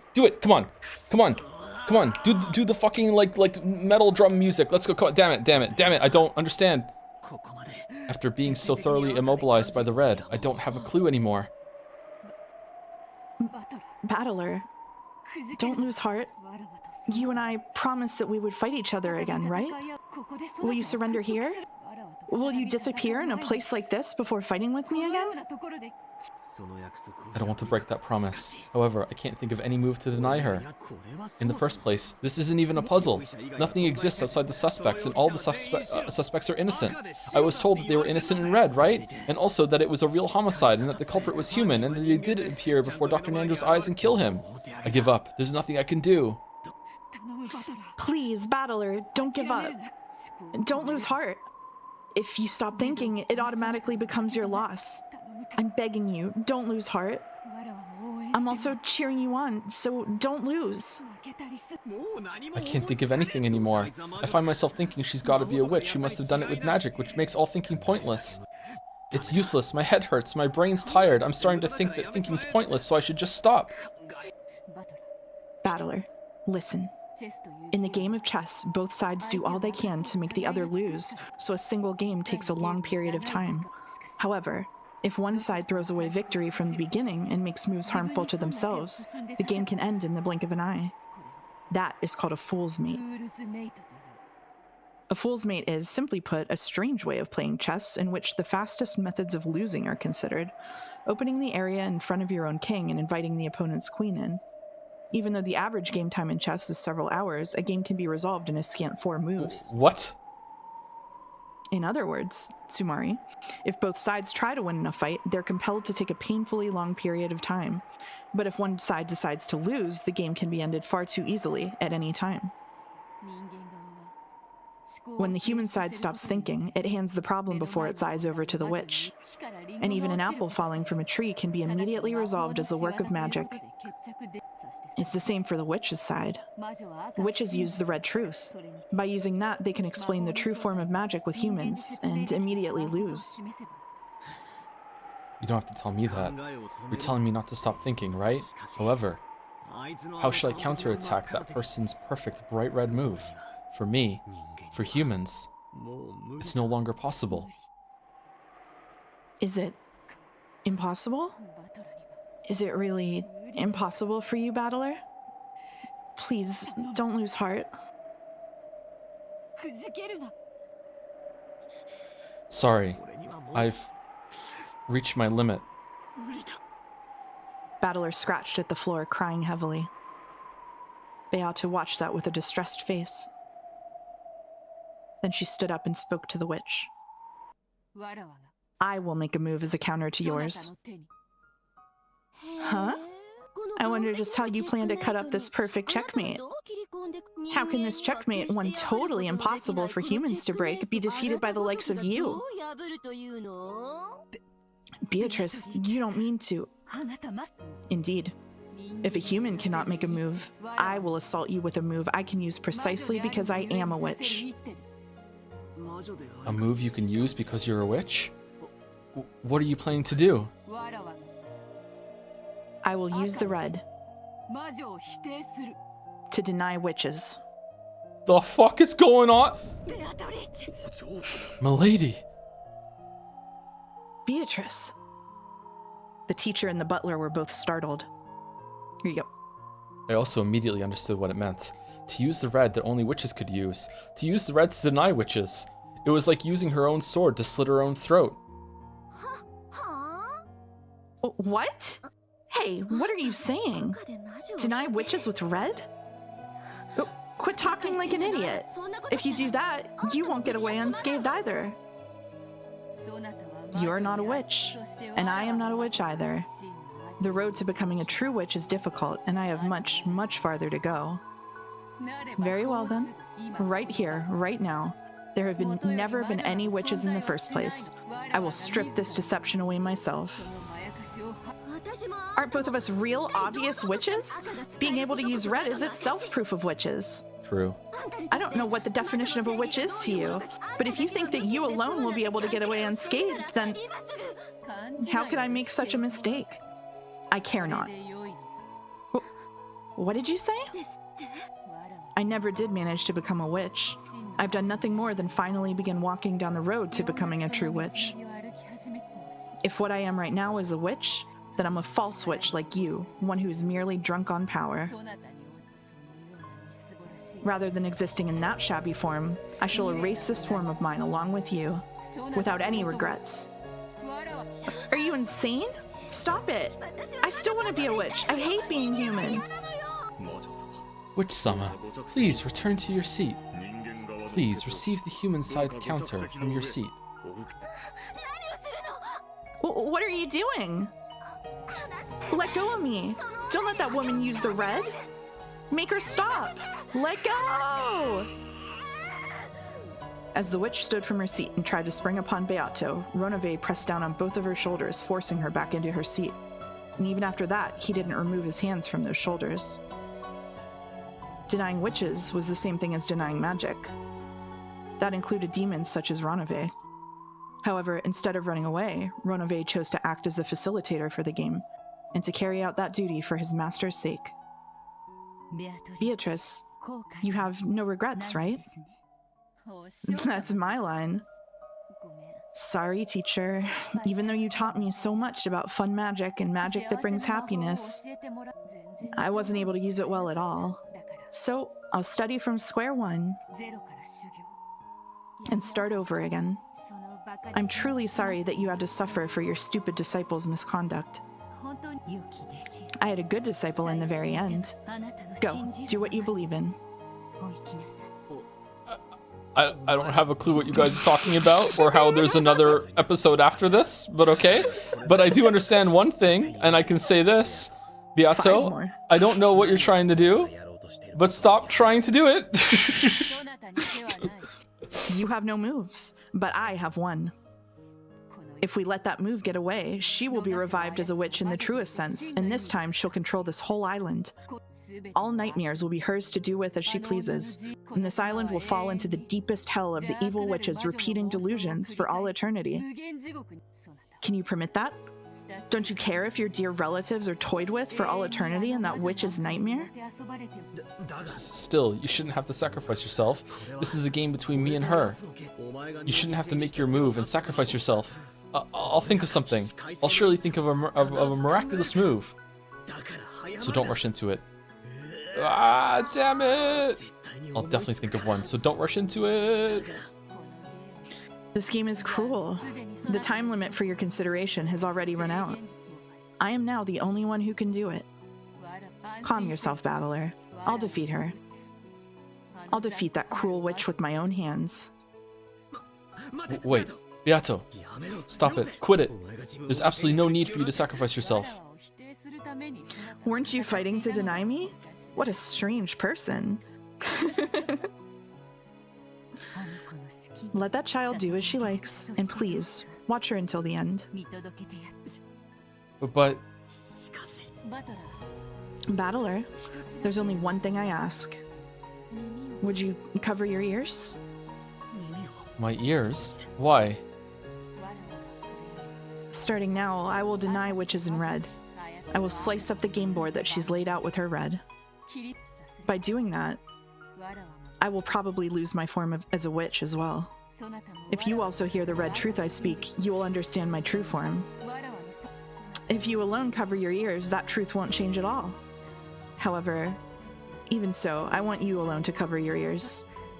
I at least want to be a witch in your eyes. Please? Beatrice-sama, there are no problems on the witch side. Please, your move. Let go! I won't let you get away with this either, okay? She's insane! Do you plan on dying and taking us with you? Stop it! Don't deny it! Stop it!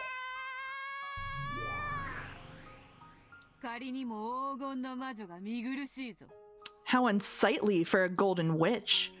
Okay, are you ready? I will remove your check in Battler's stead. What happened on the chessboard where 15 died and only 3 remained? Starting now, I will expose it in red. With that red truth, I will pierce and kill both fake witches. Beato turned around and smiled at Battler. Most likely, no one would believe that the witch who had gone to the limits of cruelty would try to leave a smile as the last expression she showed Battler. And that smile signified her last wish, that she wanted him to cover his ears. Denying witches in red was the same as knowing her shabby form. Battler put both of his hands against his ears. To protect her final bit of honor as a witch, he put his hands against his ears, rejecting the truth. And he howled, so that not even a bit of what she was saying would slip into his ears. After that was a world where Battler could hear nothing. You want a minute? No, it's okay. I'm just kind of grumbling. That's okay. Beato was saying something in red. Even the evil witch covered her ears at those bitter contents. That was the red truth. Words of power. Words that denied her own existence. Gotta be. Unique words that only witches could use, which denied witches. Beato spoke. With the red truth, she cut up the bright red game board that the witch had released.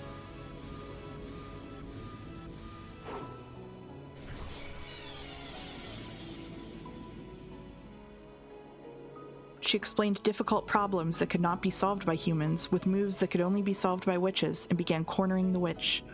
The truth that Battler was not permitted to hear. If Battler had broken his promise and sneakily eavesdropped, in an instant, Battler would probably have been able to become the victor in his game with Beato. He would probably have understood all the riddles on the island, all of the magic and tricks, closed rooms, spells, curses, legends, and this entire tale of anger and sadness. However, Battler would only learn what that was when he reached the truth by himself. Yes, from the beginning, Beatrice had wished that Battler would reach that truth by himself. It was something one shouldn't reach by being told it. It was a truth that Battler would have to drag himself to by his own power. A brilliant light gathered with Beato and the evil witch at the center, and it grew gradually stronger. It was the power of truth. Its heat and brilliance, like the sun, shone on all the falsehoods that hid in the darkness, trying to deceive, and burnt them to nothing.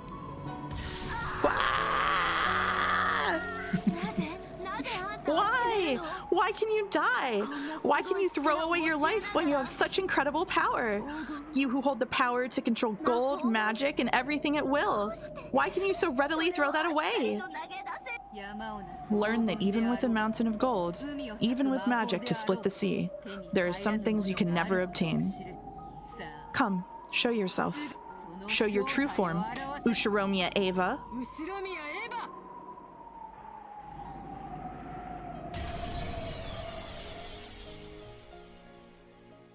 When the sun exploded and blew everything away, Ava could be seen there holding a gun. You're the culprit, Aunt Ava.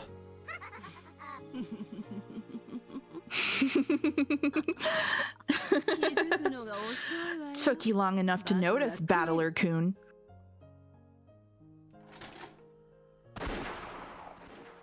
Oh shit, Battler died. Yep, without any hesitation or mercy, Ava raised her gun and pulled the trigger. As an explosive sound rang out, Battler's heart was shot through and he fell to the floor. After going into convulsions for a short time, with blood dripping from his mouth, Battler died.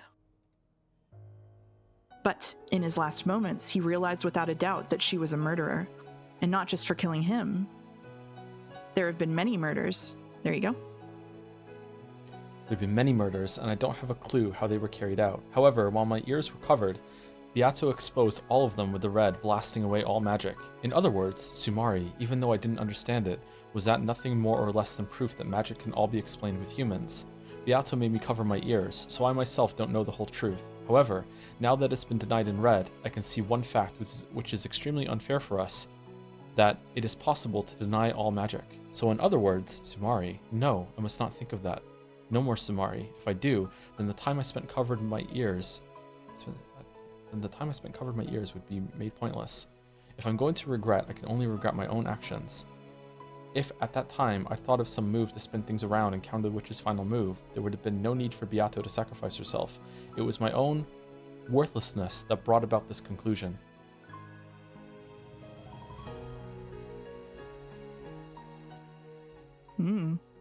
Check the character description. I don't think there was a raindrop. It's not letting me hit escape either. No one's dead. You should be able to right click now. Yep. No one's dead. Why is no one dead? What? Even though it was a pitch... I was gonna say, is this me or you? It's you. Okay. It's me, yeah. Even though it was a pitch black world where nothing could be seen. Oh no, actually, it's you. Okay. Yeah, go ahead. Even though it was a pitch black world where nothing could be seen, for some reason, I felt Beato's presence right next to me. So I tried calling out to her. You can exchange words with someone whether they're a human or a witch, so even in a world where witches have been denied, I should be allowed to talk to her. Beato. Battler, is it... It is done. I did it. Yeah, I didn't hear it. But I watched you until the very end. I definitely saw you boldly stand up to that evil witch. With this, I am no longer a witch, but I will definitely become a witch again, and then I will make it so that I can be called the Golden Witch again, and once again return, so that I can be accepted as your opponent. No, you were a witch. Huh? I saw it. When you took that evil witch and blew her away with that awesome magic, exposing her true form. I saw it with my own eyes. Can I ask you something? Yeah? Would you have covered your ears? Oh, I would not have been in that position to begin with, because I saw something I could counter with.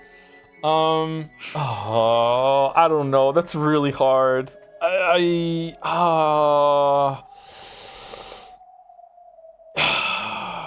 Yeah, I would have. I have too much honor. I would have. Yep, I would have covered my ears. Yes. That wasn't magic, but the red... No, it was magic. You were definitely the Golden Witch. Even if you deny it yourself, I'll acknowledge it. You are definitely the Golden Witch. When Battler said those words, in the world that had been dark, there was suddenly a single grain. A small grain of gold, like a wheat seed, shone brightly. And even though it was small, it had a strong gold-colored sparkle.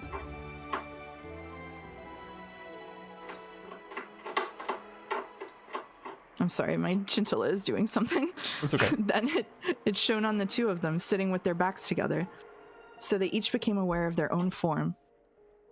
They did not exist only as consciousness. They became aware that they had bodies and definitely existed. No, perhaps we should say that they each had been given an existence called a body. When Battler looked at his own form, he wasn't that surprised. But when Beato looked at her own form, she was a little startled. From Battler's perspective, she looked just like normal, but for a short while, she was surprised by that form.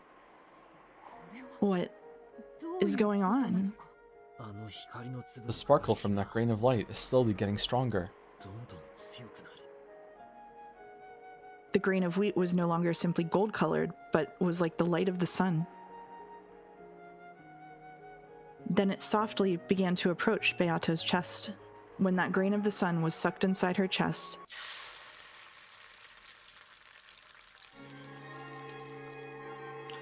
the world was wrapped in a deep blue sky, and then a deep blue ocean was spread out below them.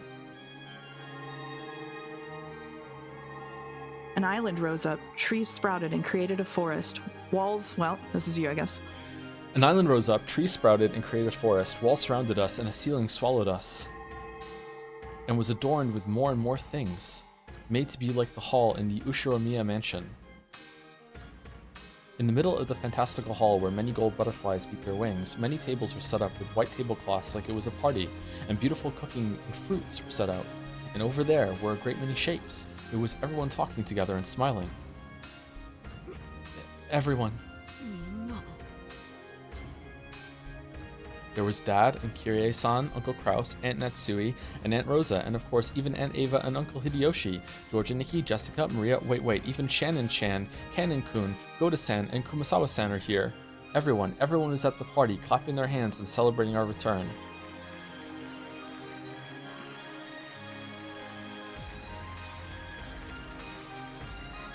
Yay, yippee, hooray! We did it, the end! Yay! Yay.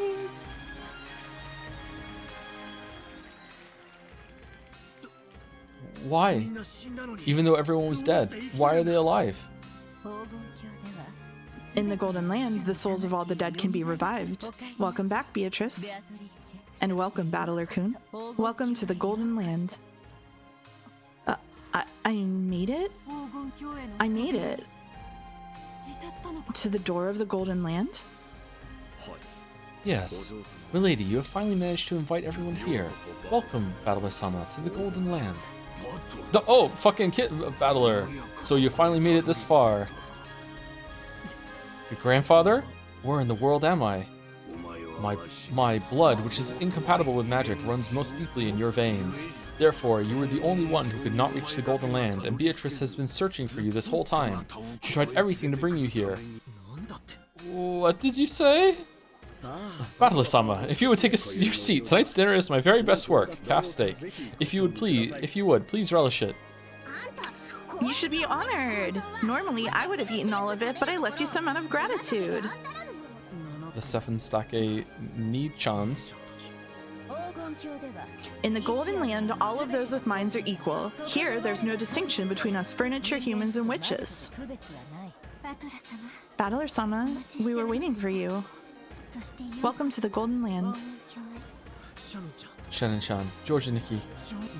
I still feel like this might be a dream. We should have died. But I'm alive, and everyone is here and happy. I can't believe it. That's right. This place must be a dream world. So it must be a dream that George is acting so friendly with a maid girl. Even here. Could you give it a rest, Ava? For now, you gotta stay quiet and bless the two young'uns. The Golden Land is a city of bliss. We should never quarrel here. Here, any people are free to love each other. No one needs to hesitate over it. Jessica-chan, Kanon-kun, you look so wonderful. I'm jealous. Hey, Battler. I'm a little, Battler-sama, welcome, and welcome home. Jessica was probably embarrassed because she was holding hands with Canon-kun. Canon-kun wanted to act humbly like a servant and bow, but since neither of them could let go of the other's hand, he couldn't do it so well, and the whole scene looked fairly comical, like me trying to read that paragraph. Holy shit. With a servant child? You can't! Our Jessica cannot do such a thing!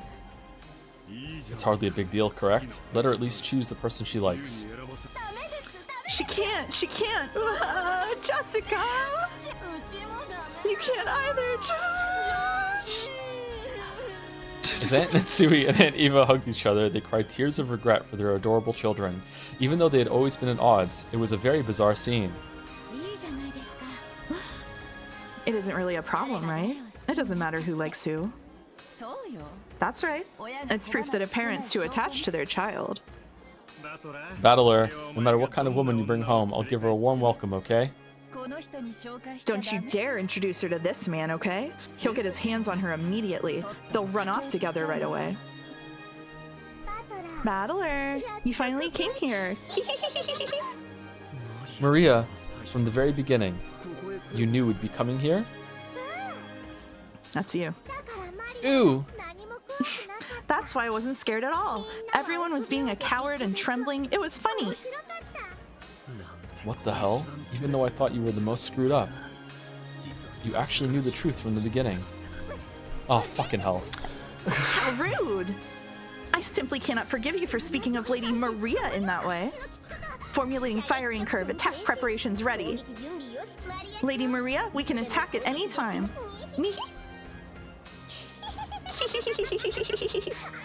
Ouch! Be quiet. You were in the presence of Beatrice-sama. Come now, no need to be so stiff. Let's be considerate of the desire to joke around and have fun. More importantly, why don't we begin preparing for the toast?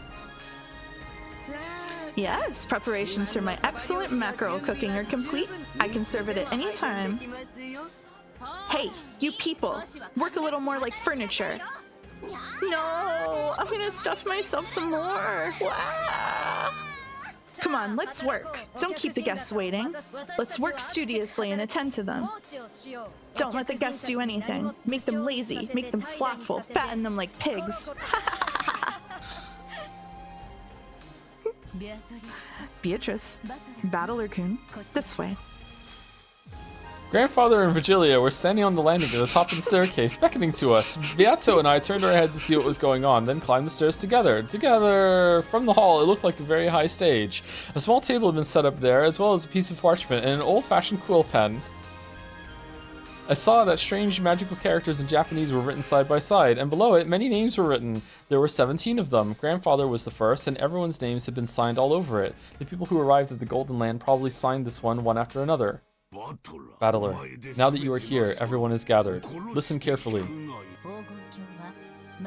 The Golden Land is not a world supported by the power of magic alone. The cooperation and approval of all humans who receive happiness here is required. For that sake, we must gather the signatures of everyone here. Last time, the door to the Golden Land was finally open, but you refused to sign. Although you probably don't remember it. Because you refused to sign, this world was once again sealed in darkness. Just hearing it like that, it kind of sounds like I'm the only stubborn one, and that I've been a bother to everyone in various ways. That's because your stubbornness is the real deal. It seems you received more than just blood from Kinzo. Yato laughed amiably. I can't say that. I should have felt like she was making fun of me, but without thinking, I went along with her, laughing and smiling. Magic is a miracle. Miracles can't be made complete unless everyone believes. And when you believed in the end, this miracle, the Golden Land, was completed. Looks like I've been a real pain. So, what should I do? First, sign here. Then Beatrice, you sign here. Quill pens are pretty hard to use, huh? Whoa, it's shot. I'm not saying it. You klutz. Shooting ink is a bad omen. Can't you at least write your name quickly? Your pen's wriggling all over the place like a worm. You should talk. Don't write it in katakana. Beatrice is a stylish name, so write it in cursive. You're making the quill and your name cry. Shut up. In school, didn't they tell you not to use cursive on tests? Hey, this is a solemn ceremony. Be silent. Very well. We have gathered the 2 signatures as well as the form for the covenant. Both of you, your oath, please. We'll start with Beatrice. Put your hand on the covenant and take the oath. As a good witch, Beatrice swears to continue her studies from this point forth to bring happiness to the people. Say it. Indeed. It's a little embarrassing. As a good witch... Beatrice swears to continue her studies from this point forth to bring happiness to the people. Will that do? Acceptable. Battler is next. In the same way, Battler-kun, put your hand on the covenant and take the oath. As a member of the Golden Land, Ushiromiya Battler swears to serve for the sake of his own happiness and that of his neighbor. Don't. As a member of the Golden Land, Ushiromiya Battler swears to serve for the sake of his own happiness and that of his neighbor.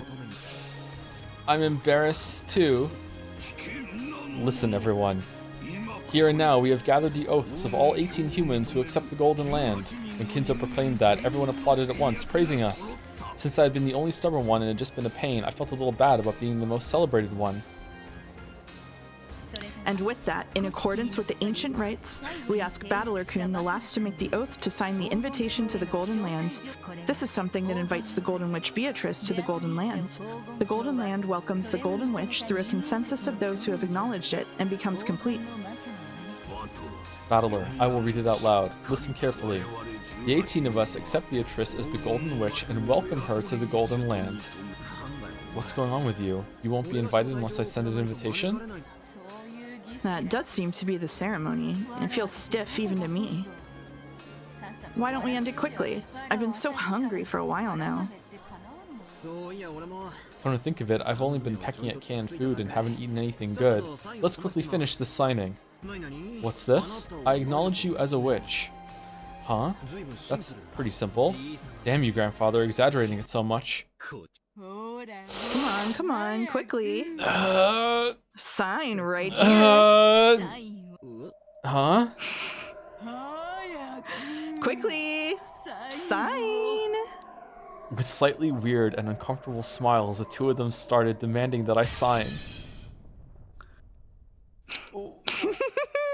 Ooh, what the what? At that time, an incredible sound like that of a glass window breaking reverberated through the hall, and the bustling tumult faded back into complete silence. I dropped the quill pen and turned around, trying to see what had happened.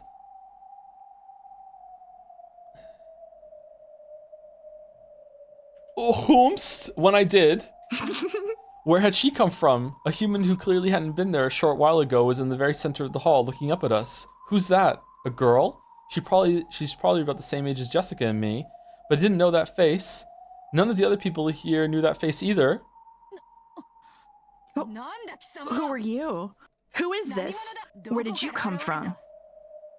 Those without invitations are not needed at my party. Servants, kick her out. As you command, surround her.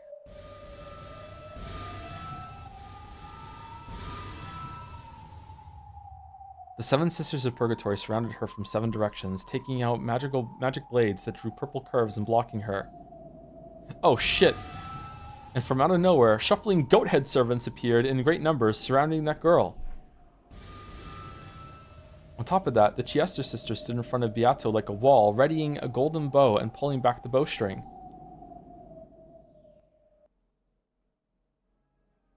But the girl didn't move at all. On the contrary, she was still staring at us on the landing, as though she didn't mind at all.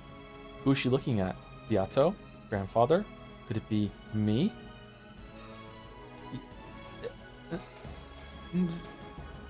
I'll voice her, by the way. Is this just girl Battler? Yes. The girl was staring straight into my eyes, glaring. Then after our eyes met perfectly, she yelled, You mustn't sign that.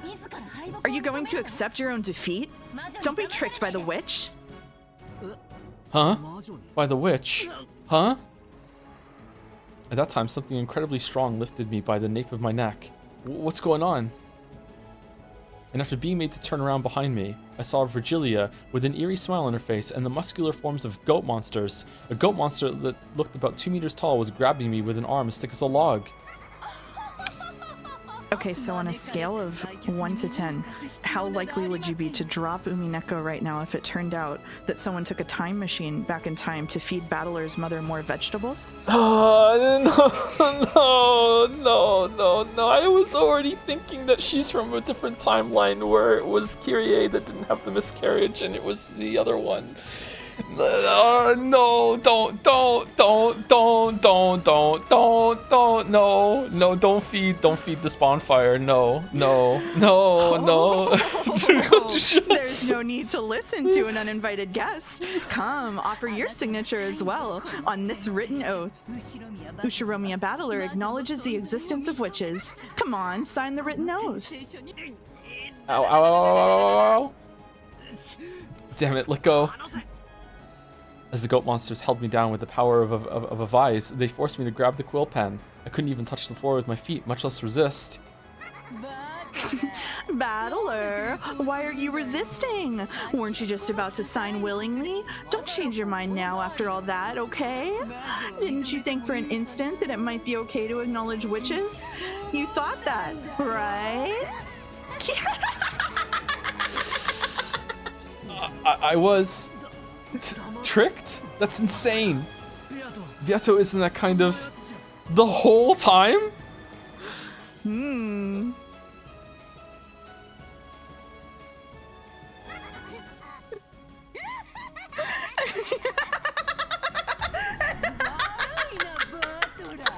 Sorry, Battler. I am that kind of person. It's useless now. It looks like sentimental sob stories don't suit me. Teacher, I'm counting on you to use all your strength. That was such a plain role to play, and I got so bored. Oh, I don't know who you are, girl. Did she get you? She did get me in some parts for sure. You must have been fucking loving it yesterday when I was like, this is a fucking brace for criticism. This is fucking like two-sided. What the fuck are they talking about? It should have been another episode. And then when I was talking about how like it's working on Battler, therefore it's working on me, so I don't know what the fuck is real anymore. Oh my god. Yeah, here it is. Now I get to hear it. Yeah, okay. All right. Okay. Yeah. Yeah. Nice. Fucking hell. So in the bet on JASB, you would say you got Bea tricked? I think so, yeah. Okay, excellent. Yeah. Thank you. Yeah. Okay. I don't know who you are, girl, but I'll beat you to death, mash you, and crush you until threads start trailing, okay? I'll make you regret being born a woman on International Women's Day. As Beato waved her gold pipe, the massive chandelier hanging in the hall was electrocuted, and from that a terrible purple thunderbolt fell. It should have been a direct hit on the girl right below it, turning her to ash. However, not a single hair was singed.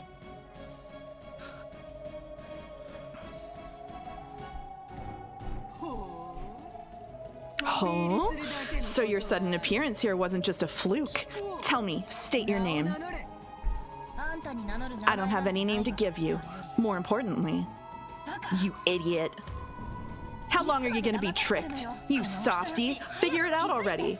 This is all the witch's trap. Those words were aimed at me. This is all. What is this sash? This is all the witch's trap, she says? That can't be. Beato reformed and swore to become a good witch. Beato, all this about traps. It's a lie, right? Please, tell me it's a lie. Sorry, Battler. It was pretty fun. Sure, I just did what teacher told me, but look how great it turned out.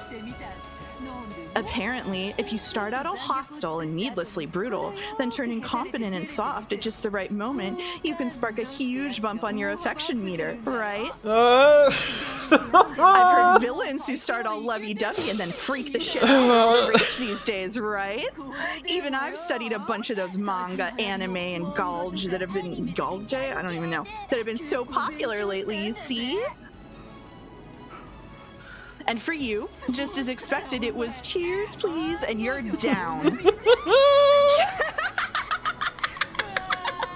Idiot! What a truly simple person. I call this the North Wind and the Sun strategy. That's not... damn you. You bastard. How could you trick me? Yes, that expression suits you the most. That caring expression of yours really doesn't suit me after all. It made my back itch, and I was frantically trying not to let it get to me.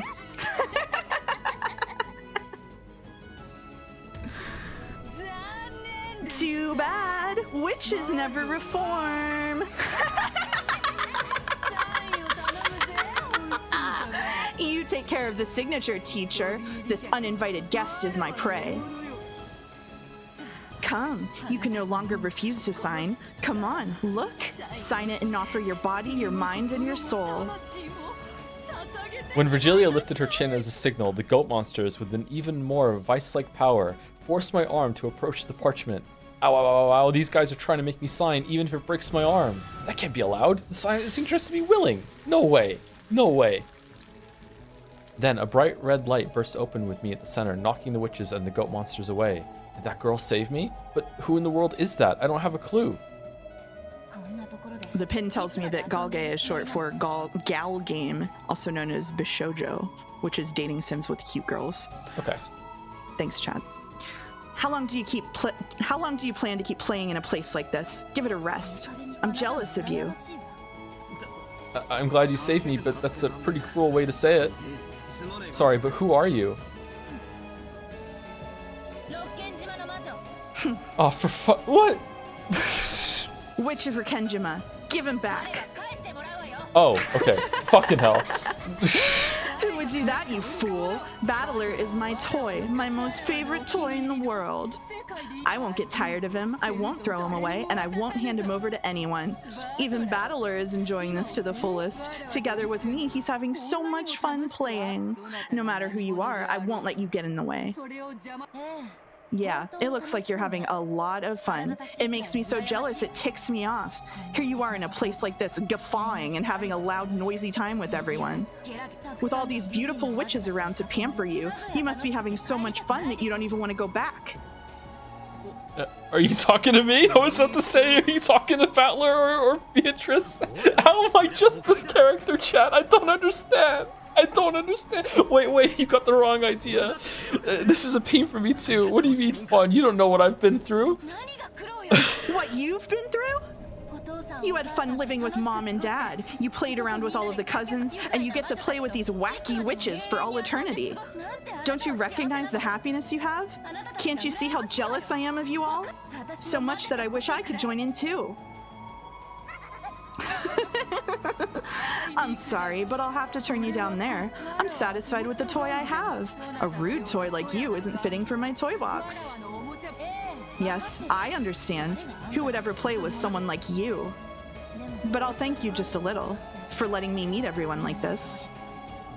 Who are you? You couldn't be. I see. Is that it? Yes, I understand. I know who you are. I see. So you're the Peace Lady Burncastle threw in.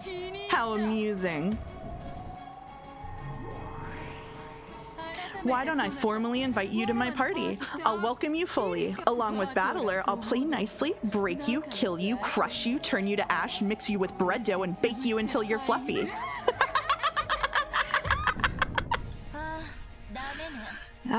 It's useless. It's all useless. You can't do that.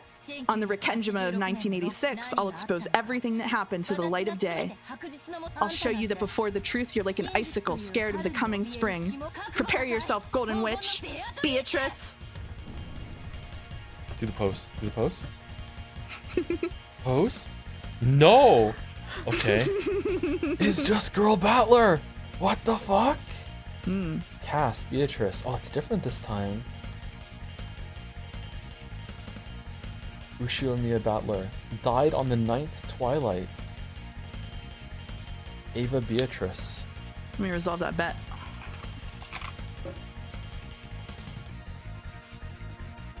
Ushiramiya, what? It is Angie? Hmm. Ushiramiya Kinzo died on the first Twilight. Ushiramiya Kraus died on the 7th Twilight. Ushiramiya Natsui died on the 8th Twilight. Ushiramiya Jessica died on the 10th Twilight. Ushiramiya Ava returned alive. Really? Ushiramiya Hideyoshi died on the 5th Twilight. She got away with it? Ushiramiya George died on the 9th Twilight. Ushiramiya Rudolph died on the 4th Twilight. Did she really kill her own son? Ushiramiya Kyrie died on the 6th Twilight. Ushiramiya Rosa died on the 2nd Twilight. Ushiramiya Maria died on the 2nd Twilight. Nanjo Terumasa died on the 9th Twilight. Rano, it's just like the other guy's name. Ranove died on the 1st Twilight. Shannon died on the 1st Twilight. Cannon died on the 1st Twilight. Goda Toshiro died on the 1st Twilight. Kumasawa Chiyo died on the 1st Twilight. Virgilia. Ranove. Lucifer. Leviathan. Satan. Okay, all the stakes are here, okay.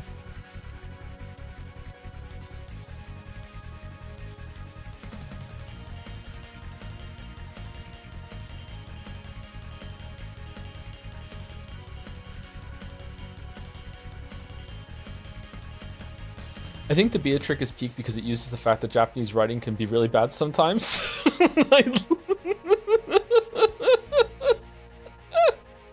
Yeah. Oh no, what if that was only effective on me because of all the weeb games that we've played? No, that's a horrible thought. I don't like that thought at all. 3rd game, Banquet of the Golden Witch result. And so the Golden Land once again crumbled into the darkness. However, a victor finally appeared in the game of the Golden Witch. This victor is the new Golden Witch, Eva Beatrice. It was she who solved the riddle of gold before time was up. The 17 all died. When the seagulls cried, there was but one survivor. Golden sea this time. Umineko. Rondo of the Witch and Reasoning. Why is the na in red? What does that mean? What does the na mean?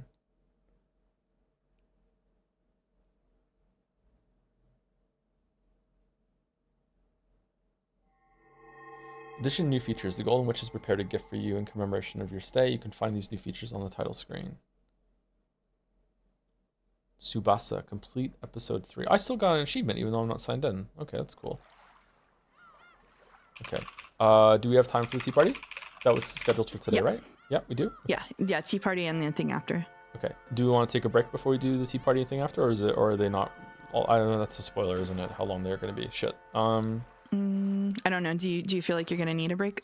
I kind of maybe need to pee. I'm not going to make another tea though, but maybe take a short break and get some water. Yeah, you could go take a short break then. Okay. Before I go, is there anyone to say thank you to? Yes. Thank you to Typo Taylor for the resub. Resub ahoy, popping in for my message before going back and watching the start of the VOD. Hope you enjoy it, and hope you get here, Typo Taylor. Thank you, Tummy Fluff, for the resub. 2 years, Tummy Fluff. Thank you, Horror Frog, for the new sub. Welcome, Horror Frog. Interesting name. Thank you, Julie Gordot, for the bits. I don't get it, Joe. Why did you just stop thinking? It's kind of frustrating, that part. I'm not always Battler. I think I would have been able to get through that. Yeah. Thank you, Mr. Bat13, for the resub with some dancing joms. Thank you, Laser71, for the new sub. Welcome, welcome. Thank you, Karuzin, for the new sub as well. Thank you, Zorrox, for the bits. The North Wind and the Sun, aka Good Cop, Bad Cop. Thank you, Midnight747, for the resub. Shimano is strong in this game. Yeah. And thank you, Killer Shadow XX, for the new sub as well. Welcome, welcome. Are you gonna take a break too, Mouse, or are you gonna stay with chat for a bit?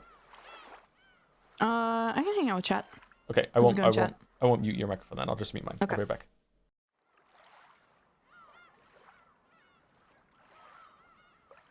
Hey, chat.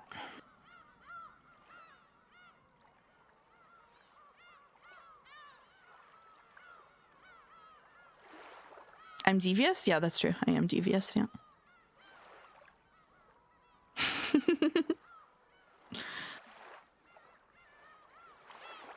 When I played this, I was not Beatrixed. I figured out what was going on because Virgilia explaining it at the beginning, but I thought it was very funny when Battler was. Who's my favorite character? I like Beato, but there's some that I like who I like a couple of characters. Let's say that. She explained it. Yeah, at the beginning, Virgilia said you're gonna have to play a trick on him if you want to win. And Beato said, well, what? Look, I'm gonna have to seduce him. That's boring. And Virgilia was like, you're gonna have to change your tactics. And then she said it. They straight up said it. So, how do I feel when he was criticizing the game? Oh, I don't care. I think it's funny. Doesn't bother me. Someone asked what my chinchillas are named. They are called Rosencrantz and Guildenstern.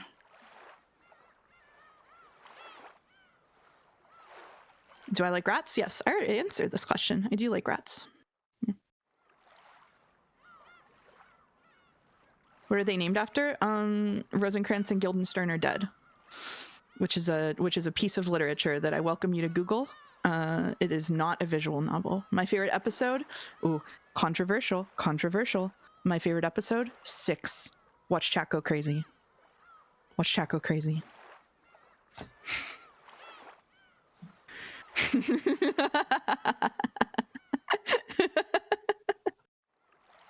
Look at it go.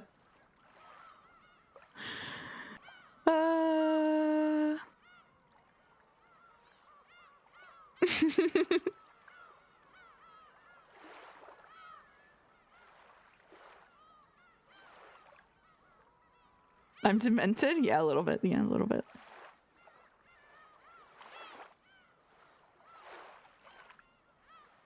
It does have the peakest peaks, I agree.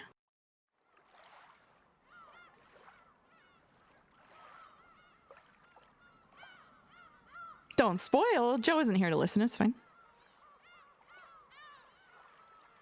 Which episode do I look forward the most when it comes to Tom's reaction? Okay, that one I think might be a spoiler.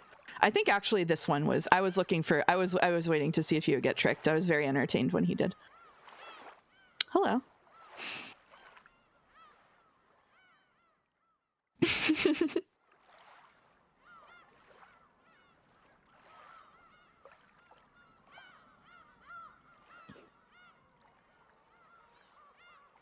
Did I get tricked the first time? No, I just said this. No, I didn't.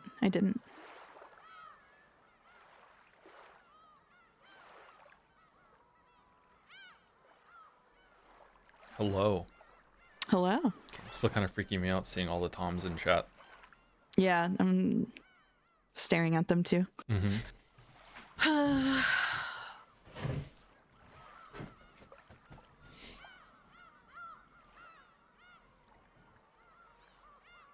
Opinions so far? I don't know. I feel bamboozled, so pretty positive. I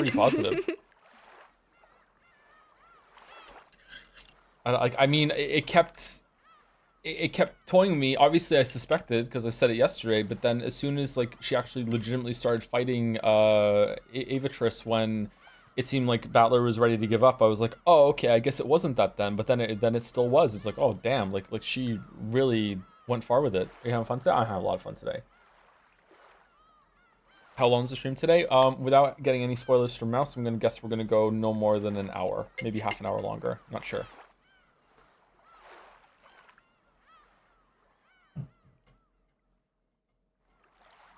That's what I think.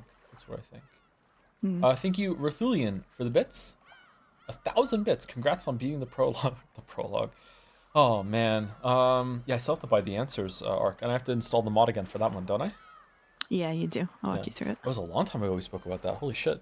Thank you, Read Lol 404 for the new sub. Thank you very much, Read Lol 404.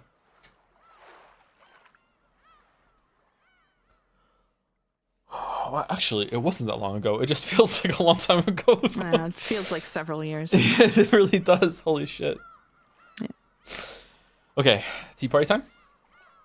Tea party time. I will voice Beato and I loaded up the wrong one. Oh shit. I will voice Beato, and if you don't want to bring yourself to voice Lambda Delta, you don't have to. Otherwise, you can take the other characters. Okay, I can do Lambda Delta, sure. So you're just Beato, I'm everyone else. Is that it? Yeah, but now I got fucking locked into something. I'm animation locked, so give me a second. Sorry. Okay. The misclick.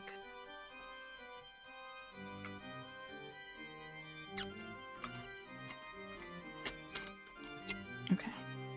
It's tough when you have everything unlocked. Okay.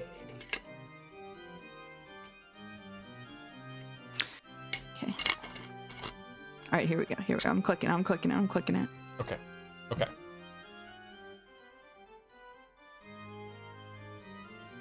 Someone in chat is disappointed that you just don't have the whole script memorized. Really? Mm-hmm. I'm sorry, chatter. I have other things to do. Ready? I'm ready. I never expected Lady Burncastle's piece to barge in at the very end. I searched all over the place for a piece fitting for a game with you. I was sure you'd like it. What's with that piece? Who was that person? Who was it? She didn't say her name. That's mean. Hey, don't you think so too? I have a general idea. Or rather, I imagine most people would have figured it out. Most people? Well, I don't get it. And it was that character's first appearance, wasn't it? If she doesn't say her name, I won't... Oh, hold on one second. Koru post landed. Sorry, mouse.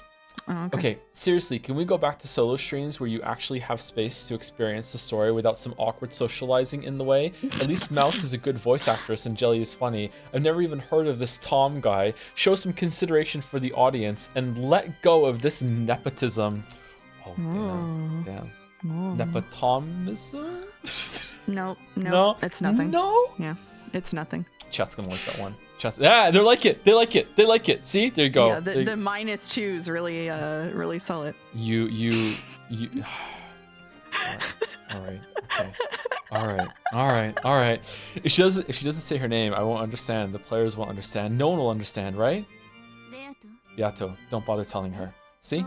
Isn't she a funny kid? Indeed. Lady Lambda Delta's innocent airhead side is truly precious and amusing.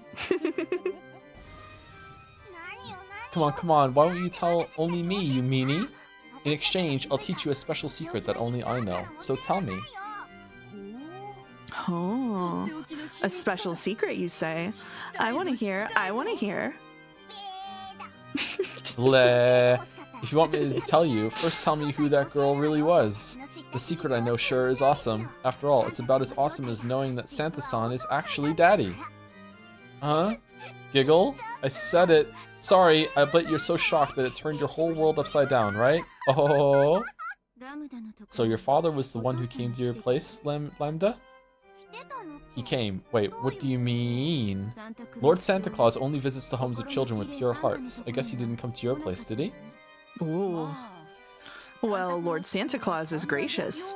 Unless you're a really bad scoundrel, he'll give you a present. After all, he even gave them to me. As you grow and your heart is hardened, he stops coming, doesn't he? How old were you, Beato, when he stopped coming? Indeed. He kept coming until I was about 12. When my maiden's heart awoke, I quickly got somewhat embarrassed about Lord Santa coming.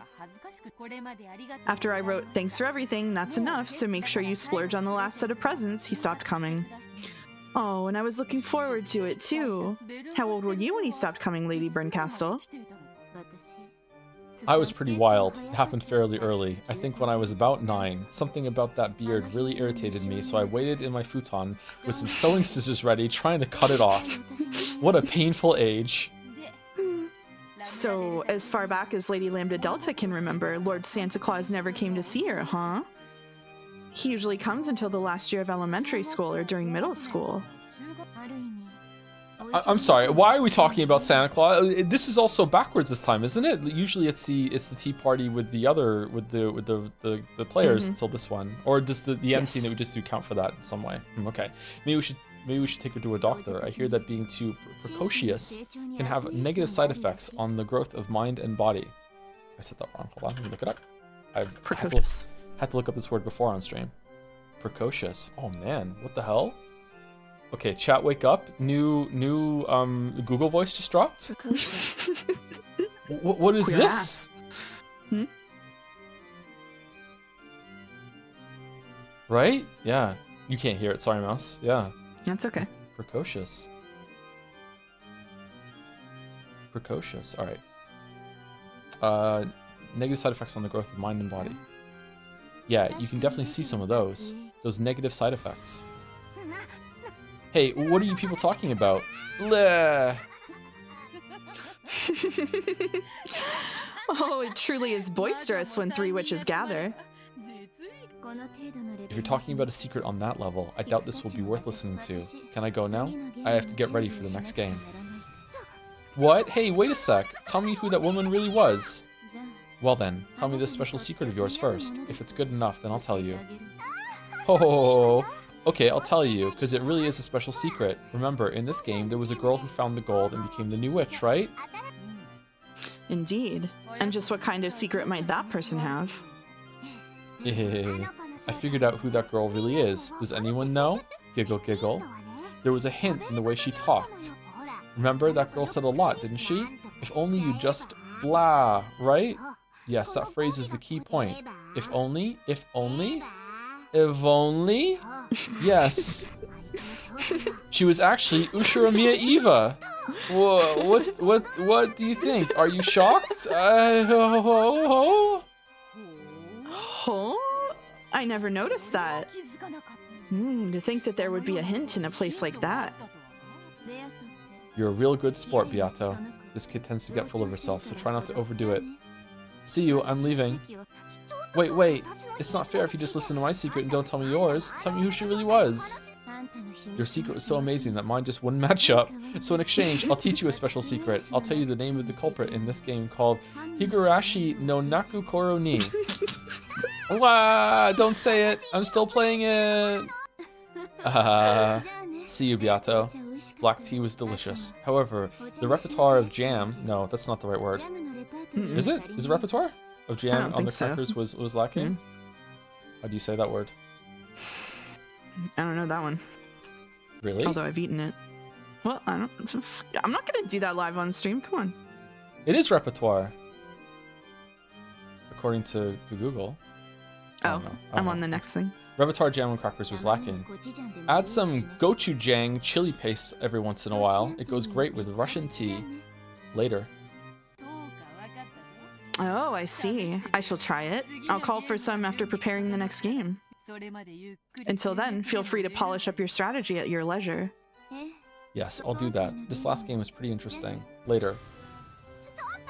Hey, wait a sec, tell me. Okay, I hate this scene so far because it's making me relate to whatever the fuck this is. I want to know the name too. My, you two really are close. Yes, that's right. Oh, I really like you, Burncastle. You could even say I love you. I want to gouge out your eyes so that you see no one other than me. Oh, that would be so wonderful. It'd be great to dunk them in black tea. Aha! To think that you would be so entranced, Lady Lambda Delta. I have a serious responsibility. Still, this last game really was close. I was a breath away from getting Battler. Beato, can I ask you something? What is it? I won't tell you that girl's name. When are you gonna stop fooling around? Are you even trying to win? Lambda Delta threatened her with a... Oh no, this is yours. Go ahead. Oh, you can have it. Okay. Lambda Delta threatened her with a low voice that she had never used in front of Burncastle. It completely blew away the calm atmosphere that had been there until a moment ago. Oh, you know, I'm supporting you because you're supposed to be a witch who can win against Burncastle. If you don't have the power to win against her, then I'll abandon you right away, okay? How harsh of you. What about me just satisfies you? As you know, my game board is perfect. Lady Burncastle will never be able to win. Yeah, that's right. Your board truly is impressive. It truly is an impressive and perfect game board that Burncastle definitely won't be able to win in, not even after 100 years, or even 1,000 years. That's why I made you a witch in exchange for letting me borrow it. If I stop being your guardian, you'll immediately go back to being a human. What? Make sure you don't forget that no matter how much incredible magical power you hold, you are nothing more than a temporary witch. I understand. I'm grateful to you. Don't speak so casually to me. I'll forgive that when Burncastle's around, but not when she isn't. I'll bet you've started to forget how much you owe me. That is not so. You really are disgusting. Go ahead and talk the way you usually do, but be mindful of what you say. I have a surprisingly short temper, you see. Indeed. Let's get back to what we were discussing. Your game board truly is perfect. You should be able to defeat Burncastle without any trouble. But that kid won't surrender easily. She'll challenge you over and over. Oh, that's no problem. It's been certified by you, Lady Lambda Delta. My game board is perfect. Yeah, that's right. It's perfect. But are you, the player, perfect as well? What do you mean by that? What do I mean? That's what I want to hear. You play around a lot in your game. Sometimes that ends up confusing Burncastle, so at first I thought it was some special strategy of yours. But I get the feeling that's not quite true. Rather than toying with the opponent in a match you can win, you don't actually care whether you win or lose, right? Ridiculous. How could that be? You know what? Your role is to make Burncastle surrender. In other words, Sumari, that means being the victor in this game for all eternity. As long as you keep trying to become the victor with certainty, then I'll give you my power as the Witch of Certainty. However, if you fight in a way that doesn't eliminate any possibility of your loss, that's a different story. Of course, this is a game. Just as Lady Burncastle will lose when I win, I will sometimes lose when she wins. The possibility of loss always exists. Therefore, I will... This is why you're useless. There's no need for you to be a game board. You just have to be a birdcage that can lock Burncastle up here for all eternity. Oh, what's the role of a birdcage? Making certain the little bird inside never escapes. What's a birdcage worth if it has cracks that sometimes let a bird out? Of course, games exist for the purpose of winning, and it's impossible for me to lose. Therefore, I will continue to win, as you wish, for all eternity.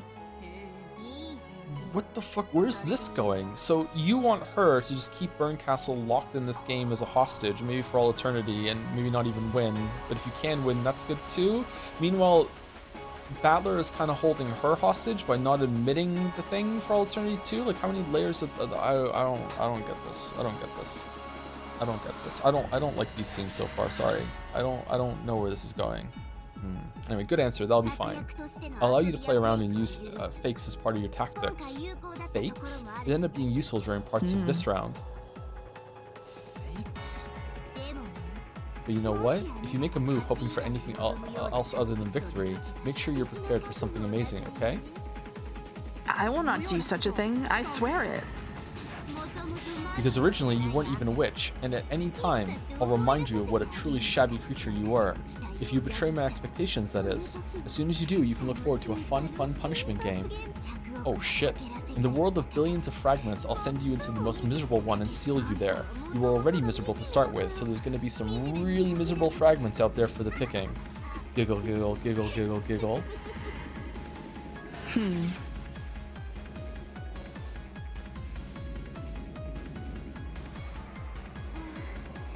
Oh, I love you, Burncastle. Struggle in Beatrice's birdcage as much as you like, and over the course of 1,000 years, realize that you can no longer escape. And when you surrender, I'll train you so that you can't do anything other than cry in the palm of my hand. Giggle, giggle, giggle, giggle. Ah, she seems nice. Love her. Love her. One of my favorites. Yeah, you love her? Yep. Yep. Yep.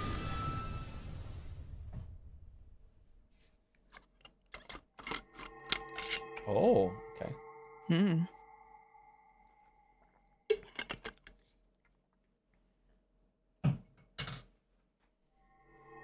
Addition of new elements. Question mark has been added. I love you forever. Complete the third tea party. Okay, so this time they're reverse, maybe? Okay, episode 3. So for the question marks, I will take non-omniscient narration, the red-haired girl, and this is kind of a spoiler, but Ava, And then you can take omniscient narration and the other characters. Okay. Okay.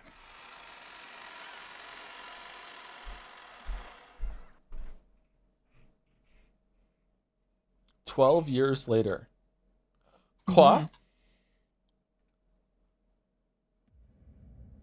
October 4th, 1998. Okay. Okay, this is me, right? Omniscient narration? Mm-hmm. Yeah, okay. A monotonous electric sound kept on repeating. The room was colored with hygienic tones. In other words, Sumari, and an emotionless white.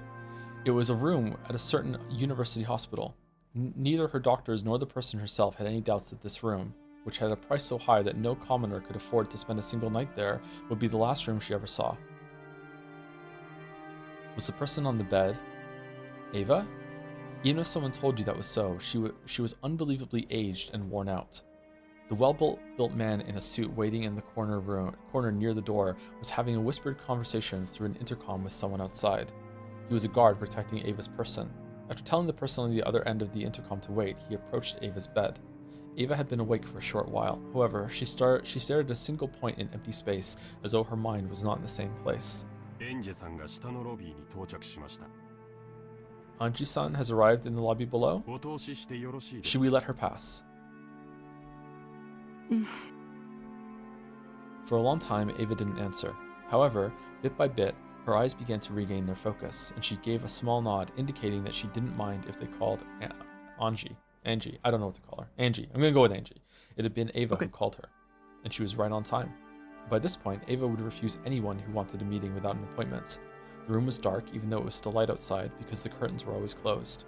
There was always one guard waiting in the room, and 3 more waiting in the corridor and the lobby. They were all there to protect Ava's person. Eventually, there was the sound of a knock. Also, there was a message from the intercom that the guest's body check had been completed with no problems. The door was unlocked, then opened, and a high school age girl was standing there. Chairman, Anji-san has arrived.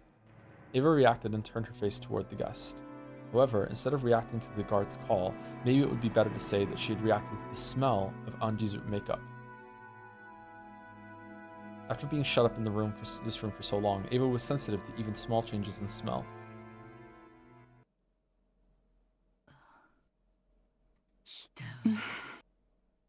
So you came, Angie. I came. You did call me. I'll read her. Yeah, sorry. I just battler on instinct. No, it's okay. Ushirimiya Angie, the daughter of Rudolph and Kyrie, Battler's younger sister from a different mother. She hasn't come in contact with Battler often, but is extremely fond and respectful of him. She was sick and absent during the family conference, so she always ends up surviving in solitude. A very unfortunate girl whose heart is in tatters, has a bad habit of always walking around with massive amounts of cash, throwing it out to whoever comes first.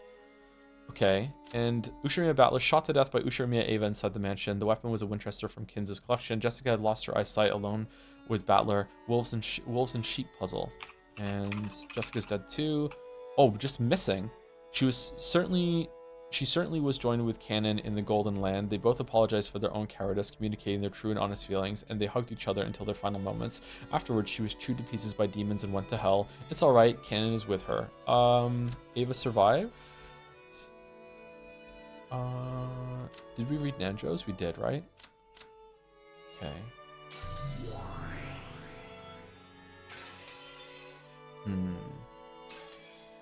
Okay. On Ava's face, there was no trace of a person warmly welcoming their niece. And on Angie's face, you couldn't see the expression of one pleased to meet with their aunt. Ava waved her arm, which had grown as thin as a withered branch, and motioned for the guard to leave. The guard bowed silently and went out into the hall.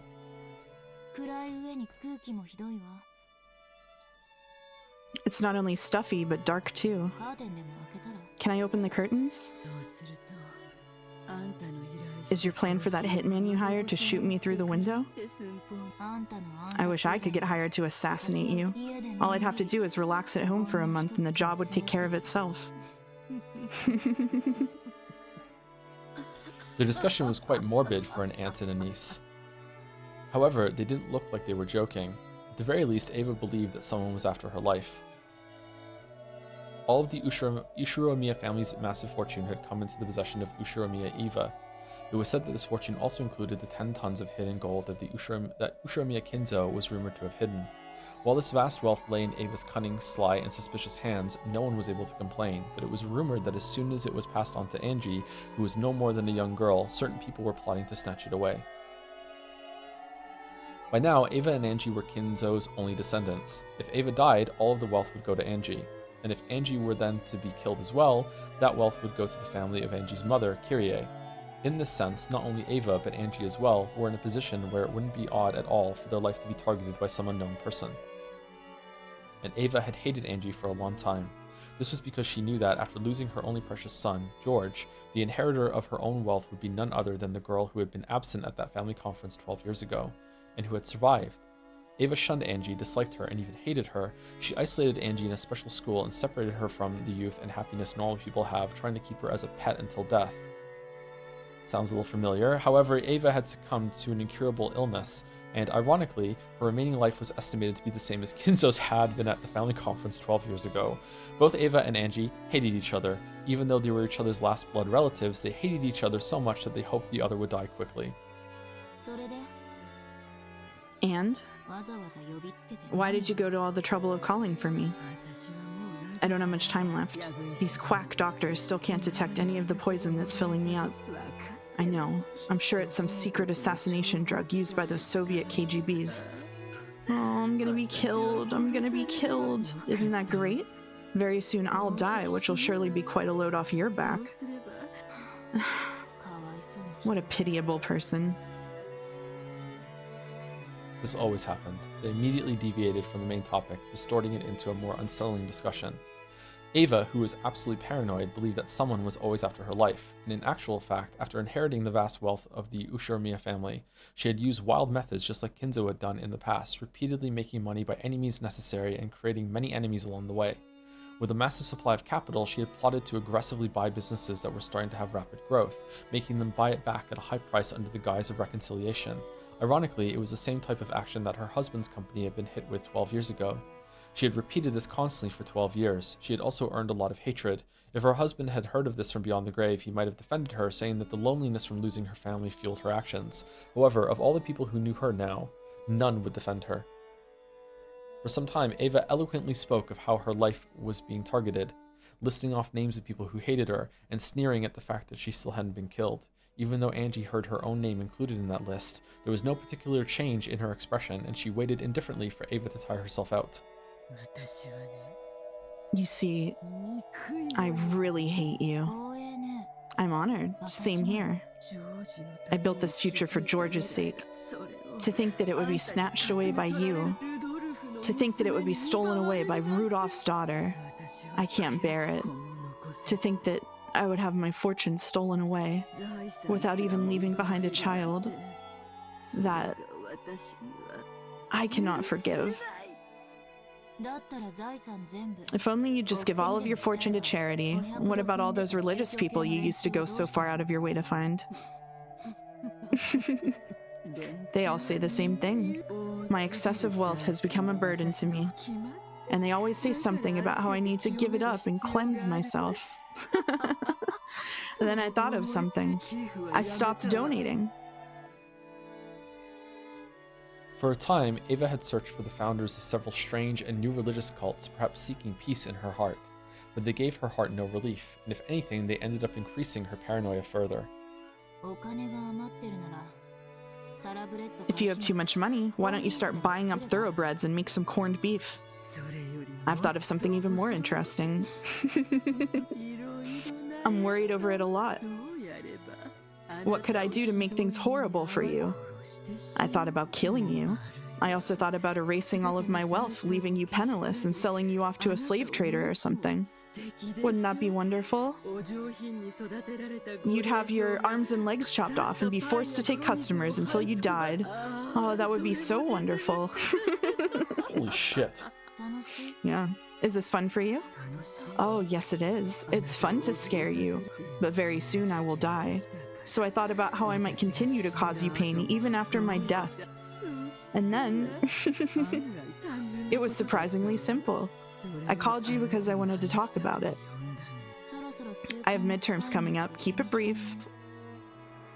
I've decided I will have you inherit all of my fortune. Oh? Not only that, but I decided that until the very day I die, I'll expand that fortune as much as I can, inflating it to massive proportions before having you inherit all of it. Can you even imagine what that would be like? I don't get it, because it's stupid. That's right, you don't get it, do you? Look forward to it. It really is fun being rich. Every day, yokai from across Japan come to play. From now on, your entire life will be followed by talk shows and weekly magazines. The media will criticize me no matter what I do or don't do. If I donate, they'll attack me for being bourgeois. And if I hesitate, I'll be abused as a miser.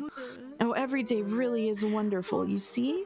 I decided it'd be great to let you have that kind of life when you're so young and have so much ahead of you. Doesn't that sound absolutely wonderful? Looks like the public's opinion of all you've done was spot on. Too true, yes, that's too true. Go ahead, abuse me as much as you want. Soon you'll face that same criticism. Japanese culture dictates that good people live in honorable poverty while the wealthy should just die. No matter what you do or do not do, you'll eventually be lifted up as a symbol of envy and hate across Japan. I wonder how twisted your life will become after living that way. You'll have no allies. No one will listen to your worries. Abusing you will become a public sport, and no one can stop that. Oh, Angie. Oh, I'm really looking forward to it. I wonder how you'll live your life, and how you'll end it. Enjoy to the fullest a life of being unable to trust anyone in the world, being unable to love anyone, being unable to talk with anyone. I'll be patiently waiting for you to take that story of hardship down with you into hell.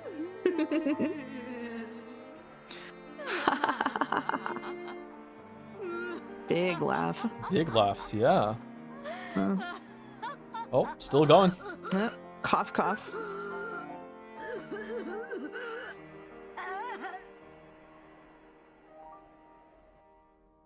Her insane laughter turned into a painful cough, without changing her expression in the slightest, looking completely unconcerned.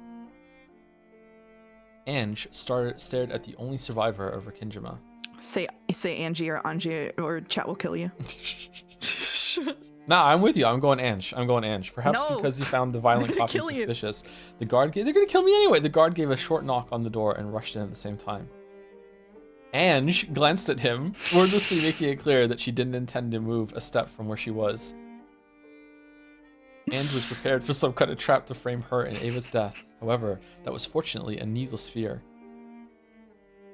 As the guard rubbed Ava's back, he poured hot water from a thermos into a mug. As he did, Ava kept coughing, apparently in pain. Ange figured that this was probably the last she'd see of the Rikenjima Witch's final days. Oh, Rikenjima Witch, okay. Eventually the coughing subsided and Ava regained her normal breathing. However, the glittering madness inside her eyes hadn't subsided in the slightest. Okay, well, they want to murder me for spoiling that Ava was in the scene 30 seconds early, so I'm going to farm karma by saying Angie. Cackle, cackle, cackle, cackle, cackle. Now, I will give to you that cursed mass of gold and the Ushiromiya family headship, as well as the name of the Golden Witch, Beatrice. Enjoy the insane, twisted rest of your life fitting for the name of the witch. I don't need that. More importantly, tell me, on that day, what happened on Rikenjima? I don't believe it was an accident. Tell me the truth about what happened that day and why father and mother and Nisan died. Oh yes, that is the best way I have to harass you, isn't it? What happened on that day? What happened on this day in 1986? You want to know what they said before they died, right? I won't tell you. I'll leave behind the cursed gold, but you know what? I'll take the truth you seek with me to hell. That's the best way I can torment you. Oh, are you mad? If you want to hear it so much, try going to hell and asking your family there. In that case, you'd better die right now, right? If only you just give up and die right now.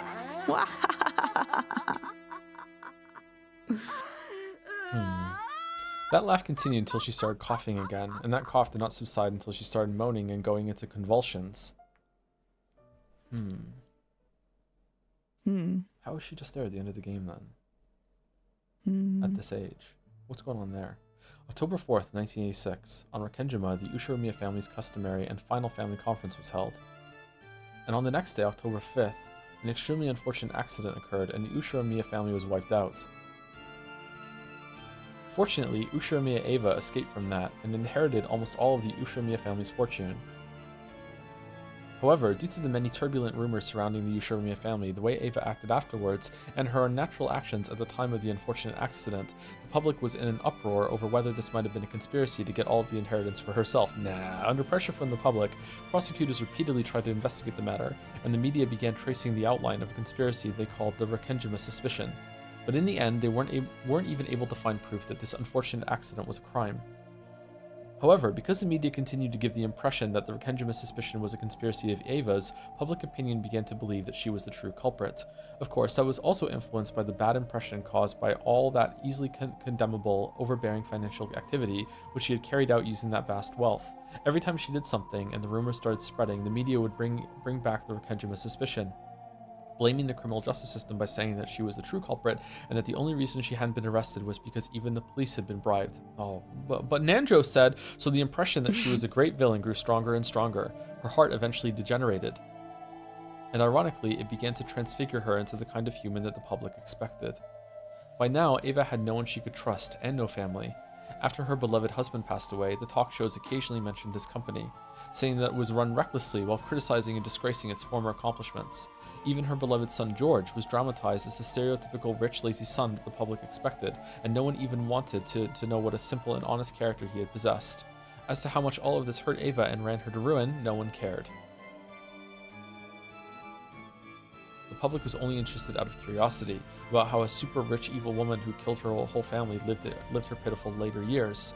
So that happened more and more, and eventually, Eva's personality was transfigured until people started calling her a lunatic. It was said that this sometimes reminded her of her father, whom she had once admired in his later years, and that she laughed at herself with scorn. And on the day of that final family conference, because Ushiromiya Rudolph's daughter Angie had been sick and had stayed with her mother's family, she had not participated. At the age of 6, she had lost her family and had gained Eva as her guardian. Since Angie had become Eva's only blood relative, Eva took very good care of her. She had imposing guards surrounding Angie's person at all times to prevent her from coming to harm. Angie had even her right to play with friends, to come home from school together, and to enjoy the seasons together stolen away. Yeah, makes sense. So that she can live a full and pleasant school life, Eva had sent Angie to an elegant boarding school that took care of her every need, completely isolating her from the world.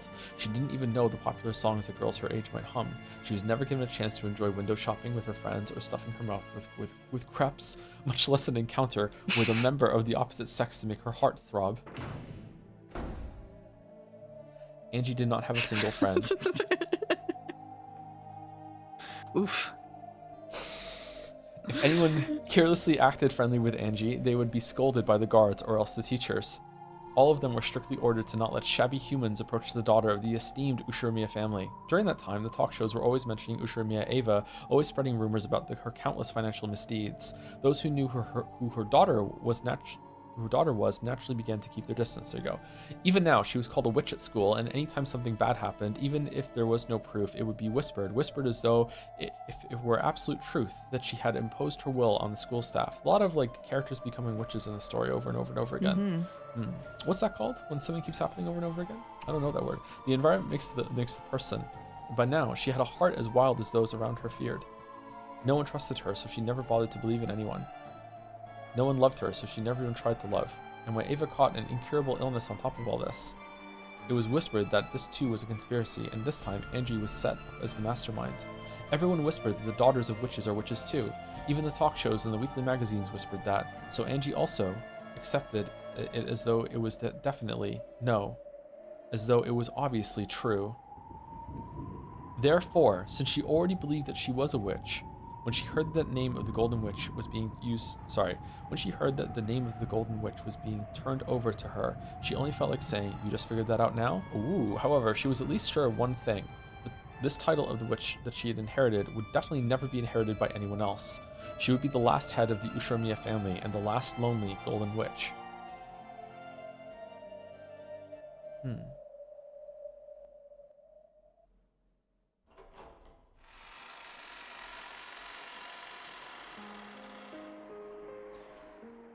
Still me? Still you. Still me. Okay. Angie could be seen on the roof of the skyscraper. Compared to the winds of the world that had been beaten down upon her until now, this strong, cold wind was warm and pleasant. Below her lay a beautiful nighttime scene and a dazzling river of red and white lights. It was supposed to be clear out that night, so there really should have been countless stars stretching out over the sky. However, the light from the ground was too bright, so you couldn't see them at all. Angie couldn't help but think that what she truly sought must lie in that unseen starlight. The world of reality below her looked so far away from here. She could imagine that this place was the closest to the world she really should be in. There was only one thing that Angie cursed. Why had she not been able to go to that family conference on that day 12 years ago? Even though if she had gone, it would probably have been possible for her to stay with her family forever. Lately, she'd been dreaming about her family over and over again. The person I was 12 years ago calls out frantically, urging them not to go to the family conference. But both Dad and Mom are too far away, and my hand won't reach them. Oh, did you want to do from her perspective? Yeah, I will. Okay, go for it. Battler Nissan always loved me a lot, and he'd always pat my head. But even though it looks like that hand's about to touch me, even it doesn't reach. For some reason, I started having that dream over and over. Every time I had the same dream, I uselessly tried to stretch out my hand even more forcefully, over and over and over. Even if only Battler Nissan had lived, then perhaps we'd at least be able to support each other in my cold and lonely reality. But his hand never reaches me. Even if I climb to the roof of this tall building, I'm so far away from all of them. A mysterious girl appears in my dreams and urges me. She urges me to find the truth of what happened 12 years ago. If only I could learn everything that happened to Father and the rest of them on that day. Would they come back? At least one of them? There was no way that anyone would answer that question. Well, for her. I get it. In this world, I have no family or friends. So, let's go. Let's go home, to where my family is.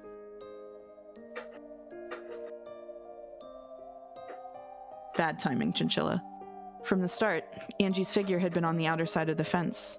The scenery below her eyes was distant, beautiful, and so fantastical that it actually didn't give rise to fear. If I look down, I'll surely be swallowed up by the world below. So I looked up, because I wanted to be taken to the world above, the world where my family was. Who cares about vast wealth? Who cares about cursed gold? Who cares about the Golden Witch Beatrice? What I really want, even a mountain of gold couldn't get me. What I need for that is to take a single step forward, just that little bit of courage. At that moment, I definitely heard a voice. It was a voice I knew. A voice that had called to me in my dreams for so long.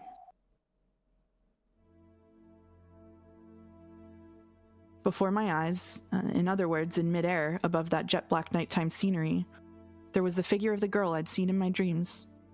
She spoke again with the same voice I'd heard in those dreams. Your assistance is required. My assistance? Who needs it? Your family needs it. Your family has been eternally imprisoned in a span from this day 12 years ago until the following day. If I save them, does that mean my family will come home?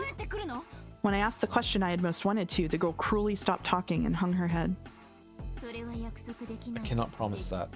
The enemy is the Golden Witch Beatrice, a mighty opponent. I cannot oppose her, but another Golden Witch might be able to manage something.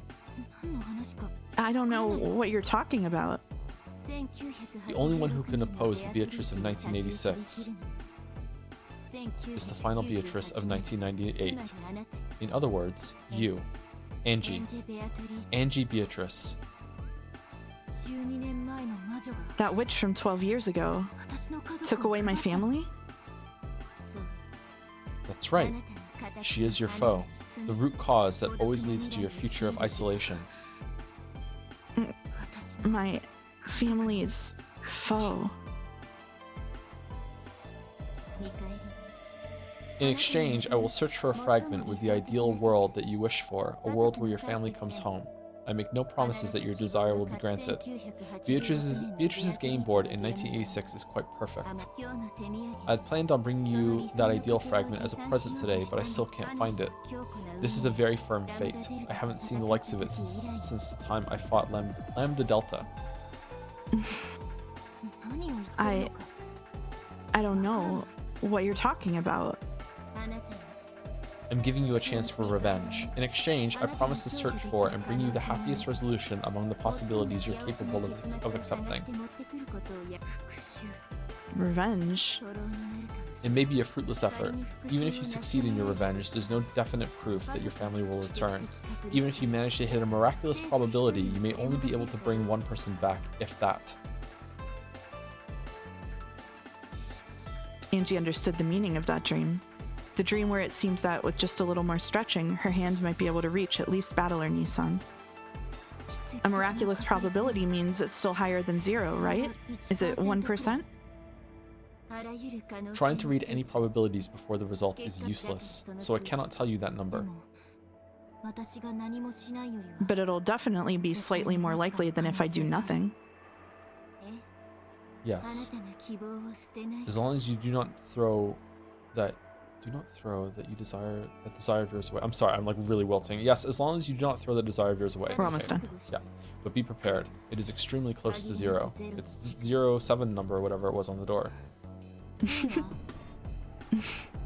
Okay. I'll take you up on that offer. Are you sure? You probably won't be able to return here again. This isn't the world I'm supposed to be in. I'll find the world I am supposed to be in myself. Tell me your name. The Witch of Miracles, Burncastle. And by that name, I acknowledge you as the Golden Witch, Angie Beatrice. As of now, you are a true witch. The instant she proclaimed that I was a witch, I felt dizzy, as though something inside me had changed drastically. At that time, I heard a clunk. It was the sound of the door that opened to the staircase to the roof. It was Aunt Ava's guards. They're only guards in name. Aren't they the cage that wraps the tightest around me, shutting me in? They saw that I was already on the other side of the fence and dashed forward, horrified. 20, we found the target. Requesting backup on the roof. Talking like the bunnies. Angie-san, we were looking for you. It's dangerous there, so quickly come this way. What's that? My fan club. I'm pretty popular. No point in getting caught. Let's go.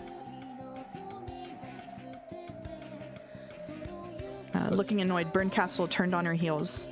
In the jet black sky, watching that perfectly casual gesture, I followed her as though it was completely normal. Angie-san, wait. Don't be hasty. Look out! It's useless. It's all useless. Well then, see you again next time. Please send a limo to get me, because everyone else will be there too. See ya. Angie-san! Interesting shot. And then she falls through glass breaking. Into the other side. Oh no, it's just then ending. credits.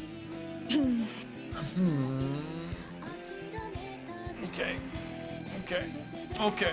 I am sorry for spoiling Ava being in the scene 30 seconds early. If I were not 6 hours into the stream, I might have found a better way to say that. You did. That was not a spoiler. It's fine. I don't care about that. I got pinged in Discord. People spammed the chat. It's just like. Okay, people need to chill about that stuff. It was right away early in the scene. It's fine. We were just about to find out. It's fine. There's no problem at all. No problem at all. There is a problem I have with the fact that it seems like the story is introducing time travel, which scares the ever-living shit out of me after having it with Steins Gate.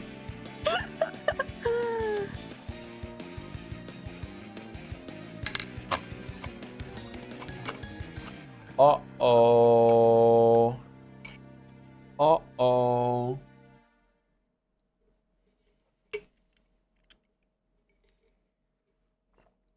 pin? Pin, by the way, pin. Maybe there's a pin. Maybe there's a pin. Do you want me to read the pin? You did a lot of reading. Sure, It's a go for Koru post. it. Sure, go for it. I've been thinking, how can I ruin your life? I've decided. I'm giving you my video essay channel. I'll start a huge project, and when how do I look at all of it? No, you read it. I'm sorry. And delay the final part. When you stream, you'll be a scam artist avoiding your obligations. When you work on the video, you'll be criticized anyway because no one has seen it yet. The internet will see you as a big name coasting on rep. Real life will see you as a NEET who should get a real job. Abusing you will become public sport. No one is more hated than a YouTuber. Thank you, Koru. Thank you so much. Thank you. Thank you. Goddamn. That was like one of the Chester sisters' arrows going through my heart twice there. Nice one. Oh shit. Who's else would I say thank you to? Reed Lol. Yeah. Thank you to Duve was taken for the resub.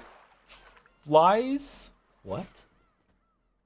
Flies Nick Precise. I don't know how to say that. Thank you very much, Flies or Flea, for the new sub. Welcome. Thank you, Kelpix2267 for the new sub as well. Welcome. And thank you, Point of View Man for the resub.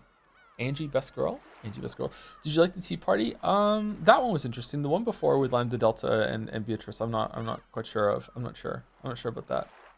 New tips. Complete the third hidden tea party. Where are the tips?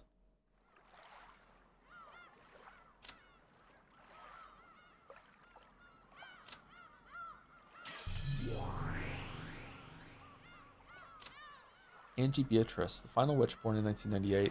She was named by Ava as her successor and was accepted with Berncastle as her guardian. She had to start from square one as a witch, but because she exists 12 years in the future, she possesses the ultimate sort of magical resistance, for none of Beatrice's magic can target her. Furthermore, in a manner opposite to her brother's magical resistance, she has a natural talent for attacks against anything of a magical nature. She holds tremendous potential for both offense and defense. However, the distance is vast. 12 years is a long time. Where you read these, right? I have no idea. I think we did. Okay. I can stream before 4 hours before collapsing, and we're 6.5. We're done. Yeah, we're done. Yeah. We're completely done. Well, actually, we're not done because episode 4, Alliance of the Golden Witch. What was it before? Legend of the Golden Witch, Turn of the Golden Witch, Banquet of the Golden Witch, Alliance of the Golden Witch. Good morning. How shocking that you haven't been forced into surrender even now. By this point, even I am forced to expect a lot from you. Not all of the game takes place on the board. How about taking a little peek at the outside this time around? They say that if you know your enemy, you need not fight 100 battles. The difficulty level depends on you. The manner in which you fought up until now will greatly influence the difficulty of this game. Okay. Did you read question mark? I did, didn't I? It's just the... There's no descriptions there. You haven't checked tips, just characters? Oh, I'm sorry. Here? Okay, so there's a bunch of shit to read here. Okay, I'm not reading this right now. We'll read it next time. Yeah. Can we raid Hypothetical Walrus? If Hypothetical Walrus is live, then sure. Yeah. Oh, man. Oh, yeah, I was supposed to tell you that, but someone else told you, so I'm clear. Okay. I'm in the clear. Raid Hypothetical Walrus. I think that's the right one. I think so. Final thoughts, tired time? I'm too tired for final thoughts. I don't know. I liked the ending of the episode a lot. I'm not sure how I feel about a random character just suddenly bursting through the fourth wall and just being there all of a sudden. I also, because I'm me, I don't really like that Battler was about to sign and then they dropped the act at the very last second. I don't really like that. I would, if they're gonna have a character burst through the wall, I'd rather have the character burst through the wall and save it instead of it being like they dropped the mask like when they were right there at the end. I think that would have been more powerful. I don't know though. Maybe they were going to have the character drop through anyway, so it's like, okay, they just wanted this moment where it turns a little bit, and it's like you get a sneaking suspicion. I'm not sure. Not sure how I feel about the tea party scenes just yet. It was interesting to see like something in the future, but the fact that it seems like a character is being sent back in time is really messing with me right now. So I don't know where that's going to go. However, every single time that I haven't had trust in the story, when it starts to do, some crazy wacky bullshit, it usually, like, it is not usually, it has been turned around. I'm like, oh, it really worked out. So, I should probably have faith this time and see. But I'm having issues. We'll see, but I'm probably tired anyway. Mouse, thank you very much for reading so much for me. Thank you. I couldn't have done Yeah, this without you thank today. you. Thank you. Yeah, Thank you this is a long one. Thanks for finishing it in 2 days. I know it was tough, but it was fun. We got it. Thank you so much. Thank you. Yeah, absolutely. Oh, okay. Did we give Mouse a shout out a couple times throughout the stream? There we go. It's up there. Mouse Nice. also streams, if you did not know that. And I will be live on Mouse's streams a couple times in the future now. Do we have some stuff planned? We have, like, what? Yeah, so I'm finishing Stray, and then next week we're playing Wonderstop when it comes out. And when Wonderstop is done, you and I will be playing Split Fiction on my stream, which I'm told is very good.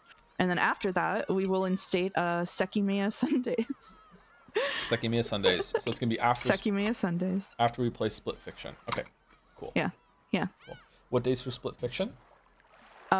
So I stream on Wednesdays, Fridays, and Sundays, so probably those days. Okay, so what's probably going to happen is that I'm going to raid you at the end of those streams and then join your stream. Yeah. So in a way, I'm raiding myself. Or you could take a break to eat. No, I don't do that. Okay, well, fine. All right. Yeah, okay. No, I'll do that. I'll do that. Okay, rating Hypothetical Walrus. Thank you again, Mouse. Thank you.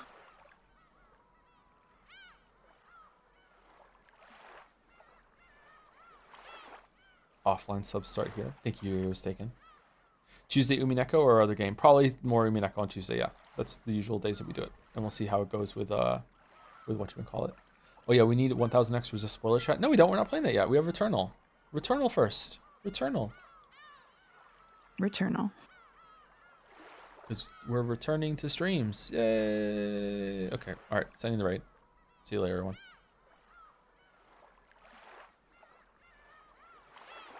And raid is sent. And anyone that stuck around, a second secret goodbye for you. See you later.